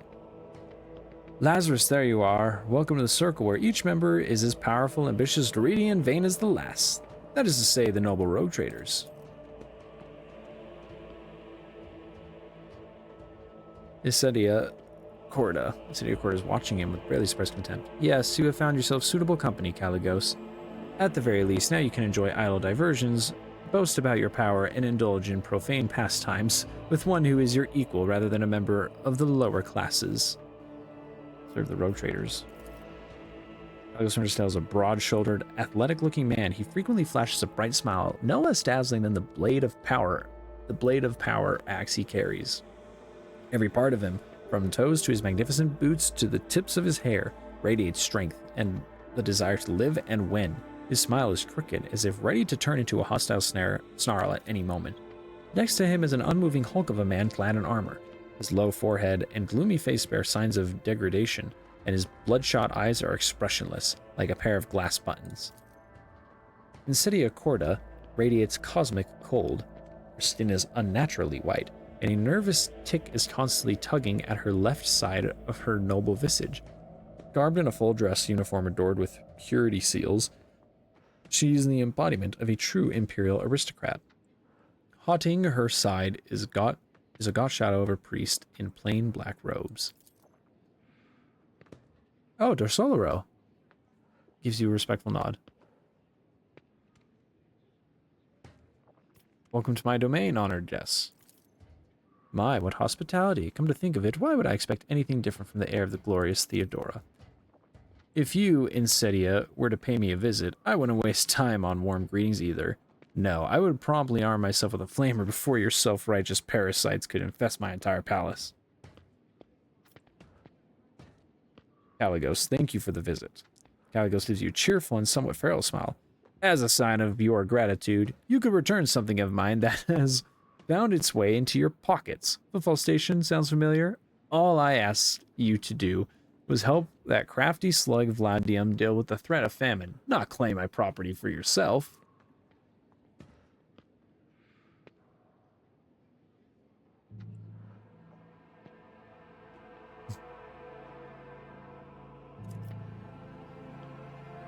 Winterscale, are you asking me to give you football? You abandon football to its fate, and I saved its people from starving to death. Winterscale bares his teeth ominously, and a wild spark play in his eyes. You speak of salvation? You think that now football is safe? Face turns with a grimace of hatred, but then he catches Insidia looking at him and breaks into a sly smile. I had to make your protectorate bleed as compensation. But you have spited both myself and Insidia, and it is high time for our dear sister curbed her appetites. For this I forgive you, but do not test my mercy again. It is not my strong suit. Thwarting Insidia Corda's ambitions deserves a worthy trophy. He snaps his fingers, and the armored brute hands you an extraordinarily adorned rifle, clearly not human making. This is a trophy from a good hunt. You and I should hunt together sometime. You can show yourself in action, new blood. Caligos exuberantly punches you in the shoulder.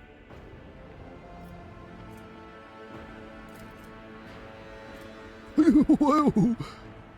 Each attack lets the loader move after attacking. If the attack with this weapon hits 3 or more targets, this attack has no cooldown. Whoa! That's a sick gun. Thank you for such a wonderful gift. Kill someone important with it. That would be the best show of gratitude. Insidia, you seem to find me objectionable. Did you expect any different? I watched for years as outlaws thrived on footfall. Then, at long last, I had a chance to put an end to it. To seize that thug Vladium by the throat, to force footfall to atone and put the fear of him back into the masses. But you interfered and destroyed my plan for the sake of banal profit. Theodora taught you only too well, it seems. She didn't teach me shit. She, too, was far less concerned with her duty to the expense than her own personal interests. But you can be sure that I will not cease cleansing the furibundous system of the pirate scourge. And if your trade prospects are damaged in the process, you will only have yourself to blame. The priest holds up his hand by in a placating gesture. None are without fault, noble Insidia. What point is there in targeting someone for their true turpitude when true purity can never be found?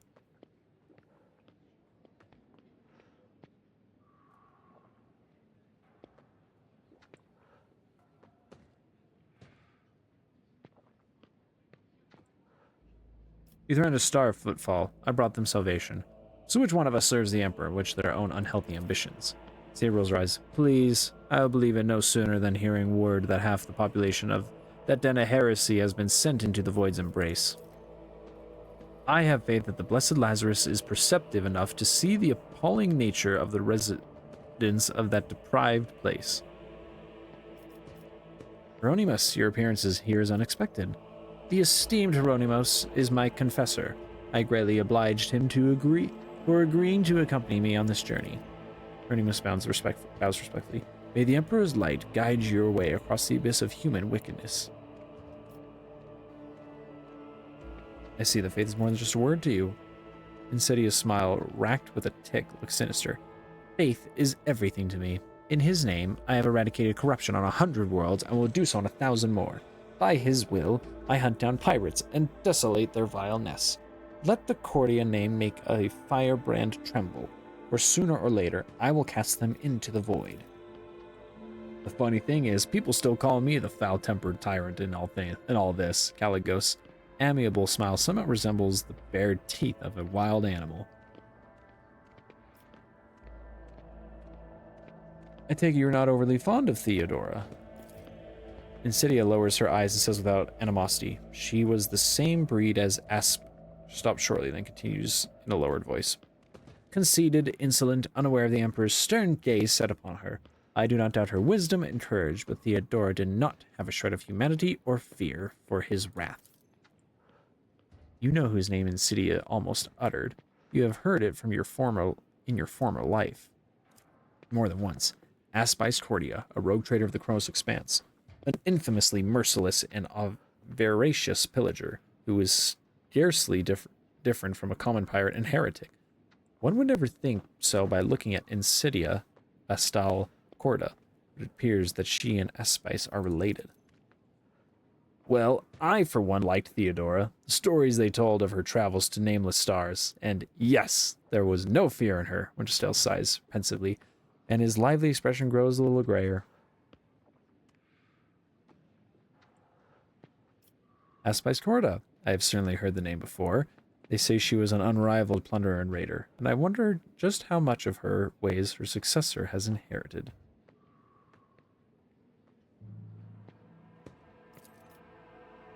The example of contemptible aspice is warning to us all, even among rogue traders empowered by the Emperor himself. A seed of pervasion can blossom. What is that?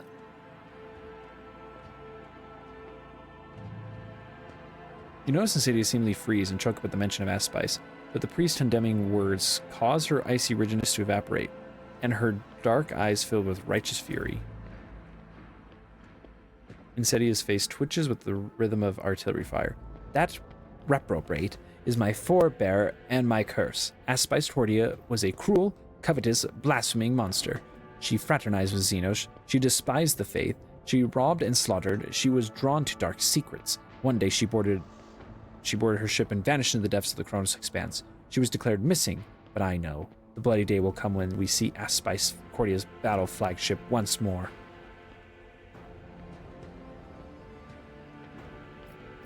Thank you for this visit, Insidia. It will not be a long one, I assure you. What do you think of the celebration? I like it, Caligos looks around the hall curiously. One can instantly tell that we've been invited by a rogue trader, not some administerium bootlicker. We are conquerors of wild sectors, slayers of unknown beasts, executioners of Xenos empires. Caligos, you should take this opportunity to learn. This is what the palace of a rogue trader looks like. Not like a Xeno menagerie, a pirate's treasure hold, or, however difficult it may be for you to believe it, an orbital brothel. Enjoy the evening. I must take my leave. Oh, believe me, I intend to enjoy myself to the full. To justify so long a voyage, if nothing else. Keep the faith, Lazarus. The Emperor protects. I was wondering if the sun was going to be here.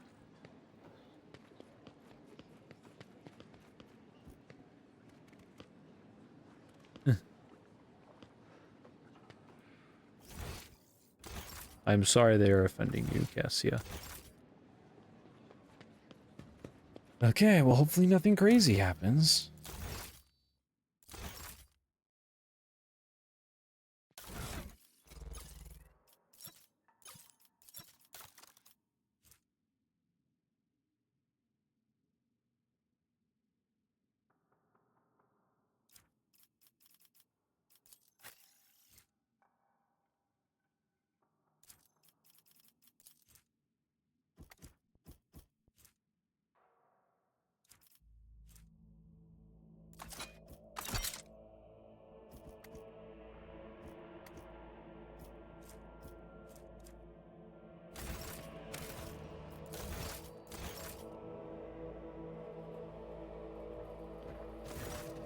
Hope your lordship is pleased and not yet tired. If you wish to revive yourself a little, I would suggest proceeding to the courtyard, if I may be so bold. Many guests have chosen to move into the fresh air. They'll be eager to offer you their congratulations. I'll return to the guests. Is that this area over here?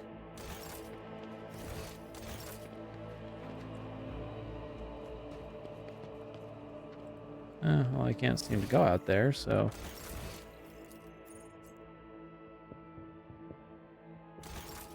I'm assuming by courtyard he means the outside area? What do you think of the reception? It's magnificent. I dare say will live on as the premier high society event of this sector for many years. I'm where I wish to retire to my chambers. Please, allow me to escort you, your lordship. Your chambers are ready, your lordship. Guards! Intruder! Quiet. Time to sleep. We need to talk in private. I see. We have matters to discuss, von Valancius. Good voice. The woman behind Caligazar, clad in black armor, glares at you, her face set in a predatory readiness for immediate violence, the hallmark of a professional bodyguard.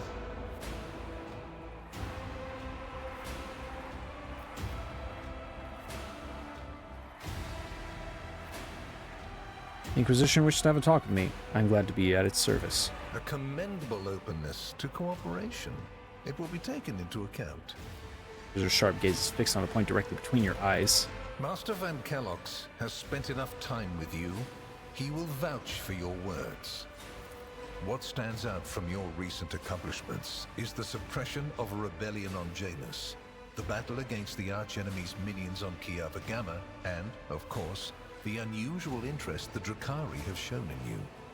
Then that is what we will discuss. For saying these words, he shoots you a searching look from under his brows, like a regicide player who just made the first move and is now watching for his opponent's reaction.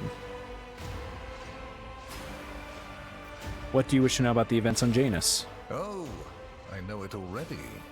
Even though you were quite effective at removing all evidence that could point to the blunder made by House von Valancius, it is saddening to realize that the rogue trader's connivance allowed a heretic who had been fostering a cult for years to come to power.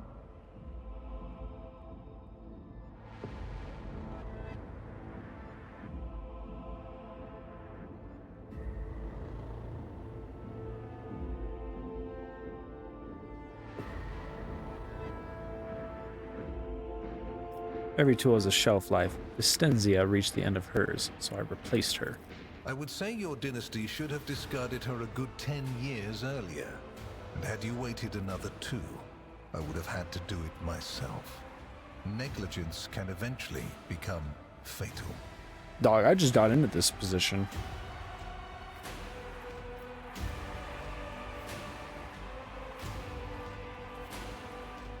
Maybe about this, why didn't you intervene yourself? I cannot satisfy your curiosity without disclosing information of the utmost secrecy. I will say only this. We had the situation under control.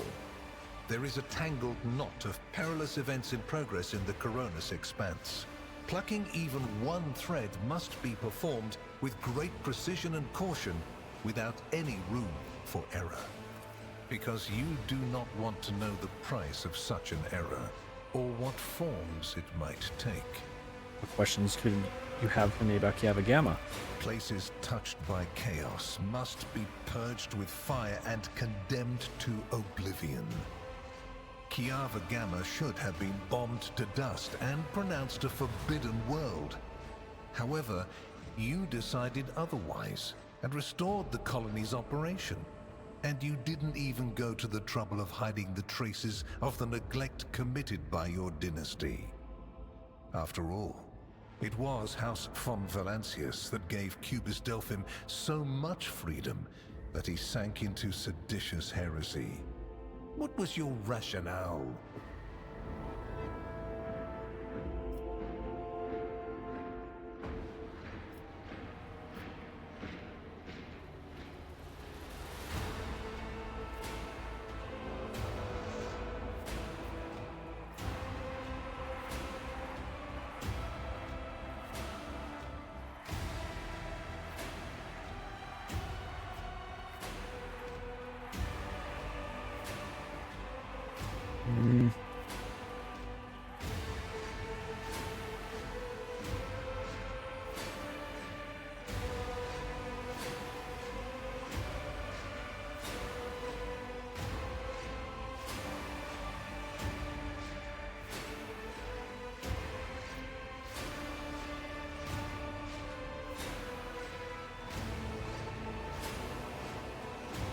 Made every effort.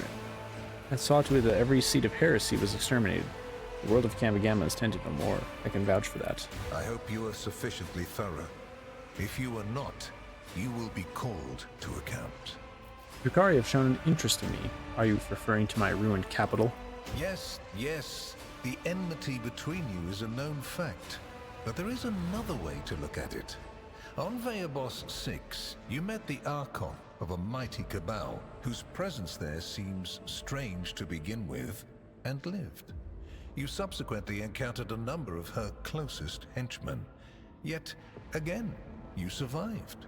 Your capital fell victim to a nefarious attack, but even this time, their daggers missed your heart. Such remarkable luck. To be a personal enemy of such an influential Xenos, to have been attacked so many times and yet make it out alive. So remarkable that one has to wonder, am I watching a spectacle? Could all these thrilling massacres be an alibi of sorts, meant to establish you once and for all as an enemy of the Xenos and never their ally or even their agent? Xenos have made more attempts on Saint Drusus's life than mine. Does that make him a traitor too? So you already think you're cut from the same cloth as St. Drusus, do you? Ambitious? I'll make note of it. Have I answered all of your questions? Far from it, my dear. The questions are manifold. How did you manage to survive the battle that claimed the life of Theodora, who was so much more experienced and skilled than you? Is it a coincidence that you and you alone then made it out of the trap on Rycat Minoris? How much truth is there in the rumors being spread by the heretic Kunrad Voitvia about you? Was it virtuous of you to allow the warp-stricken Voidsmen to join your crew? The ones who served on the ship that was turned into a trap for you by Kunrad Voitvia? Isn't it possible that they were part of the blight he had sown? The very existence of these questions would have made many of my colleagues doubt the quality of your character, but it won't in this case. The Inquisition, which I represent, is willing to show extraordinary faith in your person. For the sake of our invaluable partnership, I'm going to ignore any minor liberties that you, esteemed rogue trader, may have afforded yourself or may again in the future. I hope you appreciate the generosity of this offer, as your predecessor once did. Theodora cooperated with you. And benefited greatly from it. The world's power is not without limit, and neither is the protection it provides. All those mysterious expeditions, dubious experiments, collections of xenotech oddities are dangerous pastimes. It takes more than the Emperor's permission to pursue them without consequences. One must also make sure I am not displeased by it. Let me demonstrate how it works. In your retinue, there is a psyker who is yet to receive Terra's sanction. which, as we both know, is a grave threat and a blasphemy to the laws of the Imperium. I am aware of this secret, but I'm not displeased in the slightest. And so she lives on, your handy psyker, Idira Tlass. I know that Theodora was concerned about the fate of the dynasty and certain restricting obligations. Was it perhaps due to your partnership with her? I cannot deny the possibility that Lady Theodora may have lamented losing some of the freedom she enjoyed prior to my arrival in the Expanse. Nor will I deny that our partnership began with me exerting a certain amount of influence. However, you are not Lady Theodora. Let us put the difficulties that encumbered our relationship to rest along with her. I do not recommend troubling yourself with affairs of the past, for they have no bearing on your present position. Theodora chose to forget about this particular matter. Follow her example, and your fate will be the better for it. Why such an interest in my person? You haven't been in a position of power for long, and so one can forgive you for not noticing the troubling changes. The cult of the Final Dawn is spreading in the Coronis Expanse. Not the first or the last heresy that has afflicted this sector, but one that is surprisingly resilient. Mysterious convoys are sliding by, bound for systems in the heathen stars. Just your humdrum pirate trade, wouldn't you say? Then why are the pirates themselves clueless? The Xenos, who have caused trouble in the sector before, have expanded their activities in the last few decades. And there is a logic and a method to their previously chaotic raids. Even 2 packs of space wolves, blessed space marines summoned in my name, did not cool their interest in the Expanse. A mighty explorator fleet, which has studied the Expanse for hundreds of years, has suddenly stopped responding to communication and sunk into a dispute over a tech heresy that was considered dead a couple of centuries ago. House Chorda has clamped down on insurgents, yet its acts of brutality breed troublemakers just as quickly as they're executed. And this bloody carousel has consumed the attention of the esteemed incendiar. Caligos Winterskill has abruptly lost all interest in his domain, and his only apparent concern now is hunting ever more dangerous xenobeasts. And the third and final rogue trader has unexpectedly perished, stabbed in the back by her own Master of Whispers. The Expanse is swiftly losing its protectors right when communication with the Imperium is being disrupted by the raging warp. Basically, all the Expanse has left is me and you, if you follow my instructions. Is Henrik staying in my retinue, or are you taking him back? Which would you prefer? And you, Heinrichs, do you wish to continue working at the Honorable Rogue Trader's side? I will comply with any order, Lord Inquisitor. If you command me to remain in the company of the scion of the von Valancius dynasty, I won't be distressed. What is your opinion on Henrik's? Is he a useful assistant to have? Without a doubt. Master Van Kellogg's has earned my complete trust. Even though I have him looking like he's dressed up in garbage right now. Courage, loyalty, and cunning. His mathematical mind, not given to sentiment, can be of great use in an emergency. You, my dear Heinrichs, have made a far better agent than you would have a pilot of an Imperial Knight. I want Henrik's to continue to accompany me. Then Master Van Kellogg's will remain in place. It puts me at ease to know that there is someone to watch over you. I consider it an honor to accompany you. What kind of deal are we talking about? I make no deals, and Emperor forbid that I give you orders. That would mean infringing on your privileges.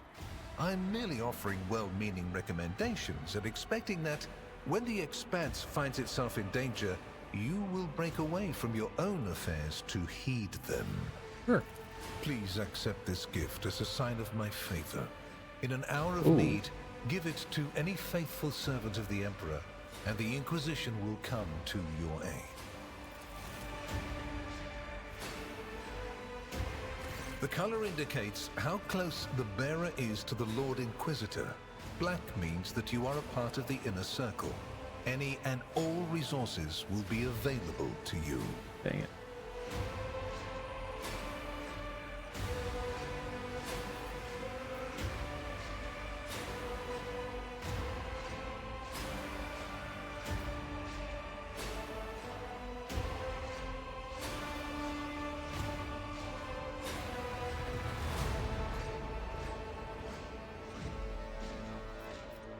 Smile. I see no reason to refuse such a generous offer.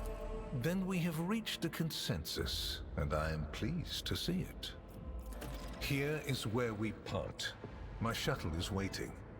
It is time for me to return to my watch, for you to sleep, and for your servant to wake up. Until next we meet.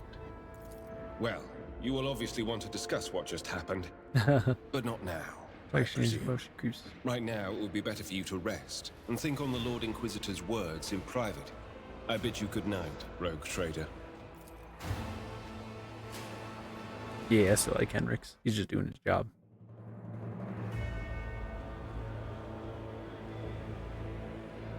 I think that means this is chapter 2 complete. Tenuous equilibrium to the Fon Valancius Protectorate.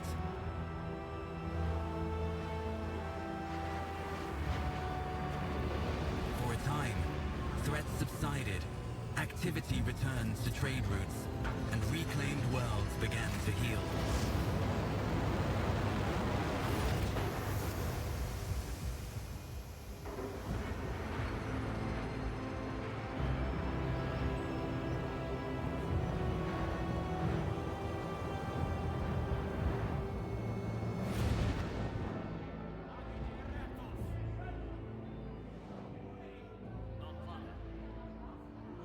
Politics. The new Lord Captain's subjects praised the God Emperor and their leader wholeheartedly. For none knew what fate might await them.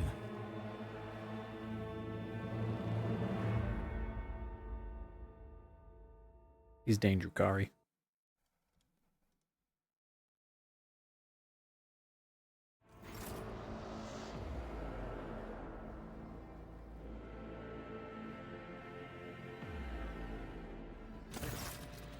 You spent the first few hours of your morning listening to the High Factorum's lengthy report of latest trade exchanges, arrangements, disputes, and countless bureaucratic procedures. From outside the illuminated, tightly closed windows, you can hear the muffled sounds of Darganos and its everyday life, the life that has been passing you by lately, as you have been preoccupied with the affairs of your protectorate from dawn till dusk. Clementia barely contains a yawn. Once Jarnus Danrock has finished, she pulls out her data slate. Thank you for your report, High Factorum. Your work is highly appreciated. Both by everyone here and the Adeptus Ministerum. Your Lordship, we're almost done here. We just need to go over the final items from today's agenda, and I would like to report to you personally.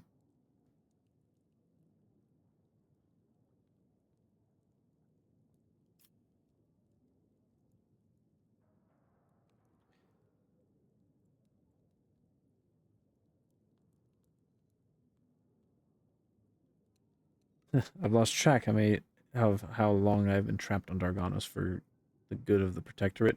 Hurry up. I better hear some good news today. Chance from the Factorum exchanged nervous glances. I will strive my best to live to your expectations, Lord Captain. I mean, I'd be a little antsy having to sit around here all day. Allow me to pass on the gifts from your loyal subjects. The high nobility of Darganos. It goes without saying that every living soul in your Protectorate is blessed to serve your Lordship faithfully and wholeheartedly. However, this humble gesture is meant as a token of deepest appreciation for your magnanimity toward their esteemed families. Nice. Oh, and some people. House Versurian made arrangements for the deliveries of several tons of supplies for your future journeys. The house is also transferring a regiment of its finest into your personal charge. Each of these brave troopers has undergone rigorous voidfare training and will be humbled to lay down their life for you, Lord Captain. Try to maintain a neutral expression as you can see your face is beaming with pride. Please command them as you see fit. Even more. A lot of, oh yeah, of course, Caprank gives a lot of Mechanicus creations. It sends shuttles carrying sacred technology and manufactured parts that can be used to replace old joints and connections with mechanisms. The machine spirits of these devices have been pacified. They are slumbering peacefully as they await your decision on how to employ their capabilities. Lord Captain, news of particular import has come from the House's intelligence network. Lord Inquisitor Calcazar is rumored to be planning a visit to Footfall. A number of Imperial Navy ships were commandeered by Lord Calcazar, and they are also being scrambled to Footfall. Furthermore, we have received reports claiming that the secret messages were delivered to the capital worlds of House Corda. That's where it was, right? And Winterstale. It is possible that the Lord Inquisitor's call to arms may smother the conflict that is brewing between the two dynasties. They are seeing an increasing number of skirmishes between their ships in neutral systems. I do not doubt that her ladyship Corda will attempt to sway the Lord Inquisitor to her side, especially since his lordship Winterstale's luck seems to be running out. Riots have broken out on several of his worlds, and yet he has shown no intention of quelling them. Instead, the rogue trader inflicted brutal punishment upon one of his oldest cousins, Vesuvia Secundus, based on allegations of seditious sentiment. Oddly enough, our agents were unable to find any proof of sedition among the populace there. As soon as we have any updates, you will be the first to know, your lordship. Glances down our data slate. Lastly, your pet Xenos, yearly yet I believe, is seeking a meeting with you. She had the audacity to defile the Rogue Trader's palace with her profane presence and refuses to leave until she has spoken with you. I would never presume to be able to read the emotions of Xenos, but the Aladari appeared perturbed. I believe she mentioned a void ship of some sort. It may be best if she told you everything directly. And with that, please allow me and Master Danrock to take our leave. They bow. Perhaps that last request will serve as a welcome distraction. Indeed, your lordship's stay on Dargos has been rather long. However, your protectorate is now enjoying a period of relative stability that, for the time being, no longer demands your lordship's personal involvement in its affairs. Glory to the Rogue Trader. Hope this doesn't mean we moved on to a new stage where I'm done exploring. Oh, there's still blood from Homeboy. Okay, good. Looks like we haven't. People have moved around a little bit, it looks like.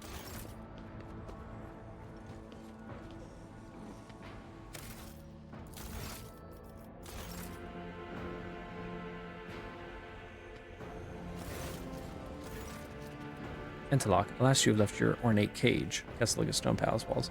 For many turn I have sought to meet you, and yet your servant, the one who is like the silver-haired Abelard but twice as young, has no favor for the requests of a child of Assyrian.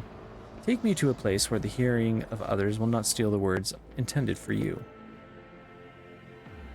While you were meddling the wounds of this world left by the Twisted One's attack, I was able to discover, no, not Kunrark's fate, merely traces of it.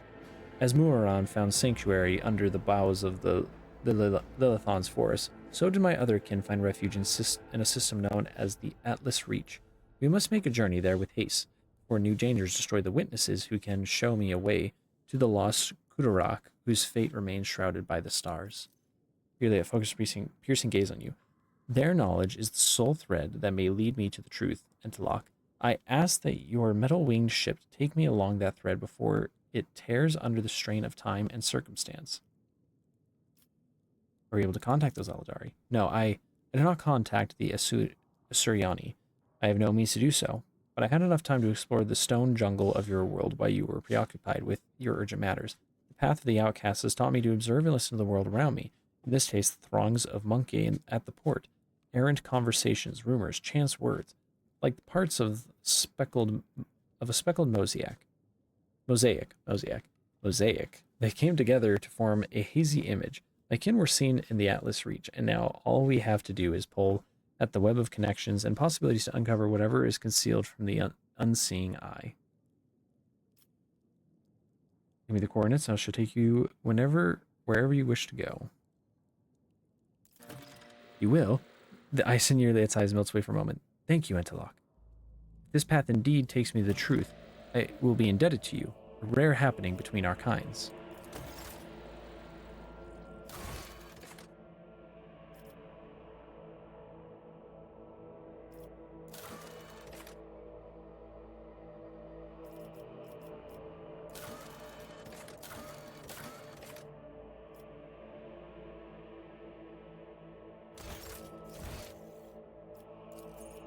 Check out Cassia.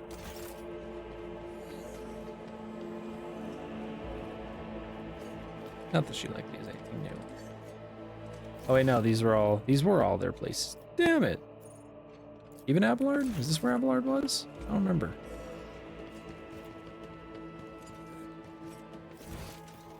Yes, everything is as before.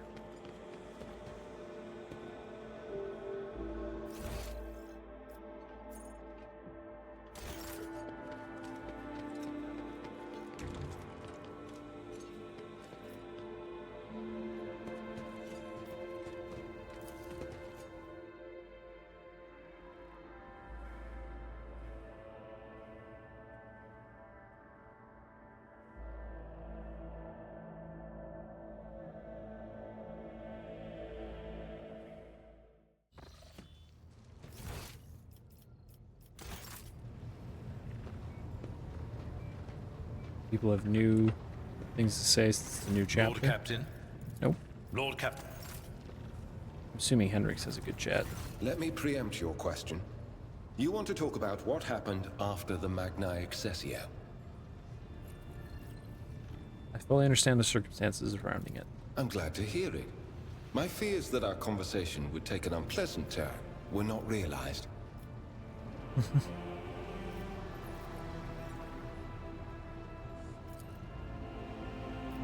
That was fast. I guess I could have asked more about it, but yeah, I mean, again. You got nothing new? I have enjoyed your company.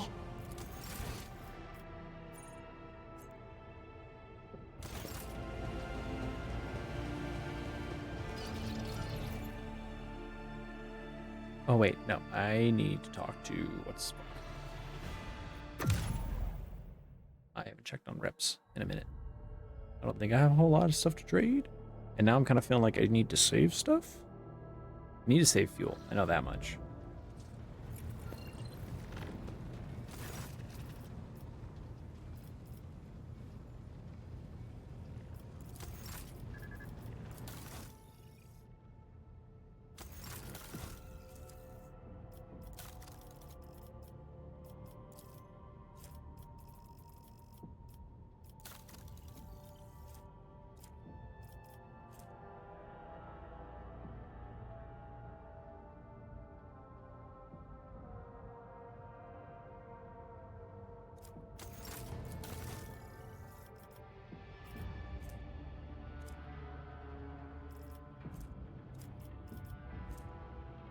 Yeah, that sniper rifle's small game now. This one is still the big one.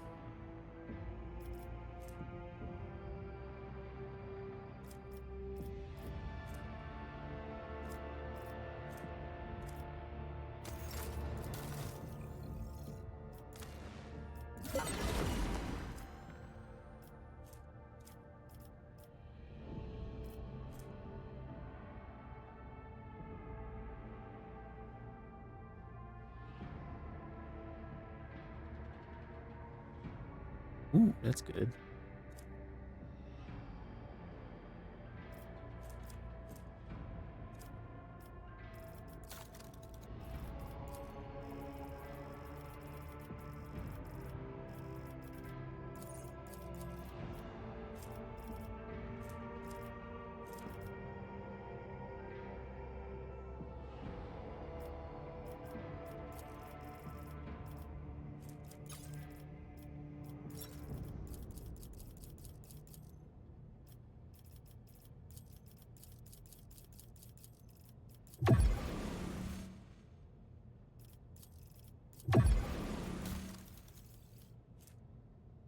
I don't want to just ease my way up and not accidentally spend too much like I did on some of the others.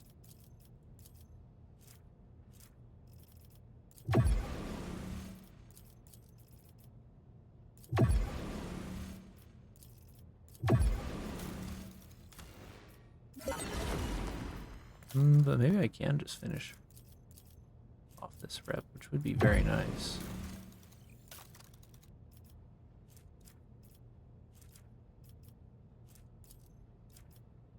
So That puts me at 650.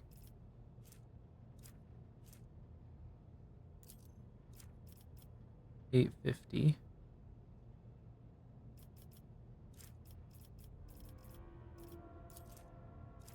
$900.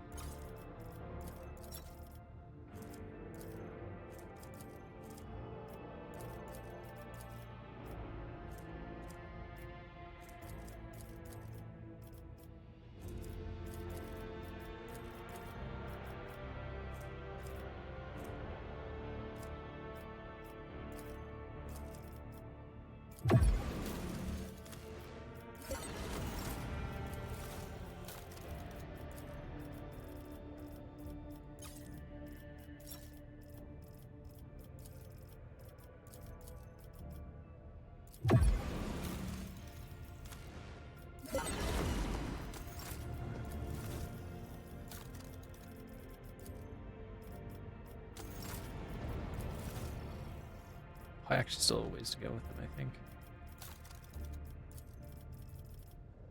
Now I know that sometimes I might have an encounter where I might need holy gifts, so now I'm a little hesitant to do it all the way.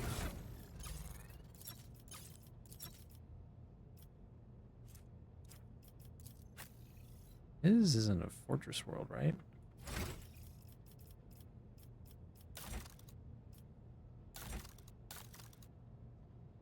Imperial. I don't think is anyone a fortress world? I ain't got no one who's a fortress world. It does give extra toughness, which is nice, but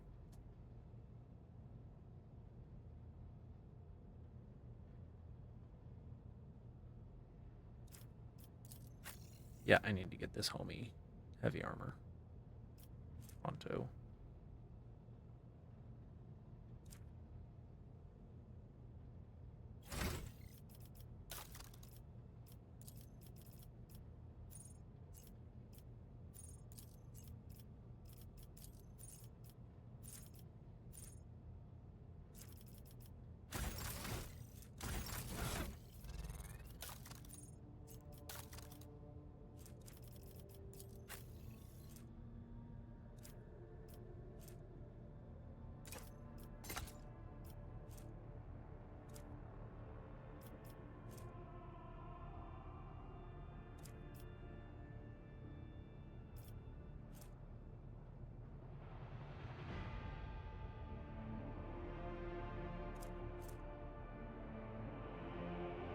Damn.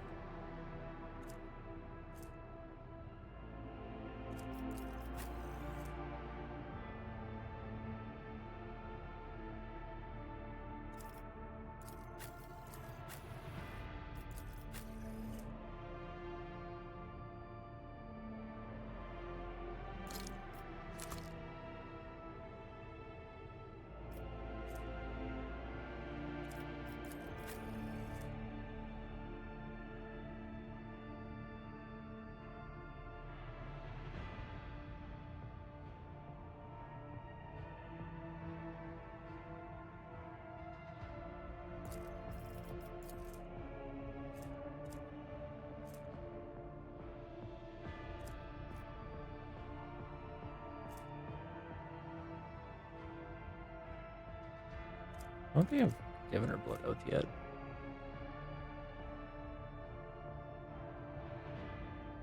Huh.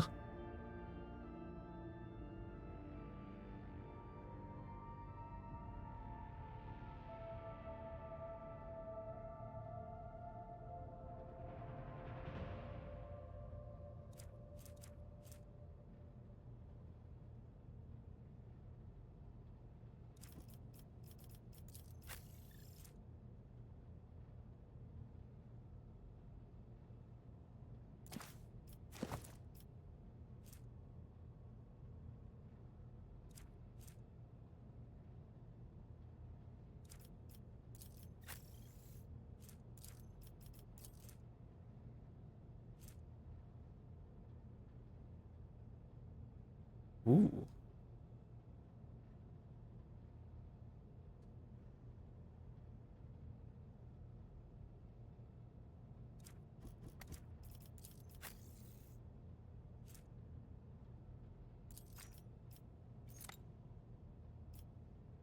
Ugh.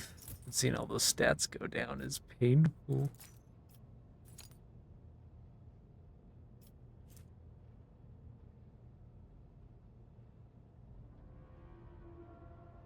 That from persuasion, which does help out a lot.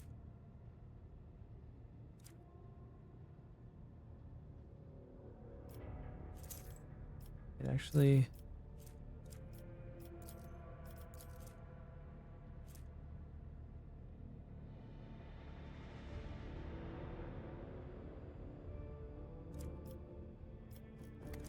I could actually give this to Cassia to use.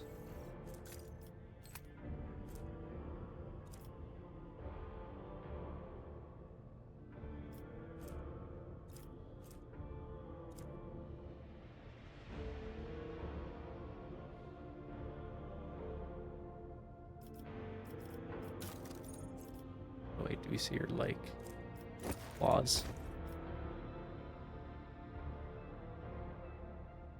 Crazy.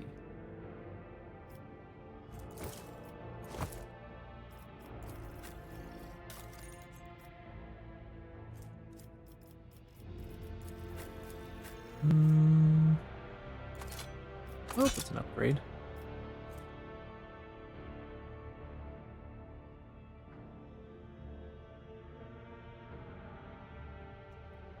Yeah.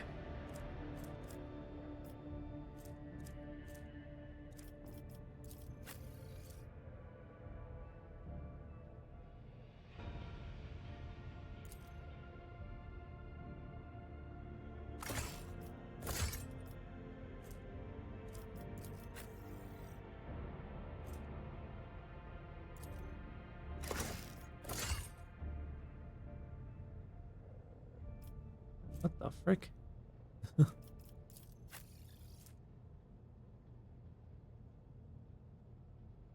Keep randomly getting these little dudes and I don't know what I do and how to use them.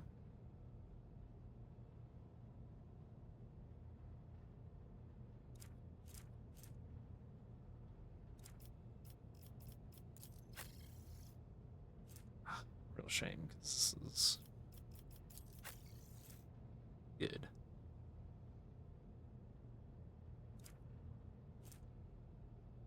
Ooh, that's very good.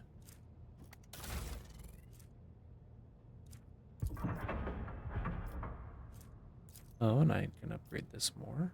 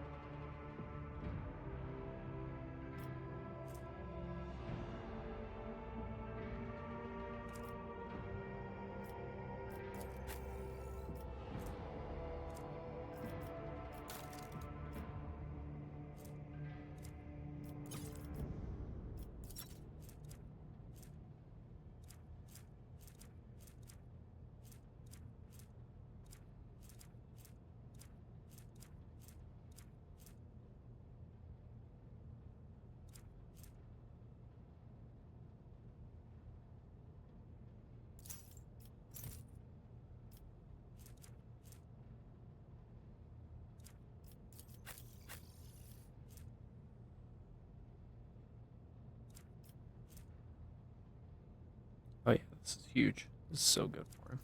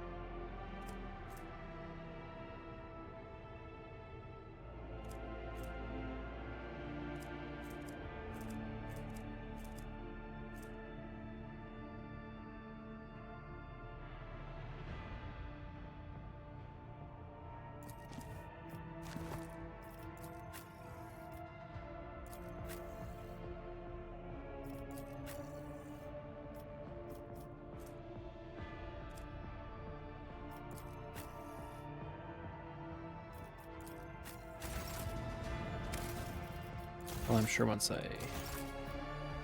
No, I didn't go to the expanse and I didn't get any heads up or nothing. At least not yet.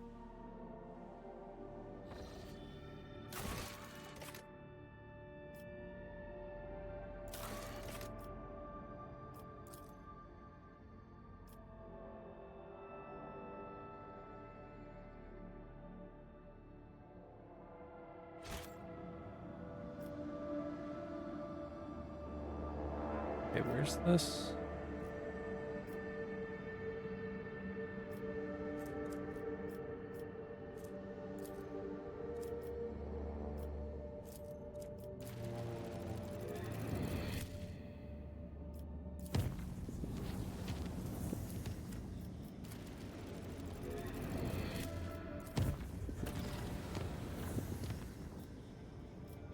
Man.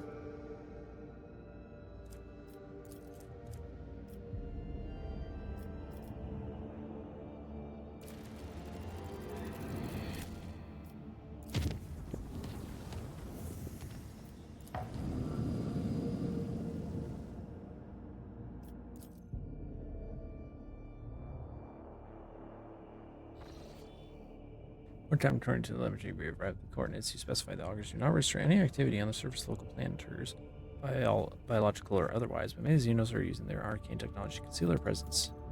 By this auger crew managed to locate a faint signal system's edge. According to their data, is coming from an unidentified vessel drifting. Akin could have been faced with a new threat, scavengers like pirates or something worse, if they were taken prisoner. I'm begging you, Elatok, let us go to the shuttle. I can feel that the thread of fate is frayed, about to snap. I kind of miss my chance.